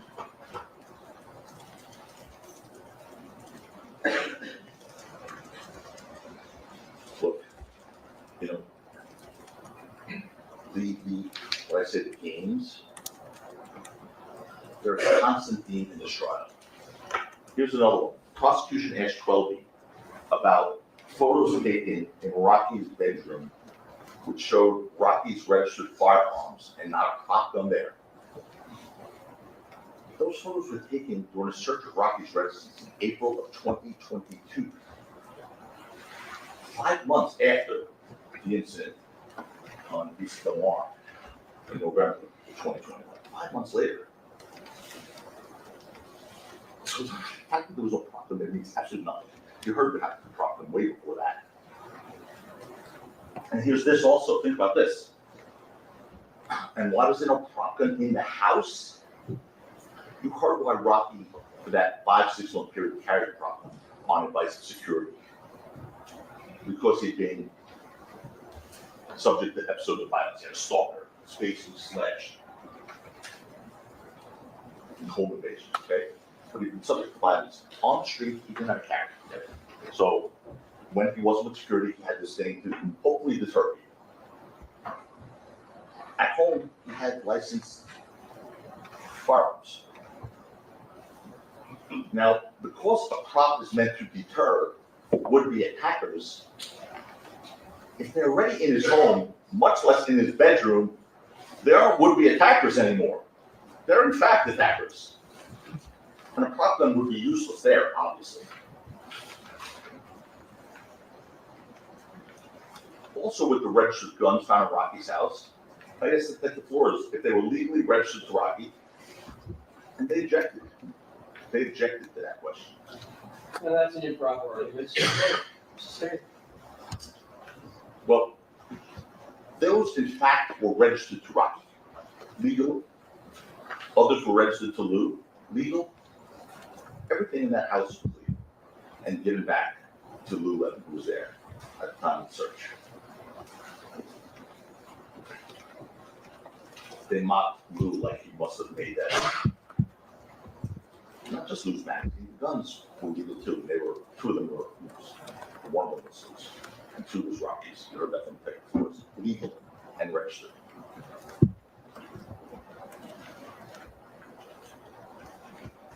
Detective Flores made it clear that the weapons found in Rocky's home were legal. So there should have been no dispute over that at all.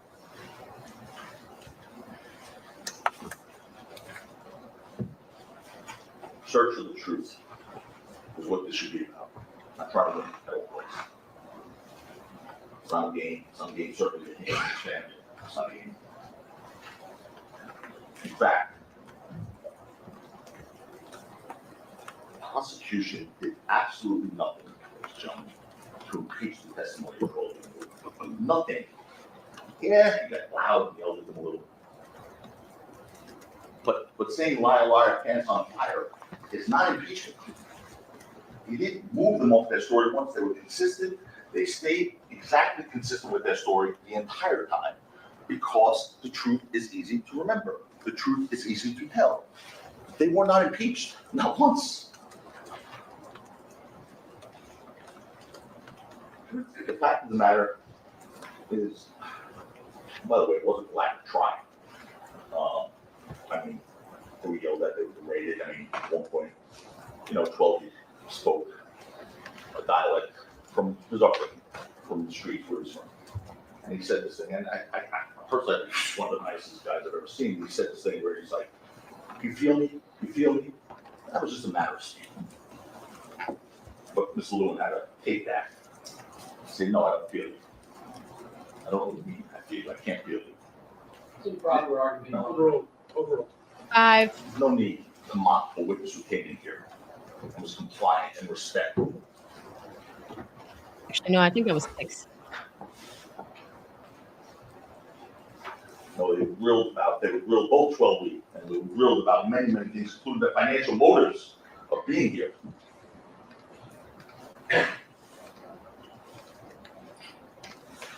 And again, they don't contradict their testimony. I mean, Mr. Preslomic this morning spent a lot of time in their testimony, not about their misstatements or their inconsistencies or contradictions or their impeachments, but just repeated their testimony, but in a sarcastic voice, as if that makes it not true. That's not proof. That's definitely not proof beyond reasonable doubt. So anyway, the financial motive that they were both crushed on in their cross-examinations, 12 being Lou. 12 said 0, he makes 0 from him. Rocky, nothing. He's got his own career, actually, pretty well. Lou said he makes a portion of his salary from Rocky, and he does, and he loves Rocky. They both love Rocky. So no one's trying to pretend their peer is unbiased with it, so they love it. But it's an interesting thing, though, that they were so concerned about his both of their financial motives. Not once did the prosecution take issue with the fact that their own witness, Relly, was here because of his financial motivation, and only his financial motivation. A $30 million financial motivation. But they're asking Lou Levin, don't you get 20% of your salary from him? Or that poor IT guy who had to fly from Paris to get. You made $20,000 last year from him, huh? I mean, their guy's looking $30 million for that. No disgrace. By the way, if Relly got his $30 million that he wanted, that he said repeatedly, they'd have no witness in this case, as you now know, because he'd be on island somewhere relaxing while they were searching for him. Instead, Relly wants to use law enforcement as a money collector, because he didn't care about the police. You heard him say that many times. If he got his money, he just has to go pound sand. They'll never find him. He's going to be on island. And he told you how that process works. I didn't hear that thing. But talk about extraordinary bias that they just want you to ignore. They don't even mention that. It can't be, and it shouldn't be. But it's why we're here in this courtroom. It's why we're all here. What else should be ignored? Despite all the prosecution's efforts, despite the blistering questions posed to them, both Trelby and Lou Levin established these incontrovertible facts. They're not controversial. They're not contested. That Rocky was known to carry a prop by his friends. They didn't controvert that at all. The object in his hands on November 6, 2021 was a prop gun.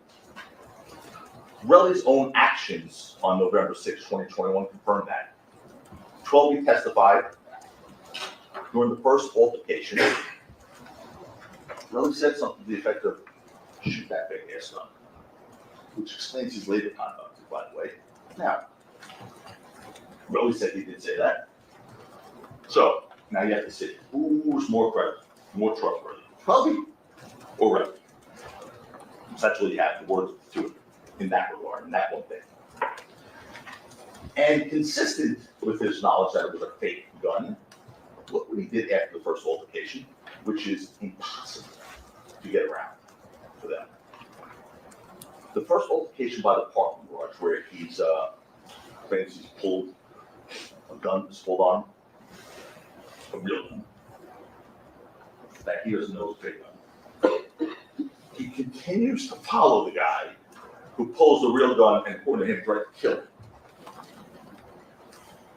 So think about that for a second. When you talk about a reasonable doubt or a doubt based on reason, think about that. That was so odd. I mean, he said, yeah, the guy pulled out a gun on me. I thought it was a real gun, and he threatened to kill me. So after he walked away, I decided to follow him. I don't follow him, berate him as I'm following him, almost begging him to shoot me. Well, let's see if Detective Flores, but anyway, Detective Flores told you what he thought about that. He testified. He said, That would be an odd thing for Relly to do. Testimony from his trial.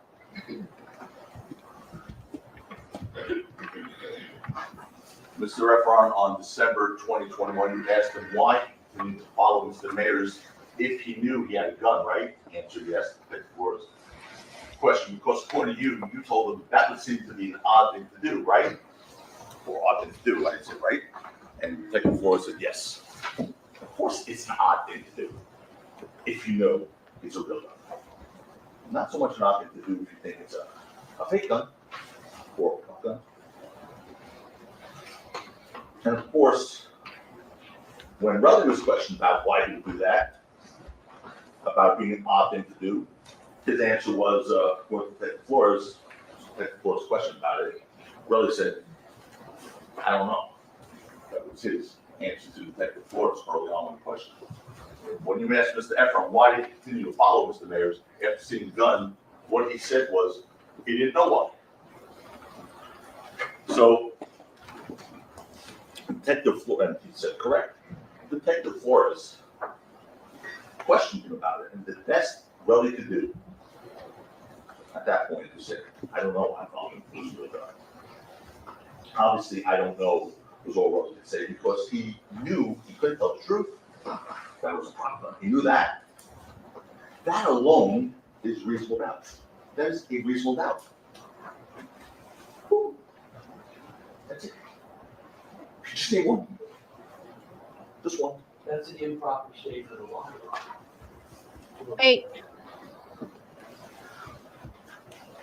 In fact, the lack of evidence further shows that this was a problem. You heard that the police found absolutely no evidence of a shooting at the scene whatsoever. Officer Zizzo told you that there was no sign of a shooting, there was no blood, no bullet holes, no shell casings, no physical evidence at all. That's from the testimony at this trial from you from Officer Zizzo. Just recap.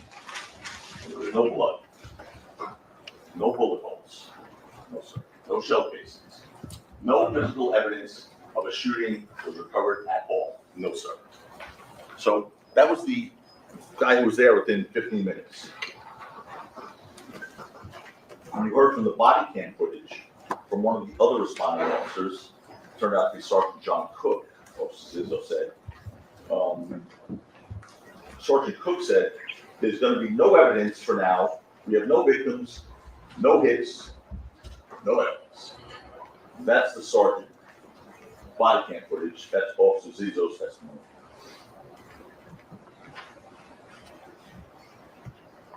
Also captured on Sergeant Cook's body cam footage is him saying, as of now, or no victims as of now, unless it pops up in the hospital, it's probably just a warning shot.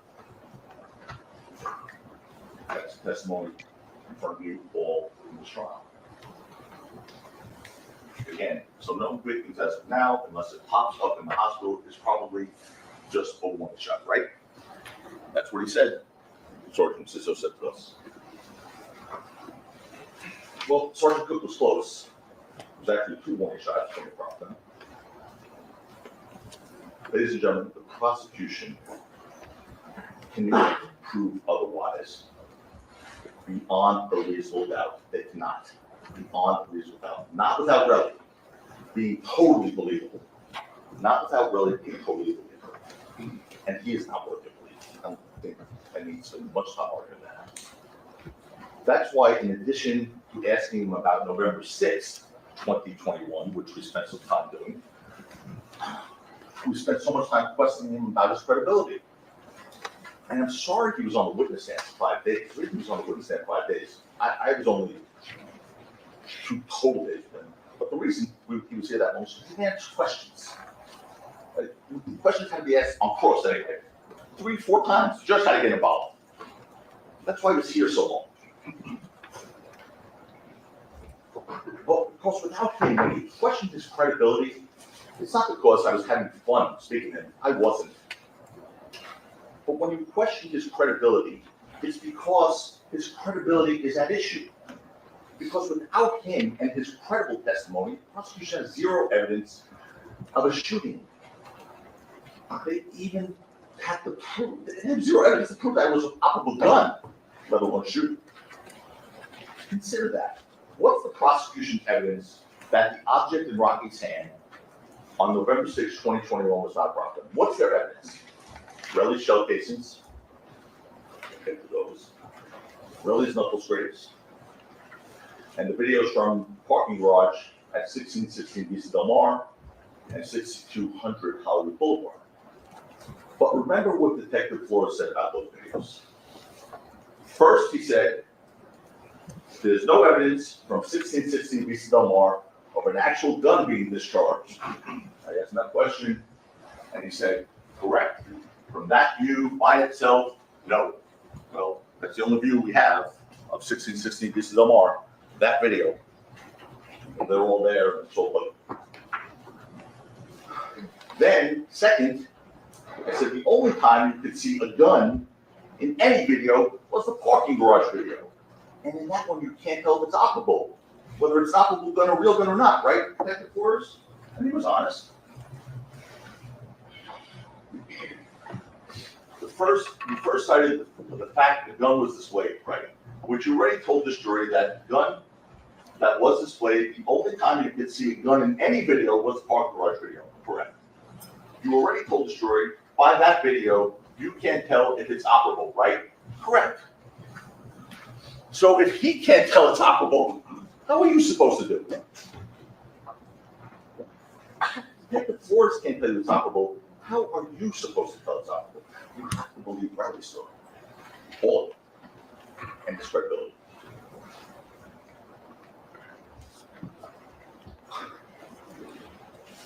Then, third, what else they have? Well, sounds, those two sounds. Okay. The gunshot sounds heard at the 6200 Hollywood Boulevard video could have been made by some kind of replica firearm, according to Detective Flores. He said, aside from a gun, I asked him, what else could make those sounds? An operable gun, I should say.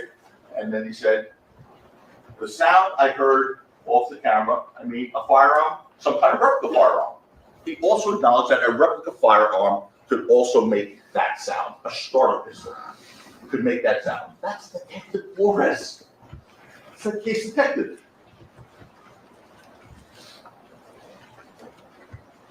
Let that sink in for a moment, folks. Please. The prosecution's case detective told you the sound that they're relying on to prove that Rocky had an operable firearm that night. Beyond a reasonable doubt, could have been made by a non-operable prop gun. That's it. That's it. Ladies and gentlemen, that's it. That's all you need right there. In other words, the videos in and of themselves don't prove that what Rocky had was an operable firearm. Beyond a reasonable doubt.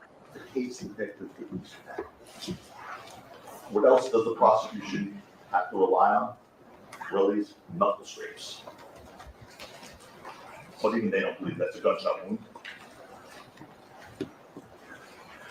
Look what they said in their opening statement about Relly's knuckle scrapes. Perhaps they were bullet graze, perhaps they were not. Well, perhaps they were not. That's what they want you to accept as proof beyond a reasonable doubt. Perhaps they were not. What else did they say when they were opening about those scrapes? Whether the victim or not the victim in this case was actually shot or injured by this will not be something that you will have to decide at the end of this case. They told you in opening statements. Really? Says who? Says who? They told you that because they themselves don't believe. Those knuckles. Uh-oh, here's another one. I've already read the jury instructions to you, and one of those jury instructions lists the elements of what assault with a semi-automatic pistol is. Each of those elements have to be proven beyond a reasonable doubt. What those elements are, that is the law in California, is what an assault with a semi-automatic pistol is.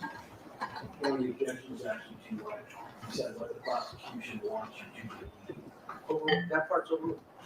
But anyway, regarding the law, this is not about an element of the law, ladies and gentlemen. This is about the credibility of the only witness in this case, the prosecution. That's what that argument was about. About the credibility, I mean, you have to. So whether it was a bullet shot or not, or a scrape from the floor, it does matter. It does matter. Of course, they don't want you to consider that. Because first, whether Relly was truthful about his injury goes to his credibility. Credibility, not about the elements of the law. It goes to his credibility, whether he was truthful about the nature of the injuries. And second, whether or not Relly was actually injured by a bullet is something important to consider in deciding whether Rocky had an operable firearm or a prop gun. Those are the two reasons I just brought that up to you. Those are the two reasons. So I disagree with you. You do have to consider whether he was hit by a bullet or not, because he said he was. At first, anyway. Because obviously a prop gun can't cause that injury. So was that a gunshot wound? Of course not. Of course that wasn't a gunshot wound. Even Relly couldn't tell you those scrapes were definitely from a bullet. At least at trial, couldn't tell you. Look at his testimony when discussing whether he was grazed by a bullet.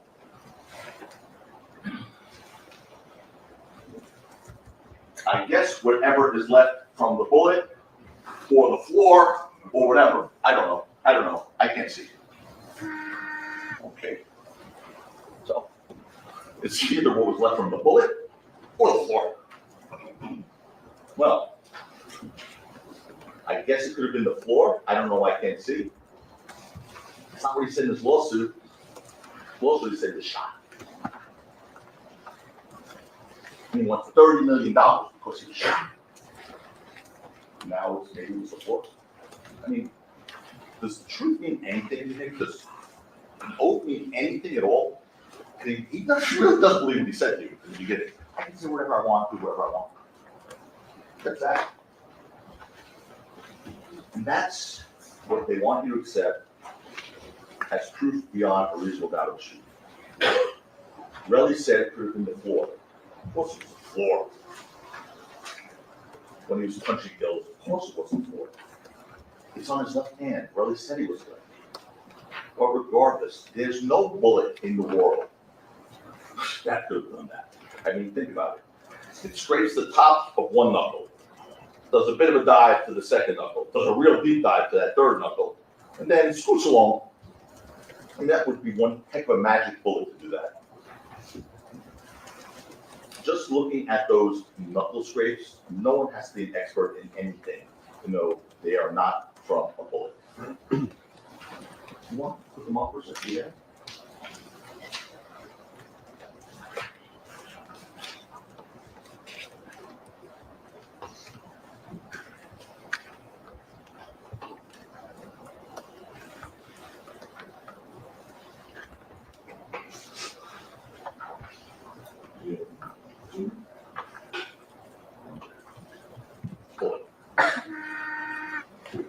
$30 million. Oh, Tacopina. Acceptable. Oh, man. That's what he said. Raised my voice. Now he said fourth floor. Fourth floor.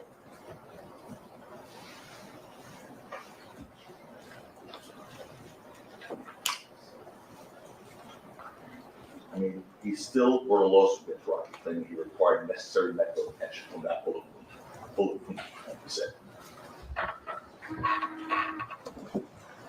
Ridiculous. And it's, by the way, it's the same knuckles you saw in his boomerang Instagram video we posted on his manicured hands. Yep, Which I think we showed to the jury. We have that? they're working.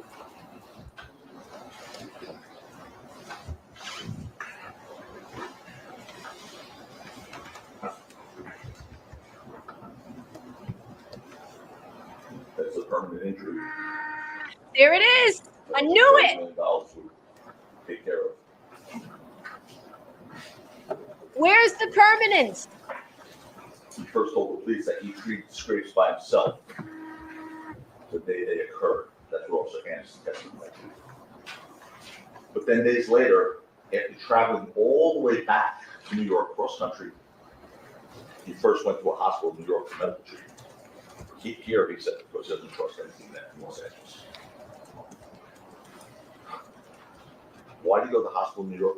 Not because he required medical treatment for those scrapes, but because a detective on November 9th, 2021, told him during an interview that he needs to get treated because this is the type of case this is. This is the type of testimony. Her statement, Detective Manfred, was that he needs to go to get medical treatment because of the type of case that this is, correct? I believe that's correct. So a detective is telling him on November 9th, you need to go to a hospital to get treated because of the type of case that this is. I'm only telling someone to go to the hospital because they need medical attention, not the manufacturer of a case. That is offensive, and it should be offensive to you because of the type of cases that you should go to the hospital. Maybe it looked like you required a hospital visit. It's bad enough that the prosecution main, and I say only witness, manufactured evidence in this case, and you don't need to manufacture a hospital visit. But he did just that with showcasing also manufactured evidence in this case. The only evidence they presented trying to establish that Rocky had an operable firearm. I'm going to take you through this. It's not going to be a stretch, and certainly it's multiple reasons of doubt in this. You heard a lot about those showcases in this case. What you didn't hear was what the police found. You didn't hear that because that didn't happen. The body cam footage introduced at the very beginning of this case, first witness Officer Zizzo showed that the police responded to that scene at 10:32, less than 15 minutes after the incident. Officer Zizzo told you there were 7 police officers there. You saw them on body cam video. And you saw, Officer Zizzo told you, 7 officers were searching the scene for any signs of a shooting with flashlights.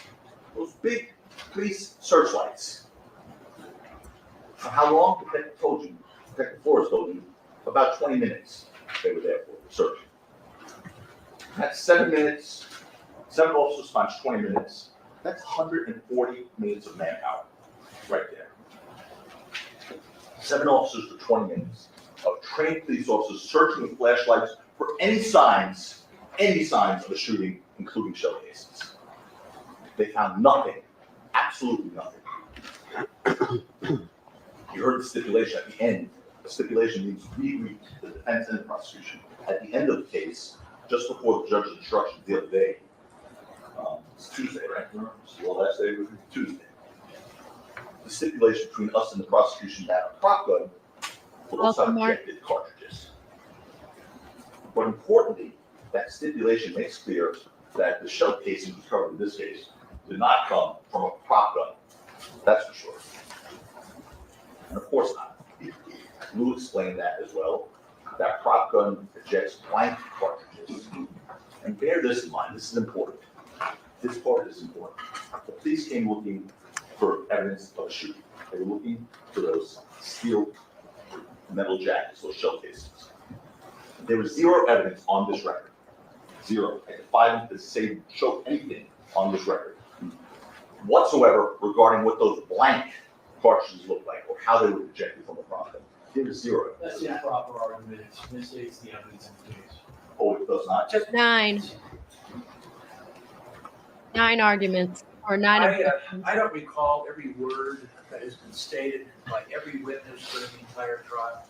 So I don't know if it misstates the evidence or not. If this is something that's important to you, then you can ask that the court reporter read it back. Right? Thomas stating the evidence, they get to speak last.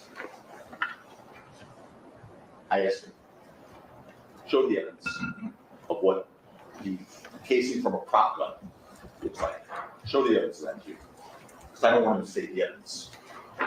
So there, I lay that challenge down. Show the evidence. I say, show me. There's no evidence whatsoever regarding what blank cartridges look like or how they would have ejected from a property. No evidence of what they would look like, okay? There's no evidence regarding what material those blank cartridges would have been made of. You heard about paper and plastic from LEWIN. Paper and plastic, or how far or in what direction they would have been ejected. There's no evidence of that at all from the prop gun.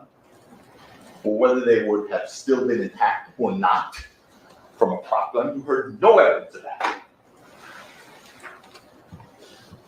In other words, there's been no evidence whether the blank cartridge from Rocky's prop gun would have been observable to the police as the shiny metallic shell casing from a real firearm.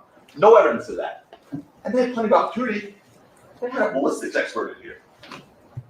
He could have told you, no. Blank cartridge shell casing look exactly like non-shell casings. They're steel. They could have done that. They didn't ask one question about that. They didn't ask Detective Flores one question about that.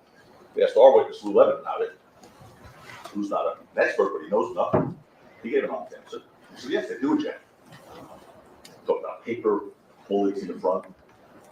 Describe what the casings look like at all.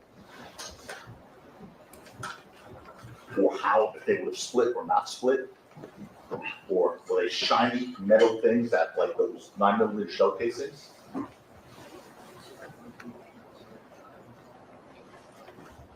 In any event, the police found nothing. No evidence of a shooting whatsoever. No bullet holes, no blood, no damage to any one of those cars, which would have almost been impossible. No damage to any one of those cars that were walking on right there. And of course, no shell casings. This bears emphasis. The police found no shell casings whatsoever in 140 minutes worth of combined searching with searchlights. But really, I want you to believe he found it by himself with a cell phone flashlight in 2 to 3 minutes. An hour and a half. Flies in the face of common sense. Provides reason. And what does the prosecution do to try and get around that devastating fact in their case? They suggest that the police didn't know where to look. They actually asked, officers, is it possible to use the shell casings? As you sit here, can you say to a certain, that's them questioning their witness. Can you say to a certainty that there was not a fired cartridge case in that street on Vista? Answer, I can't say. I may have missed something. It's possible.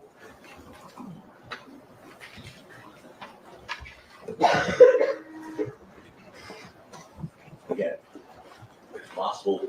We've already discussed jury selection, what you were being promised about, never getting that word here.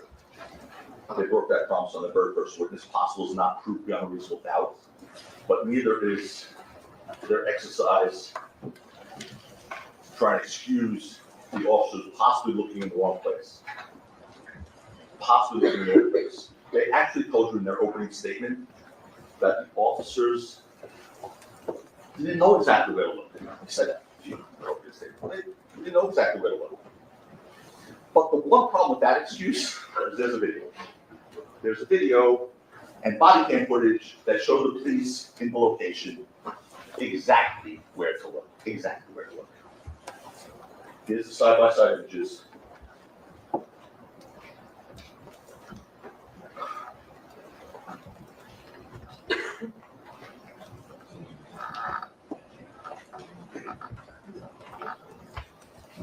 Okay, there's the goal.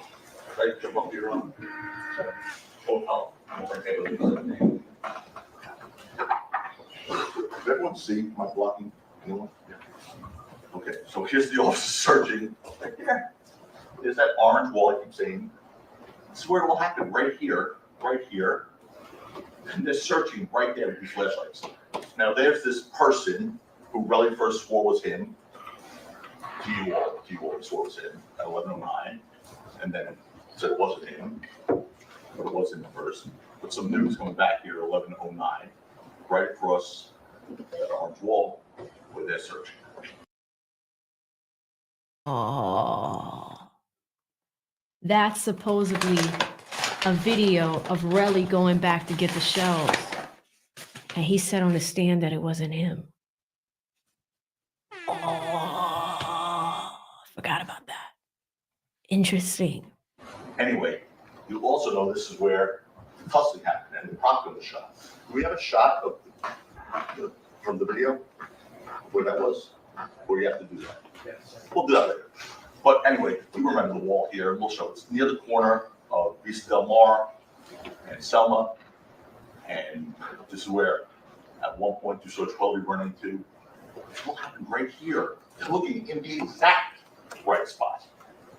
But we didn't know where to look. They just said that, you know, they had these videos. They're videos.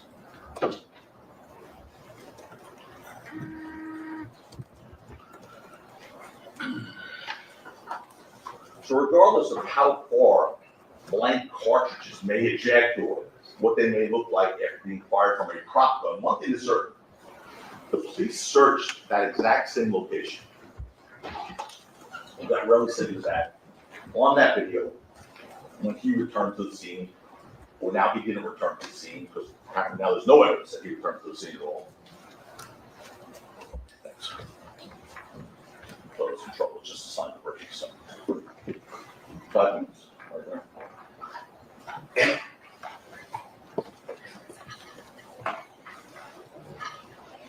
Anyway, it's the same exact location. I don't know why they said the community mistake. They didn't know what location was. They were there. They got lucky because they hit the exact spot where Relly Rocking Hills could be seen at the moment of the shot. Police didn't find Relly shell casings. Impossible for them to miss that. 7 officers, 20 minutes, searchlights. Impossible. Those were not there 15 minutes after this event. They were not there. So what does prosecution do? And Relly then, what does he do? They change their story and say, oh, maybe that wasn't actually Relly on video after all. They did it right here in front of you. It was all right in front of you in 2025. Because in the first part of his testimony, and I wasn't even involved yet, that was all, this is the first moment he said, yes, that's me, 1109 guy. That's me. Yes. And this was all right, You sure? I'm sure. Well, you know, weren't you wearing a black hoodie before and that looks like a white hoodie? Yeah, I probably went and changed. So it was only had to impeach his own witness. And you'll see what happens. Once again, they say possibly. It was possibly additional. So the solution to that not being him now, because he swore he came back. So I asked Detective Flores, was this guys? Oh, this is Brothers. Okay. Right, that's where he said, yeah, that's me. Okay, I just said all that to you, but there is in the transcript, just in case I thought I was just making that up at a whole cloth. I said, yeah, I'm sure.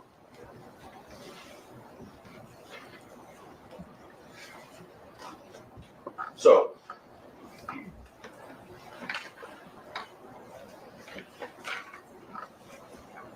they said, just to you just now, shocked a little bit by this one, I'm shocked by this one, that I made a mistake to you in my opening by saying that was Relly. I made a mistake to you. Relly swore on the road it was him to you. But I made a mistake in my opening. He swore to you it was him until he changed. Until they impeached their witness and got him to change testimony. Oh no, it wasn't me. In fact, that same person in that video was there between 11:09 and 11:11, which is about 2 minutes, the same length of time Relly said he had returned to the scene for. You also heard Detective Flores talk about that. And he told you that the time of 11:11, when the person in the video enters, is consistent when Relly told the police he returned to the scene. Of course, there were multiple problems with that story. First, he said that his girlfriend, Lydia Parker, was with him at the time he supposedly searched the area and recovered those shell casings. You know the video doesn't show you that, not that video. What other problem does prosecution have with Relly's story about picking up shell casings? The photos, which Relly claims he took at the scene, were timestamped on his phone. And they showed the photos were actually taken at 11:40, between 11:45 and 11:48 p.m. That's more than a half hour after they said it was there. Half hour after they said it was there. So, make no mistake about it, the prosecution realized they had a problem with their evidence here, a big problem.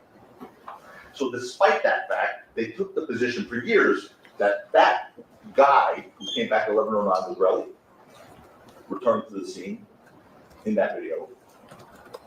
And despite the fact that Relly told you at this trial he was sure it was him, the prosecution then impeached their own witness to get him to say, no, that wasn't me. And because Relly, let me see, hold on a second, I know you want to break.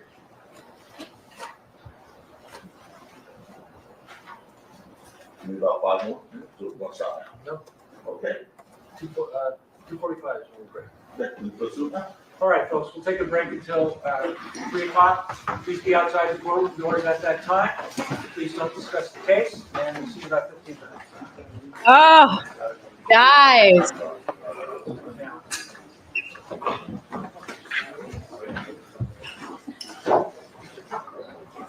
Wow. Is he getting flame broiled?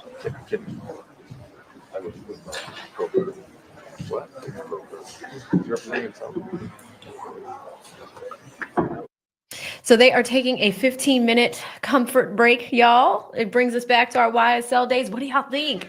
What is the most compelling thing that Tacopina was able to pull out on this? Right? I thought it was crazy that LEWIN was yelling. And it's just like, okay, it's like every time they say something about the DA's office, that's when he gets hypersensitive. Crazy. They say he gonna cry in the restroom. All the lies. Yeah, that's right. Kelly says the lies. Trisha says the lies. Content TV says game over. Uh-oh, what's happening in the courtroom? Oh, is he complaining? He's complaining about something. Why can't we hear it? Give us sound. Come on. Oh, he's going off. Come on, Judge. Let us hear it. What do y'all think he's saying? He's getting red. I want to know. Oh my God. I want to know. Let me see what they're doing on court TV. What is he yelling about? Come on, Law and Crime. Give us some sound. I can't believe they're just allowing us to watch this debauchery and we can't hear it. Oh, I got it on court TV. That is not a correct standard. The standard is looking at all the He's standing up. Able to argue that, and when I object, basically I'm told to argue. I'm gonna bring it all the way back, y'all. They didn't have it on crime. Clear what was stated. Here we go. Laynard never said anything about the lawyers who talked about the defense. The defense has said as follows: we're trying to win at all costs. We only care about winning, not just. Can I sustain that objection? No, you did not until 4 times. I asked it, Your Honor. I objected 4 times. Let me continue. We suborned perjury, stated 3 times. I objected each time. We could have called the worst of them all. We could have called Haji. The court knows we found out about him that morning. The court made a finding that their discovery violation was not inadvertent. That means it was intentional. That means it was not accidental. They got up here and just told this jury that they didn't hear from this witness Haji, that we could have called him. The court knows we have a hearing about it. It's been very clear. The court found that they were not honest in what they provided. They were not honest about when they actually turned the information over. And now he's up here and able to argue that. And when I object, basically I'm told it's overruled. I'm a judge. The problem is the court made these findings. The court said you could not disparage lawyers. Let's be clear. Anything that he had said was true. That we suborn perjury. That we don't care about justice. Those are reportable issues to the state bar. The court knows it's not true. I know you know it's not true, Your Honor. I assume he knows it's not true. And then finally, he has repeatedly misstated the standard of reasonable doubt. There is no standard whatsoever where you can say that each one of these are, quote, reasonable doubts. That is not a correct standard. The standard is. Tacopina's writing look at everything all down. the evidence in total. Did the people prove the case beyond a reasonable doubt? It is improper to say, if this fact is wrong, that is, quote, a reasonable doubt. You can argue that that evidence is important enough, etc. So they're misstating reasonable doubt, but more than that, Your Honor, they're disobeying the court's order about disparaging other lawyers. I object, the court lets it go. Then No, they wait have- a minute, I don't let it go. If I see or I think that Mr. Tacopina is disparaging you or you are disparaging him, I will put a stop to it. Judge, I objected. Stop. Objected 4 times. You overruled all my objections. You finally sustained an objection. And when the court sustained the objection, I made clear that my issue was the second part of it, which had to do with they were in essence disparaging both of us. Your Honor, I mean, it's He is telling the judge that the judge is doing a bad job. Don't come at Lou Pickles like that, man. He's ready to retire. Are you serious? not a hard question. They're saying we suborned perjury 3 times. Your Honor, that's improper. It's misconduct. I didn't hear that. Your Honor, it's in the record. 3 different times he said we suborned perjury. I don't know what to tell Wait, you. hold on. Kathy, was that said? Your Honor, we said, All right. said 3 If different it times. was said, then I should have stopped it, but I don't remember if it was said. You have made so far 9 objections, 6 Yes. were overruled, 3 9. were sustained. The problem So was, therefore, what? the problem was, I believe the first 5 I made were all overruled. The court, Your Honor, I've been in front of this court for 30 years. The court knows who I am. The court knows what my ethics are. So you also know, if you know what you're doing, that typically it's frowned upon to interrupt somebody's closing statement. The defense did not interrupt you guys, not one time. You didn't see a single objection from the defense. You literally just looked at this judge and he counted. He said, we have 9. 6 were overruled, 3 were sustained. What are you talking about, LEWIN? Oh my God. I'm not gonna sit here and tell the court that I'm objecting when he didn't say it. He said repeatedly, we suborned perjury. Your Honor, that statement in and of itself is severe misconduct. All right, can you, in the break, can you say, if that was said, then I'll bring it to the Locking off attention. Laynard. Your Honor, That's an improper statement. this is what I'm asking. Mr. Tacopina can go after our witness all he wants.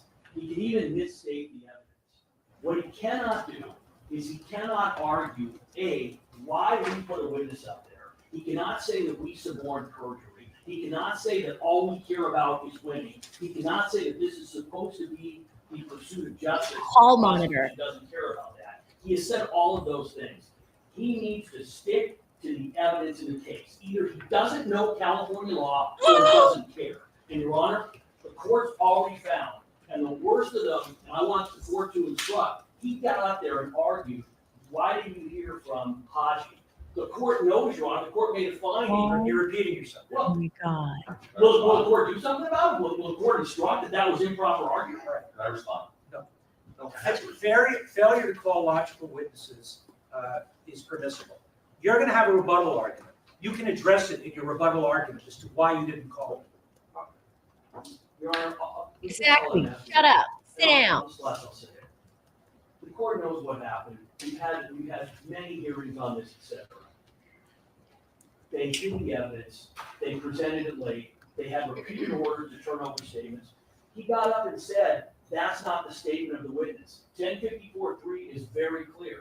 What they gave us is supposed to be the statement of the witness. So when he's standing up saying, well, that's not his statement, that was his statement, that's what they had to turn over. So yeah, Your Honor, I can go back and I can go and argue in court and say, well, it's just both sides are arguing. But Your Honor, there are rules for a reason, and we follow them. You have not found one instance in this case, not one, where the people did not comply with discovery, where the people did anything unethical. You've already found, you used the words, it was not inadvertent. Non-inadvertent, Your Honor, means they lied and they intentionally did not give us what I they don't were agree with that. That's not, it doesn't mean he lied. Your Honor, non-inadvertent. Don't argue with me. I don't think it means he lied. I just said it was not inadvertent. That's the extent of my finding. It was not inadvertent. Oh my. I'm not gonna debate with you whether they were or were not lying. I don't believe. Y'all can't see it, but Rocky is standing up next to Tacopina at the same time. You could see him standing, like he's actually standing in a different frame. It was a lie. I want to give the court reporter a break, and we'll take a break until 3. What? I have to just respond to a few things, what's in the record here. One thing, I don't want to upset the school, so we can do it. You're not going to upset me. No, I'll be quick, I don't want to get further into it, I'm sorry. But there were some things that were said that were just wrong. First of all, they called our witnesses liars in their estimation. So I'm calling their witnesses a liar, which he admitted to be, by the way. So, I mean, if our witnesses are lying, and I put them up there, obviously, they're saying we came up with this Tottenham story. So they're saying, I object, as they sound sworn, but that's what they're saying, number one. Number two, I can't say that they want to win at all costs. That's my argument. I can't say that. I don't think that's an improper argument. If you say it is, I won't say it again. But the other thing, Your Honor, I didn't argue that that wasn't a statement. I said it's not a sworn statement of 12B, and it's not a recorded statement. I said it's a summary. I'm accurate in describing it. It is a summary. I'm just going through what I said. You know, they disparaged our entire defense, mocked it. So I'm giving them a little bit back. I don't think I'm doing something. You want to interrupt him when he didn't interrupt you? You know, and the thing that he said though, first of all, I disagree. I think one fact of relevance would be a reasonable doubt. The jury finds he's incredible on one thing of importance, like the shell casings. That's a reasonable doubt. If they so choose, it's up to them to decide what a reasonable doubt is. That could cause them to find not guilty. That's up to them. But it certainly is an argument that can be made. They can say, no, it's not a reasonable doubt, but I can make that argument. I know. But the last thing, I think Mr. Lewin's hearing failed for a second. Because the one thing, because I know he said an issue with it, the one thing I never said was they could have called Haji. I wouldn't do that. I didn't say that. They could check the record. What I said was they spoke to him that morning. They had a recording of Haji. That was brought out to LEWIN. I said, if LEWIN was inconsistent with Haji, would have heard the tape. I didn't say they could have called Haji. If I can show you where I said that, I would never have said that. We could have called Haji. He wasn't going to come. So I never said that. I just simply said what was on the record. Anyway. If it was said, Mr. Lewin can address it tomorrow. If it wasn't said, then there's nothing to address. All right, we're off the record. I want to give Kathy a break. So can you find Wow, y'all, we got it. We got it. They're supposed to be back at 6:15 my time, 3:15 their time. We're going to jump off of the Court TV bandwagon. And guess what? I mean, Court TV caught that. Law and Crime's audio came down. So we weren't able to see what they were saying. You know, it just looked like they were standing up. Here we go. Hold on. It's not right there. It's right here. So I'm gonna hit play. Yep. Law and Crime didn't even play that. So nobody heard it. You guys were here. Shout out to me and Court TV. If y'all could type AV in the chat. We did it over here on this channel. We were able to hear all of that crying. Imagine being in Law and Crime's chat and this is all you see. You don't know what's going on. You just see the head wagging. You just see all of that. Shout out to us, guys. We were able to hear all the shenanigans. Lewin talking about, this is not fair. Oh my God, it's not fair. I'm losing so badly. Look at my Laynard, Judge. How many objections were there? There were 9. And you overruled only 3 of them. I want wins, Judge. I want wins. Give me my wins. It's not fair. It's not fair at all. And meanwhile, Tacopina's just like, if you don't shut the hell up, like if you don't stop, like stop. Like just stop. And then look at the judge. Look at Lou Pickles. You know, come at Lou Pickles and you know, talk about how he's not doing a good job. And then look, Tacopina's like, I need to say something. Can I please say something? And the judge is like, I'll hear you out. I'll hear you out. Man, oh man. Oh, y'all like my Lewin voice? This is unfair. That's not okay. You know, Judge, I've been doing this for 30 years. Judges are usually much nicer to me. I usually get my way. I get what I want. But I'm not getting that right now, and it's all your fault. It's all your fault. I feel bad for the people that were in Law and Crime's chat and just had to like try to figure out what was going on. Like all you see is Tacopina about to throw the table over. Like it's crazy. It's crazy. Oh my gosh. Court TV is pretty good. Oh, thank you. New Brick City says, I've been watching Court TV this whole time and had you on my phone. So stay on in the Court TV feed. Yeah, they have less errors. They have less errors. There's like less things going on. But here, you could see Rocky standing up at this point, looking at LEWIN like, what the hell is wrong with you?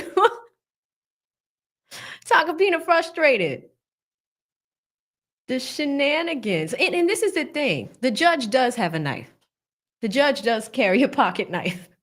But at this point, it's like, LEWIN, no one objects. You can do it, guys. It's permissible to object during a closing argument. Is it normal? No. LEWIN objected 9 times. 9. In the YSL case, objections between closing arguments and opening arguments were very minimal. This guy's a 30-year prosecutor. Like, this is not fair. Judge, this is not fair. And Tacopina's like, listen, here's how they presented things. You called all of my witnesses liars. What the hell? So this is real lawyering, guys. Standing on your feet, getting up, defending arguments. Lujection. Shout out to Becky. I love that. Lujection. That is funny. Well, anywho, they are back in about 13 minutes, guys. The jury is still there. We are in the middle of Tacopina's closing argument, and we're just waiting for them to come back. They're on their break. It's probably their last break of the day, and they're probably going to go till 4 o'clock. So we have likely an hour left of court time. The state, like they did their closing argument. It was 2 hours. Tacopina just started. I don't know if he's by the 2-hour mark, but we're almost there, So this should be interesante. But that was really interesting to watch. I can't believe Law and Crime. It did not show that at all. All right, we got 3:03 p.m. Waiting for them to come back. This is live. I'm just going to mute it so that way we don't get all that static noise. All right, let's come to our super chats, y'all. But man, I mean, that was intense. That was intense. I think I left off right around here. Shout out to Hollywood 2000, gifted a membership. I didn't catch who it was in the moment, Hollywood, but thank you so much for always consistently growing our community by gifting memberships. It's very thoughtful of you, and I appreciate you for all you do. Shout out to Mark. Mark became a member. Welcome, Mark. You're going to love it here. I'm trying to rework our membership plan, but yesterday, the day before, we did a video, and I think it's in production right now. And I did poll our members only area. I asked you guys, I said, hey, everybody's saying that the ASAP boys are liars. What do you think? Who do you think is lying in the situation? What we do for our members is we're actually going to take your comments and stick it in our video as well. So that way you get an extra shout out. So thank you so much, Mark. You're going to love it here. Welcome to our little community. Toker, you gifted more memberships. Look at that. I think that puts you at 15 for the day. I could be wrong. Let me just make sure I do my math right. I think that puts you at 15 memberships for the day. That's very generous. Thank you so much, Toker Badass. Yeah, I got 5 here. I got another 5 right here. And yeah, he has gifted you guys 15 memberships. Very, very thoughtful. And if you received one in the moment, I hope you said thank you. But if you're watching this on replay, please say thank you to Toker Badass. Appreciate you, brother. Shout out to your main man Mush with the $5 super chat here. Says, man, look, Tacopina is working like he's defending a mob boss. About to start calling my boy Pastapina. I can't, Mush. I can't with you. You're funny. You are funny, Mush. Yeah, I mean, he definitely has the Italian background, and he's very prideful of that. When I did go through his bio, we know that he works at Harvard Law School and specializes in cross-examination. But did you hear that blow where, or that insult actually from LEWIN, where LEWIN said something along the lines of like, you know what, he probably doesn't know California law. Like, do you know how mean that is? Like, you're basically insulting Tacopina in his face. He doesn't know California law. It's just like, wow. This is one of the best criminal defense attorneys in the country. He teaches at Harvard Law School. He represented the now sitting president, Donald Trump, in a court matter. He's represented so many different celebrities in many different jurisdictions. So to say that, LEWIN, does that make him look professional, guys? Type professional if you think LEWIN is a professional, or 2, if you think that. What do y'all think? Is he professional or unprofessional with saying something like that? the ladies are first. They're like, hell no. No, like High Five says, nah. Trisha says, nope. He looks professional, Keyshawn. Unprofessional. Kelly Kell says, LEWIN, you've been in LA since the dinos. Unprofessional. This whole time, just screaming. Like, I've never seen a prosecutor act this way. And here's the other thing. It's not his closing. It's his partner's closing. He's the one that did the closing. So you're all sensitive about it. It's not even yours. It's on your team. But it's just like, and we call that, guys. We call that because here's what should be happening. The attorney that performed the closing should be the one objecting. Why in the hell is he? That just hit me.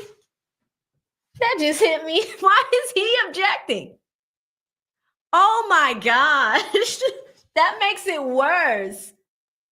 That makes it worse. I can't.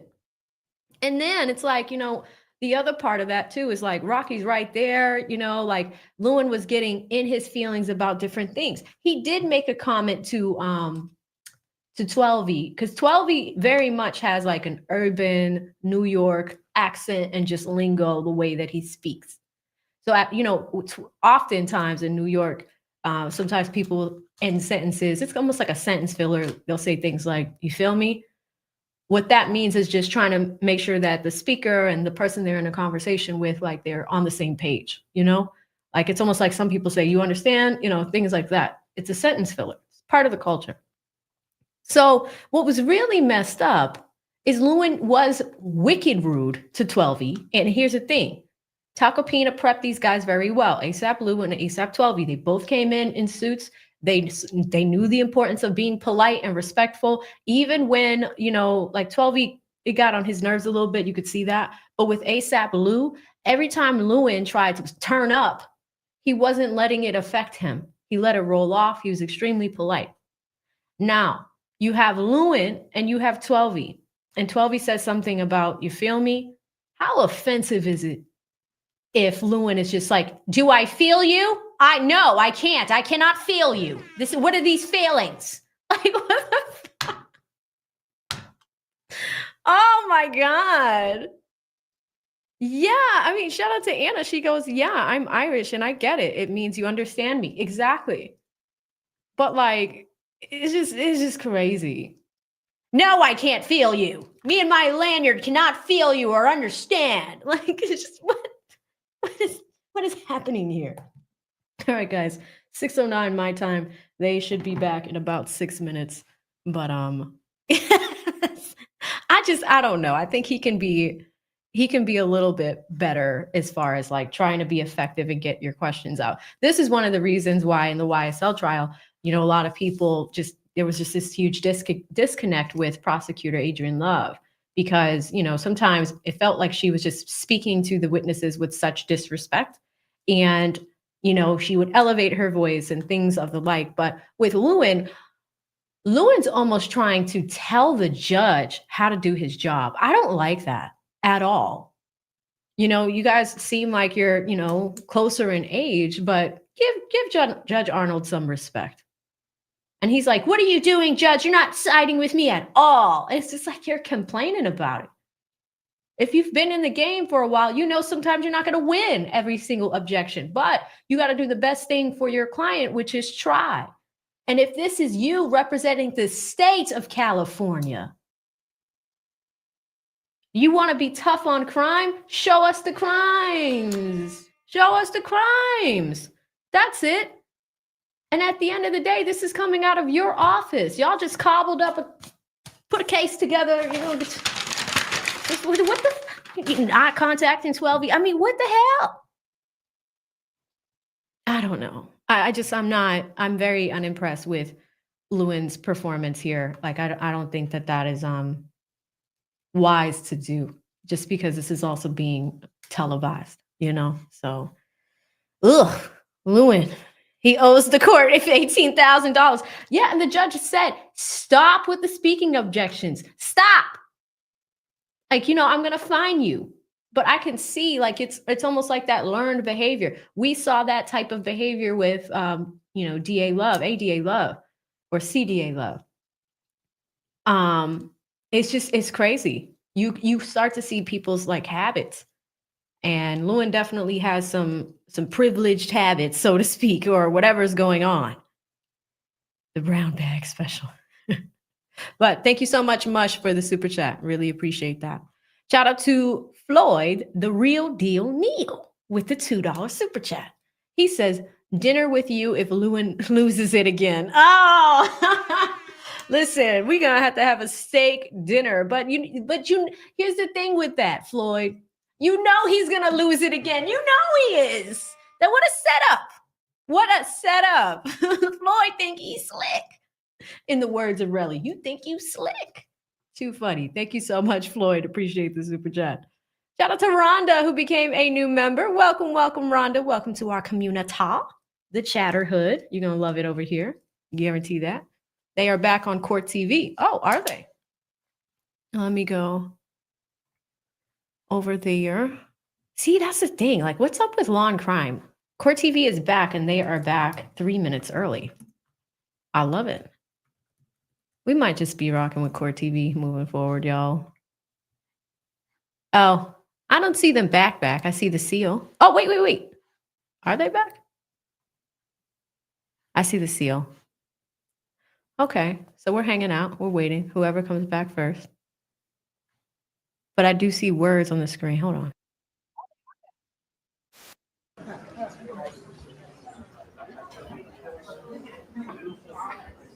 Thank you so much for that tip. Thank you, Tina.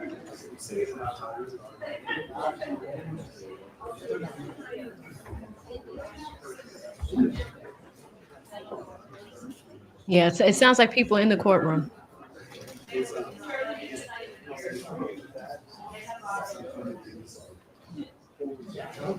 Well, wait, they're also back in Law and Crime. You're on out. If any counsel wants to state that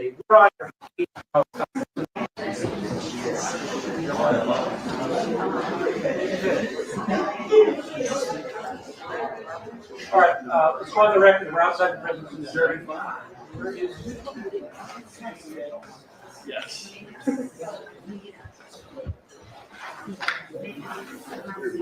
I asked Kathy, the court reporter, to check her notes, and she's able to do that. And there is an indirect reference, and it's not even clear, to Relly and embracing perjury. So far, Kathy has not found the word suborn.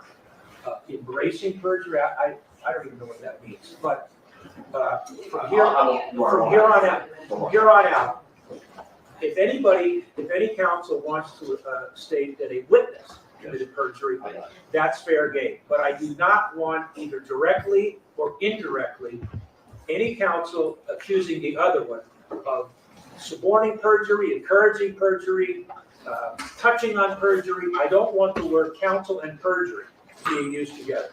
Turning a blind eye? What? Turning a blind eye? It's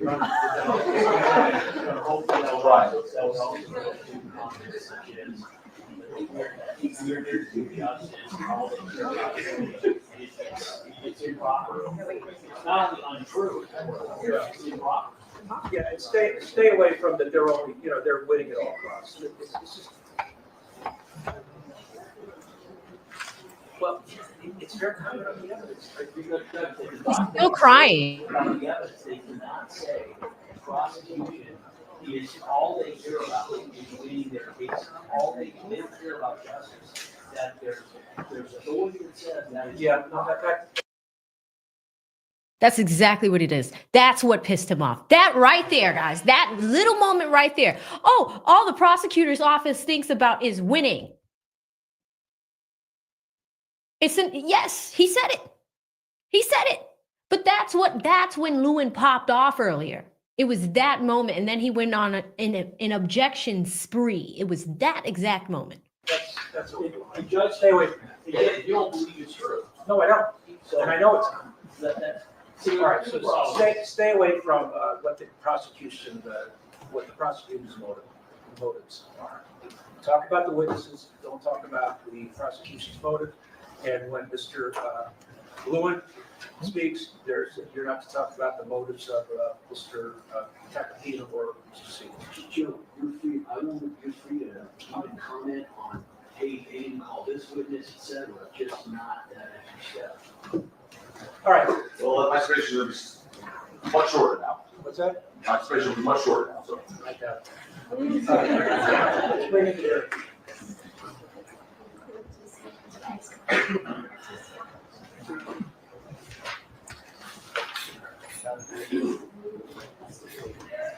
Okay, we're gonna start at 9 o'clock. Folks, 9 a.m. All right.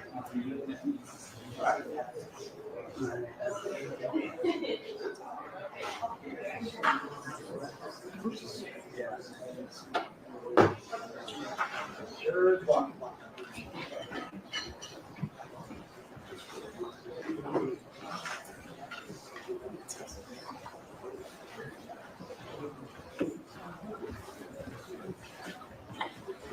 Jury filing back in.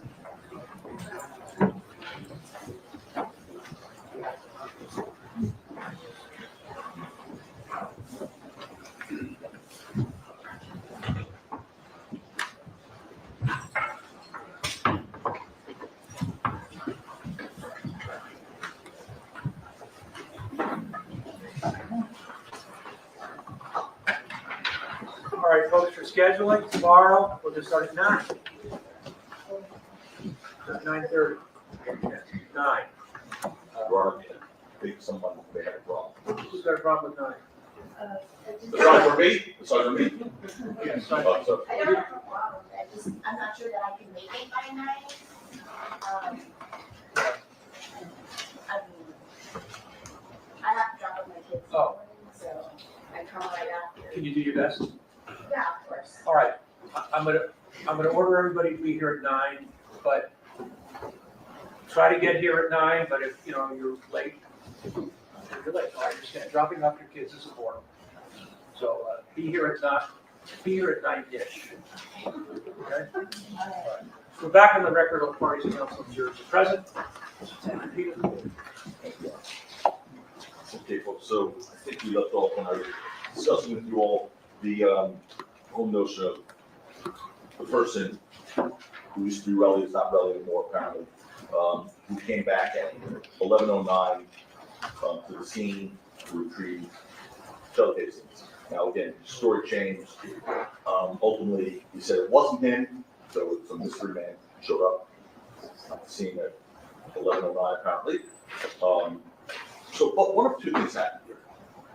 Either that really was Relly, like you first said on the video, coming back at 11:09, staying for 2 minutes, returned to the scene, and he lied, of course, then about being there with his girlfriend, if that was him, and about taking photos of the shell casings while there, because those photos weren't taken until 11:45. Or the prosecution has absolutely no evidence whatsoever that he ever returned to the scene, ever. Whichever one you choose, the prosecution has no evidence at all that Relly actually recovered those shell casings from the scene. He could have called his girlfriend, Miss Parker, to back up his claim. Yes. She was probably busy doing what she does, but she didn't show up. Their burden to corroborate it with witnesses. I mean, the word of Relly, I think, is fair to question. There are a lot of things in this case that are going to be easy to corroborate. of his work, if they're true. I'm gonna show you a little list. Those sort of pull effort together, but not yet. But there is no corroboration, and they couldn't. Lydia Parker could come in here and say, yes, I went back with it. We found 2 shell cases. She's still his girlfriend, apparently. No evidence whatsoever that he took the shell casing off the scene. While on that point, by the way, the photos taken with Relly's iPhone of the alleged shell casing, allegedly taken at the scene, but not until 11:45, an hour and a half afterwards. They had time date stamps on them. But what you didn't see from the prosecution was the GPS location data for those digital photos on Relly's phone. Why? I mean, you know, they didn't show you, and what else they didn't show you was GPS location data from Relly's iPhone to show you where Relly was on November 6, 2021. That would solve a lot of mysteries here. It's not like they couldn't have done it. GPS location data from Relly's iPhone, which they had. That would have answered all the questions. Could have corroborated or not. After all, you heard that law enforcement, in this case, went out of their way to get a search warrant to obtain GPS location data for ASAP Ill's iPhone, just to show that he was, one, near Selma Avenue and Vista Del Mar about 10:12 p.m. on November 6th. It showed that in his location data. And he was near Rocky's residence at 11:11 p.m. that night. That from Detective Flores' testimony, lest there be any confusion. The question was asked, and specifically, it's important because it showed they could have gotten GPS location data from their only witness who's not corroborated, and whose word may be a little shaky. And specifically, the T-Mobile information law enforcement obtained authorized to search Elijah Ulunger's, ASAP Ill's, his call detail records and his GPS location. Detective Flores is correct. And the GPS location data, I should say, answer yes, okay. And those records, the GPS location data that you all were able to obtain, showed that Elijah Ulanger, ASAP Ill's cell phone was near Selma Avenue and Vista Del Mar at approximately 10:12 p.m. on November 6th. Answer, I believe that's correct. Question, those records also show that Ills, I'm just going to refer to this Mr. Ills for the purpose of moving this thing along a little bit. ASAP Ill's cell phone was near Mr. Mayor's residence at 11:11 p.m. later that night. Answer, yes. Subsequently after, yes. Well, what that shows you is that not only had they had the ability to do that, they in fact did it. But why just for Ills? Why not for Relly, who claims he came back and found shell casings? That would have put an end to this mystery. Was he there? Was he with his girlfriend? Was he not there? You heard again. There was no dispute, by the way, about Ills that he was at Selma, at least Del Mar and Selma that night during the incident. You see him on video. And rather than looking to see where Ills was at 11:11 p.m., why didn't they use Relly's GPS data to show you where he was at 11:11 p.m.? Was that him? Was that not him? Did he ever go back at 11:45? This would have answered all your questions, either corroborated the story or not. Would have put the lie to it again. It would have also shown you where those iPhone photos of the shell casings were taken. Instead, you have to take his word for it. You just have to take his word. Yes, they could have done it. They did it with Ills for some reason, but not for Relly. So just take his word for it. If the word of any witness ever deserved to be tested in this case, it's Relly. I mean, it's a man whose tongue is a stranger to the truth. And they could have easily corroborated his story or shown that his story was not truthful. They just didn't do it. I want to pause here so this really sinks in. Detective Flores told you that he wouldn't want anyone other than the police taking evidence from the scene because that could hamper and hinder an investigation. This is obviously fairly important. As a detective, I asked him, you'd agree when conducting an investigation of an alleged shooting, you wouldn't want anyone who's not law enforcement removing evidence or taking evidence from the scene, right? Answer correct. Because that could hamper and hinder your investigation. Answer, it can.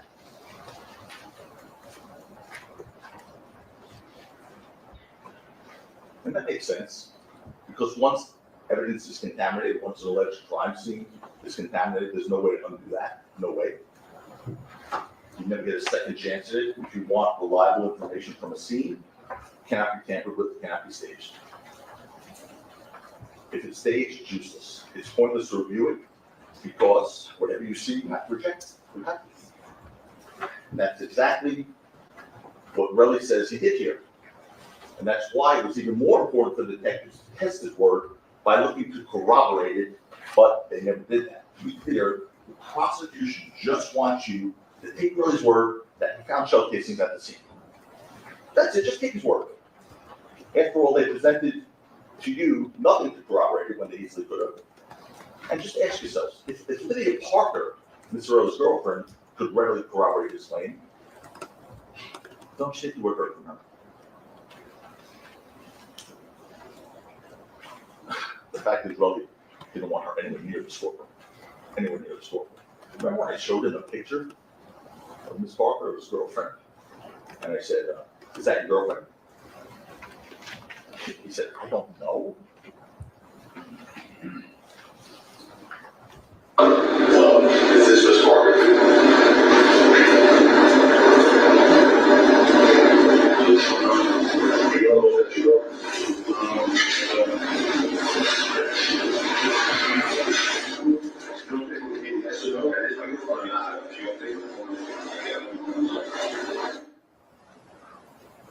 I think TV does put pen down on me, but a little disturbed by that photo. But anyway, back to more important things.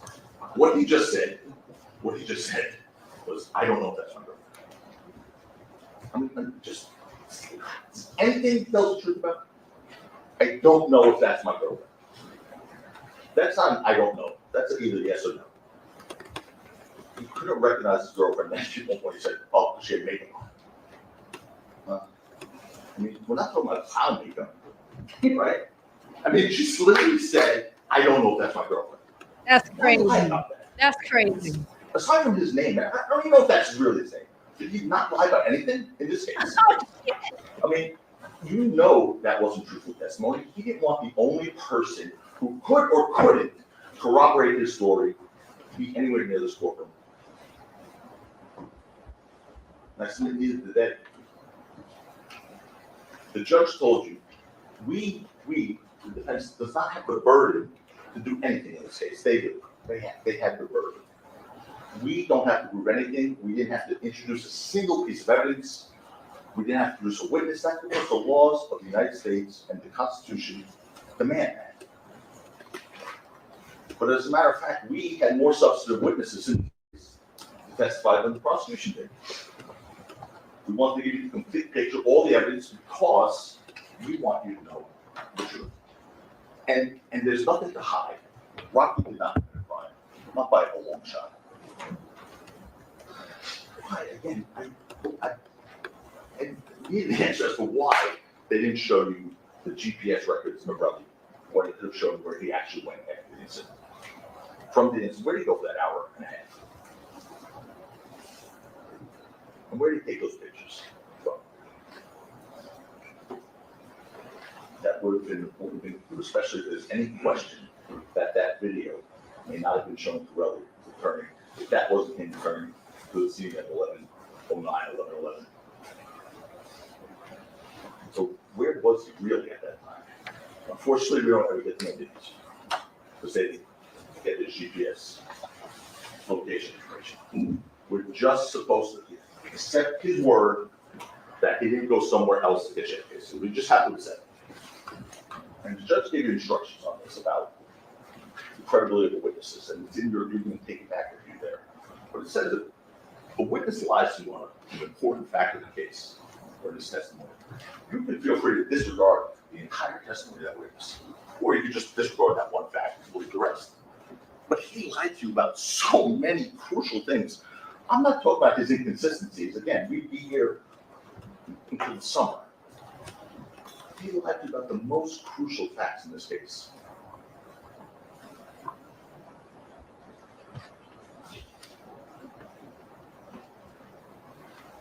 You know, by the way, it's not someone who's uncomfortable around guns. You heard he owns a 9mm post those pictures on the Instagram. His 9mm sticking out of his waist, he said. You heard he owns 9mm semi-automatic. We've never seen proof or he actually obtained it. Second, he blatantly lied about his access to 9mm shell casings in Los Angeles. That's another account of perjury. And that was a big one. And we have to talk about this. We have to spend a little time on this one because what happened there was very crucial. He lied about having access to 9mm shell casings 2 weeks before the incident on November 6th. He lied. He lied about being in Los Angeles. He lied about having access to shell casings. He lied about shooting. I'm going to show it to you. This next episode is not even one lie or one perjury. It was like a perjury miniseries. This next one. It was unbelievable. One lie piled onto the next one, onto the next one. He got caught with that, then he went to another. It was a glorious training. And you're going to see it. I mean, I asked him first if he fired a 9mm weapon before November 6, 2021. Sort of an important fact. You sure did. He had access to 9mm shell casings. First he said, no, absolutely not. Then I wanted to make sure, I wanted to almost help him give me a truthful answer. I said, well, how about at a shooting range a few weeks before November 6th? Did you fire a 9mm at a shooting range? Right, hit him off on November 6th, 2021. He said, definitely not. And I repeat, I said, definitely not? And he got all belligerent with me. He says, you heard me, definitely not.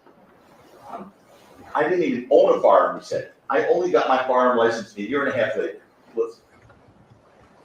Let's move closer to the time of the incident on November 6th, 2021. A few weeks before November 6th, 2021.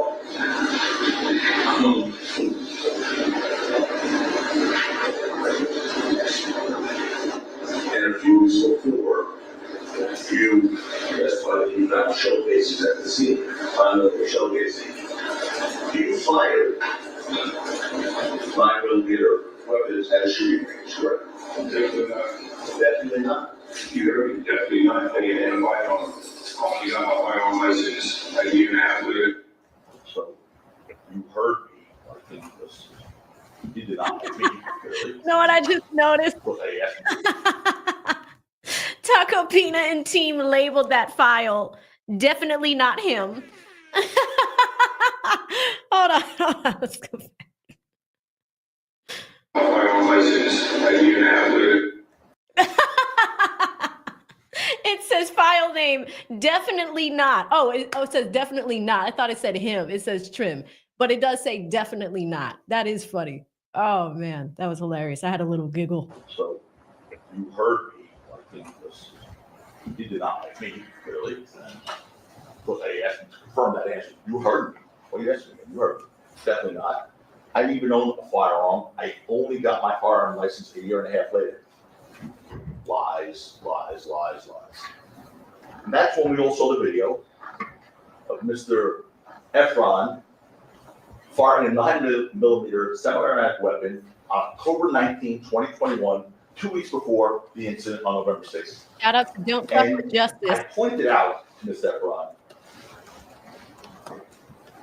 I said, what you just told this jury was that before November 6, 2021, you didn't fire any guns because you didn't have your license. And then he said, no, unless I was at a shooting range. And I said to him, sir, I just asked you, were you at a shooting range? And you said, definitely not. And I asked you again, and you said, you heard me, definitely not. He just made stuff up as he went along. Look at this. Mr. F, you just told the jury. I don't know what I'm doing 316, 265 days out of the year. Hold on. What you just told this jury was that before November 6, 2021, you didn't fire any guns. So she didn't have guns. She just had a class out of shooting range. I mean, you just saw his testimony, which was about 1.5 minutes earlier, where I said, was that a shooting range release? Maybe he did that? Definitely not. Twice that. And then explain why it was definitely not, because he didn't even have his firearms license. When he got busted with the video that he didn't think anyone had, because it was not brought out on his direct, of course, he said, I said, unless I was at a shooting range. He just thinks he can make that up in front of you. Like, we just told you definitely not at a shooting range, and then just in front of you, like, I don't know, guys. I mean, there has to be a point in time where you have to be so offended by him just looking at you guys and lying. He's took an oath. An oath. You know an oath means absolutely nothing to him. Absolutely nothing. He didn't say it. That was blatant perjury right there. He witnessed another count of blatant perjury. But what happened in his courtroom after that, I think made it worse.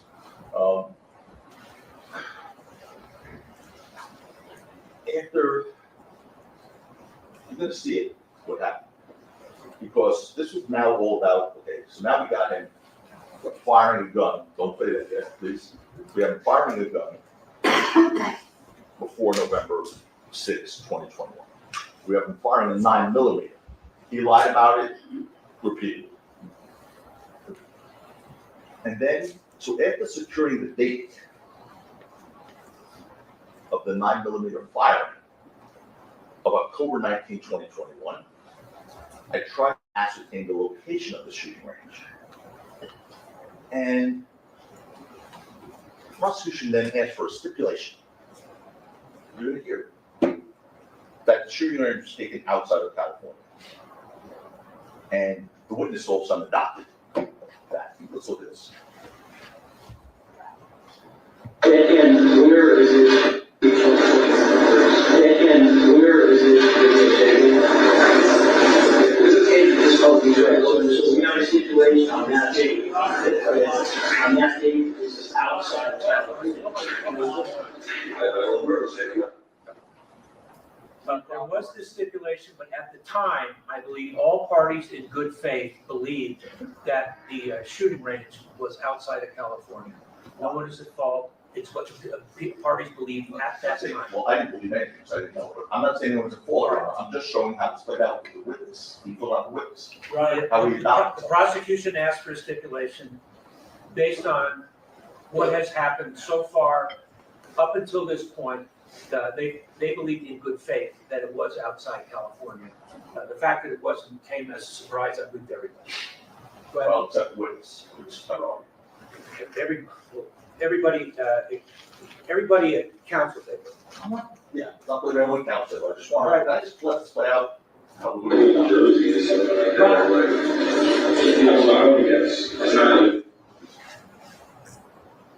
Same objections, improper argument, that's. I explained to the jury. Go ahead. An objection. New Jersey is something like that, right? Yes, it's not. Next line. Okay. Last line was not Los Angeles, or not. So anyway, the witness then said, at the hearing, remember we heard in the court with the banter, he then said, well, maybe it was probably New Jersey, something like that, but it's not LA. That was everything, sure, he knew that. So, understand what just happened there.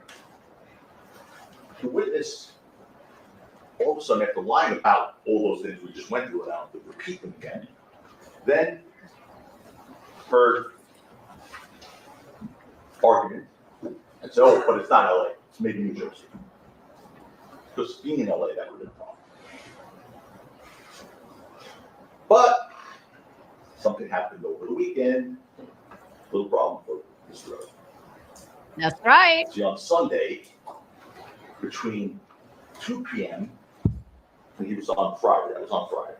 On Sunday, between 2 p.m. to 11 p.m., someone on Twitter posted a screenshot that you saw. Don't fuck with justice. Of a video showing Relly at the shooting range that was played before you, alongside a picture of the Los Angeles Gun Club. The LA Gun Club. It would say. Ah. Relly was tagged on that. Was tagged. So what does Relly do? Sometime between 2 o'clock and 2:50 that same day, immediately, he calls the prosecution and says, "Oh, I checked my Instagram account and I realized I was in Los Angeles on November 19, 2021.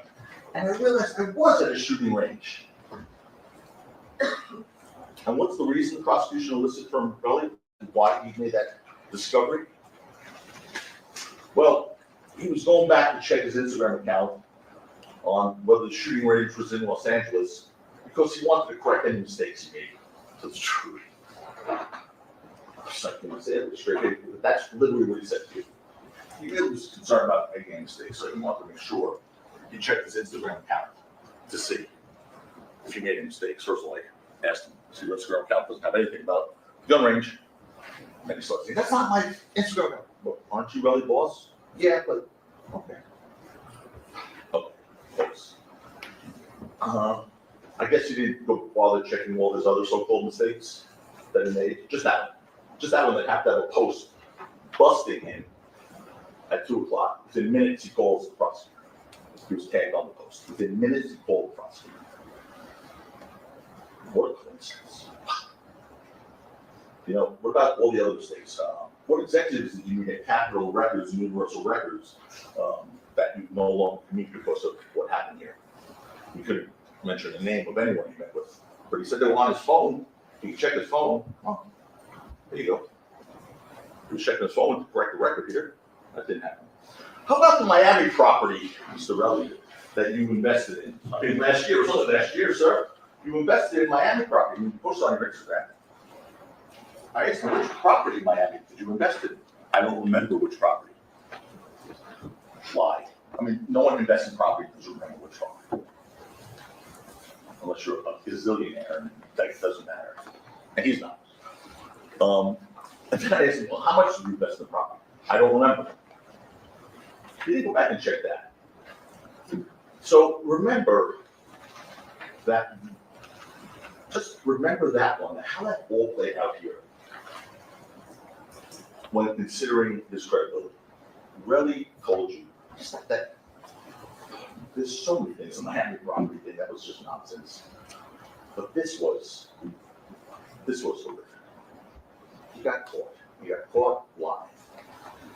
It's made in New Jersey, definitely not LA. I went back and checked, it's definitely LA. That's clear perjury. So you know he didn't check his Instagram account, wanted to correct a mistake about whether the shooting range was in LA. That wasn't truthful testimony. You see him testify in the courtroom. The witness who told you when he said definitely not, he was committing perjury, because that was his then answer. He cleared that up. I'm going to show you this in a second. When he said definitely not to me, I questioned him. I said, you said definitely not. Because then he got busted with the Twitter thing. And he said, well, yeah, I just made that up because I didn't want to answer any of my questions, any of your questions anymore. He literally said to you each lie under oath on a very important fact, like whether he had access to 9 million showcases, because he was tired of answering my questions. I just don't like you. No, this one, on this line, it's right, just a few minutes ago. Okay, yes, I did. Okay, you said yes? Yes. Did you look like you were confused by that question at all when you said, definitely not? And to be honest, I just wanted to stop talking to you. Okay, so, did you look like you were confused by that question because he said he was confused by that all of a sudden now? When you said definitely not, I didn't shoot a 9 millimeter at a shooting range before November 6th, definitely not. So you look like you're confused, that's just, to be honest, oh, there we go. There's a watershed moment. To be honest with you, I just want to stop talking with you, so I just said, Jesus. Just give my 30 million, and let's get this over with. He just told him to perjure himself. But you should believe him without corroboration.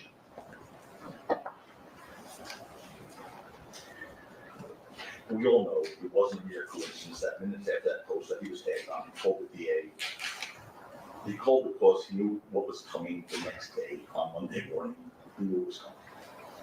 And that's what the prosecution wanted to correct that mistake.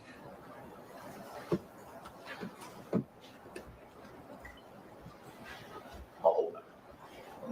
Let me move on. But again, that is not a minor factor in this case. That's not a minor factor. And it's not the thing. This is like,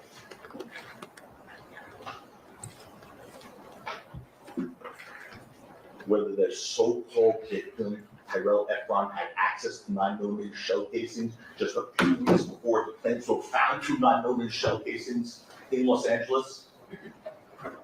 Yes, he did, in the same city. He had access in the same city.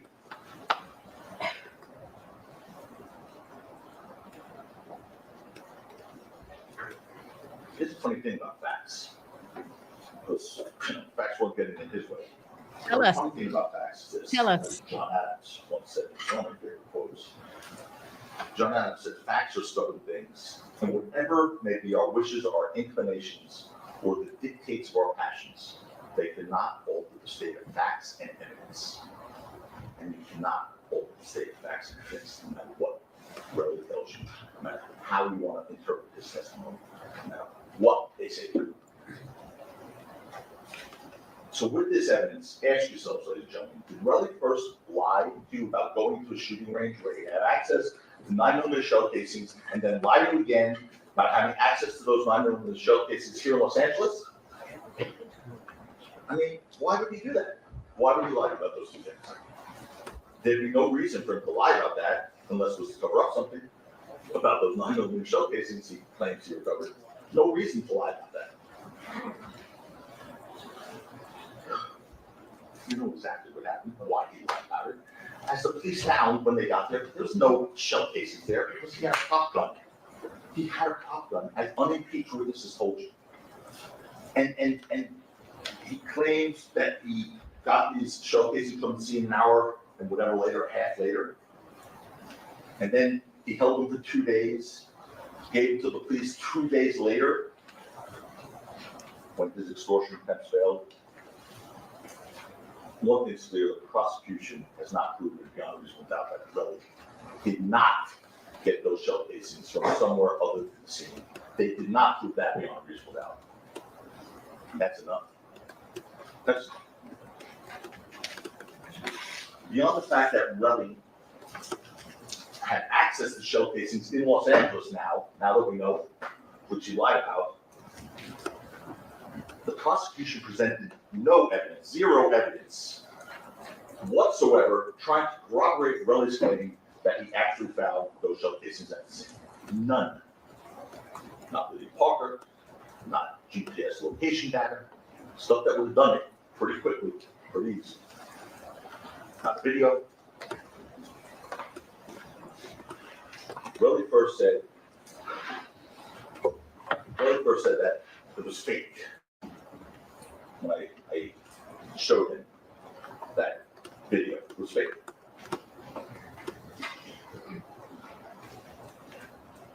He didn't think anyone knew he had those videos of him at a firing range. And by the way, we're not like master investigators. They were just on his phone. We just looked at every single thing on his phone. They had to. They gave it to us. We didn't hear about that on his direct testimony. It would have been something to bring out to deal with it. That wasn't brought out. If we didn't cross-examine him, we never would have known he was in Los Angeles 2 weeks before with 9mm shell casings popping back into his head as he's firing. And he lied about it, perjured himself. There's only one reason to lie about that. Cover it up.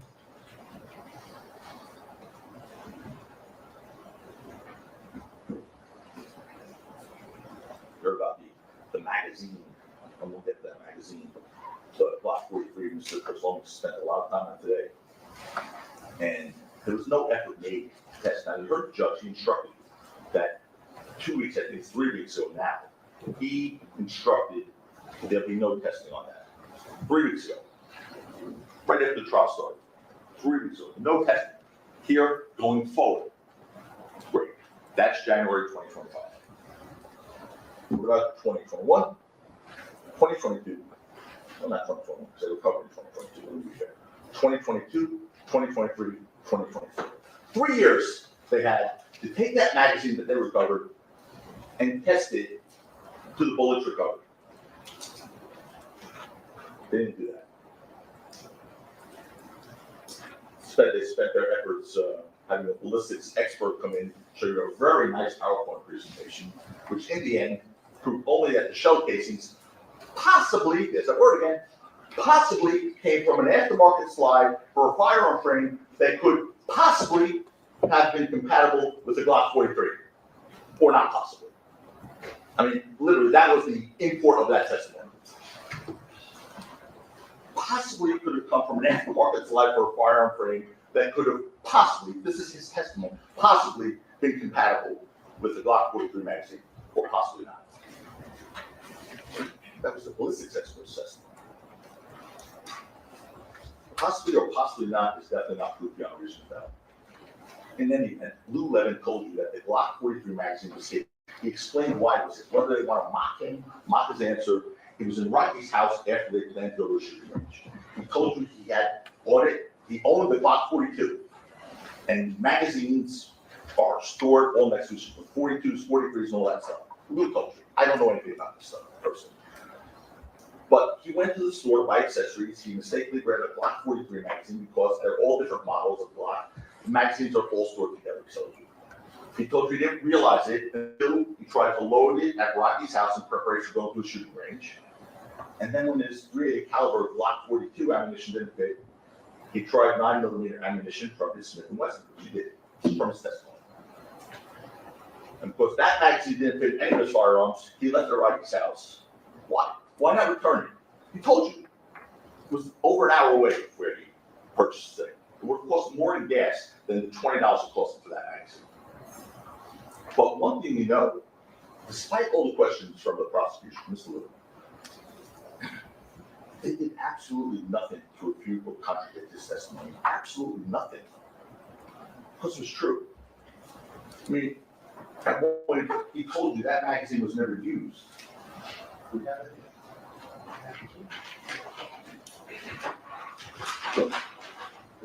He told you it was never used.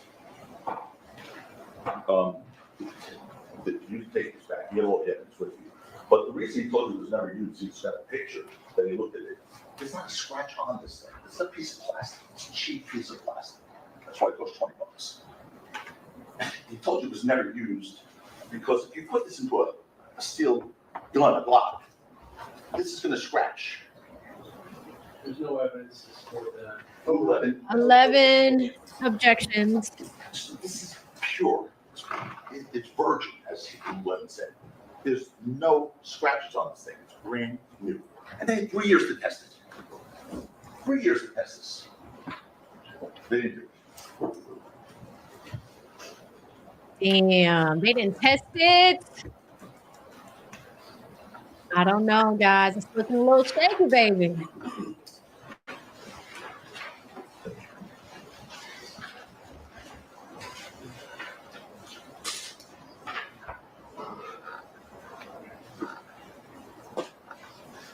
Not only did they not connect really shell casings to the magazine in Rocky's house, they didn't connect those shell casings to Rocky himself. And that's important. You heard that law enforcement submitted those shell casings for fingerprint analysis and found absolutely none on there. And I asked the detective before, he said, you could line fingerprints on a piece of metal, right? And pretty easily he said yes. So they submitted Rocky's fingerprints for fingerprint analysis against the shell casings, and they found none. So they tried to make excuses for that, because that's another fact that's not good. So they tried to make excuses, like, can I have those bullets?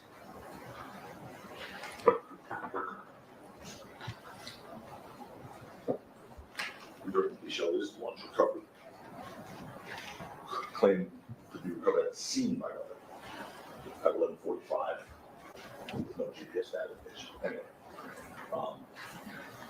they claim, Paper Florida said, yes, you do get fingerprints. My fingerprints are all over the thing right now. Okay? I said, yes, you'll get fingerprints on a shell casing, small, empty portion. But then they said, well, could there be a reason why you wouldn't get fingerprints? And he said, yeah, there could be. So that's one that was, yes, rain, water, cars, and even wind. Imagine that. Maybe wind wiped the fingerprints off the shell case. Imagine. So now my fingerprints are on the thing. Oh, there goes my fingerprints. Are you kidding me? Wind? Wind. Not the fingerprint off the shell case. That's an excuse. Oh, no.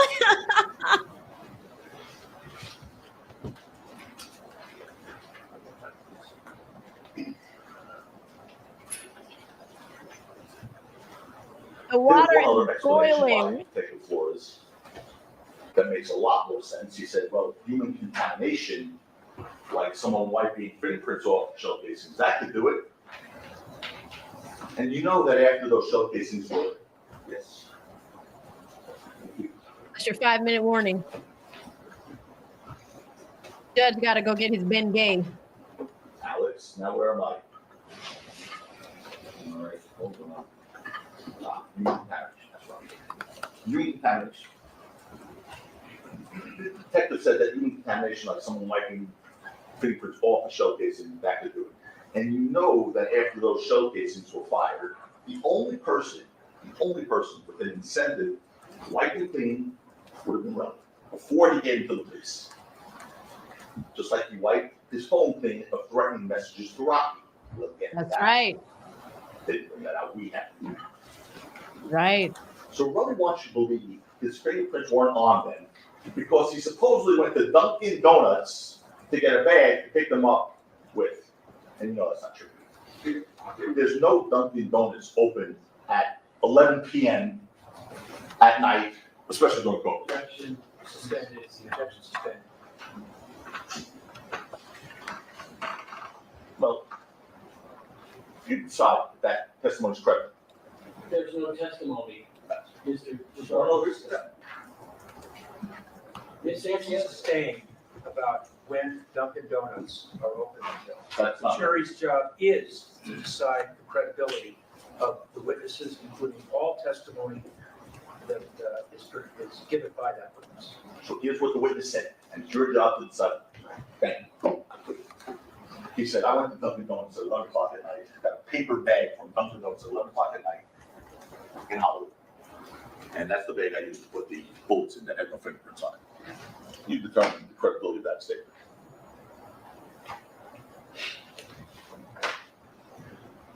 He came in and told you that. You also heard that law enforcement took Rocky's DNA. They actually took his DNA, despite Detective Flores saying that DNA was necessary as part of their investigation. He had to swear that to a judge. They never compared it to the shell casings, or even the magazine recovered in Rocky's house. That might help. They didn't do that. For that matter, you know that Relly's 9mm shell casings were different than the 9mm shell cartridges found in that magazine. You've seen that picture 100 times. Oh my God. Completely different brands. The Oh ones my Relly God. said found were Federal cartridge. Blue Levin's cartridges were made by 6 South. Wow. Again, on that point, you heard the magazine was never used, was fully loaded, meaning 2 cartridges were not missing from it, but they were different bullets anyway, so it doesn't matter.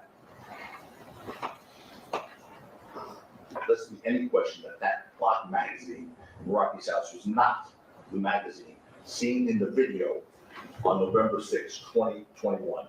All you have to do is look with your own eyes. All you have to do is look with your own eyes. So after this part, I think we can stop it, but let me just go through this last thing.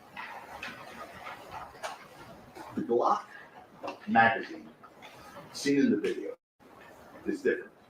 The Glock magazine recovered, which we just showed you, is a Glock 43 and it's black. Black. That's the magazine.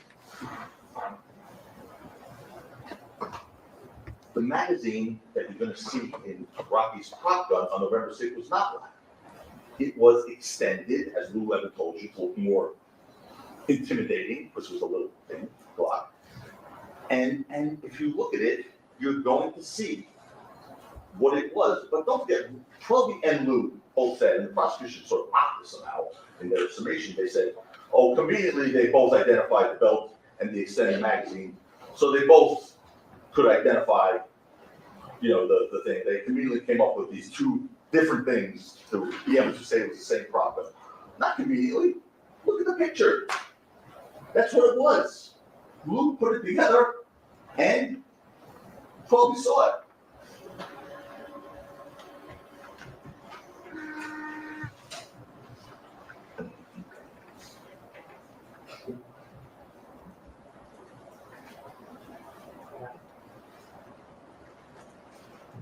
That's the magazine in the, okay, I know we're doing it now. That's the use that point again, your arm. Yeah, you see on the screen. Put that's two on the screen. Yeah. So, on the screen. What should do it? Did everyone see here? No, okay. Anyway. That's the magazine recovered. Here's the prop gun. I'm going to try and do this where. How about now? We're good? All right. That little thing at the end is the belt clip. That's a clip.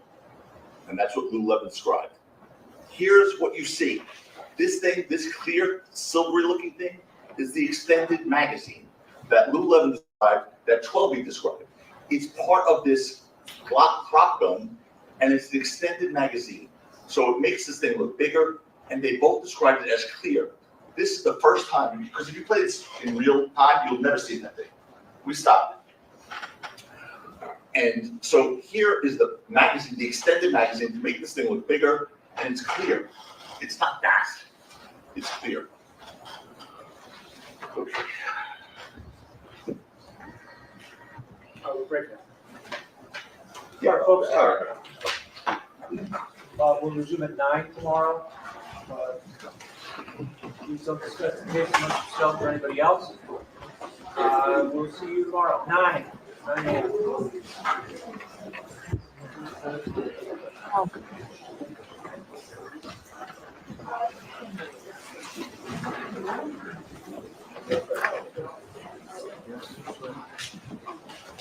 All right, we're just gonna see if they talk about anything else.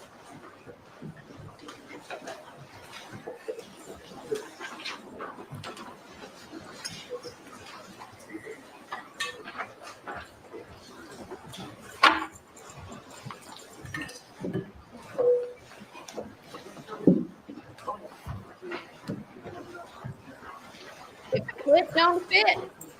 All right, the jury's filing out. We'll just see if they talk about anything else before we end it.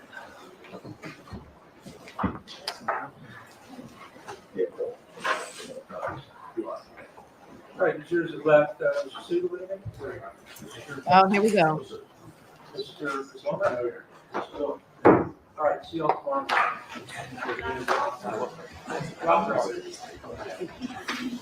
Whew, boy, oh boy, that was a long one.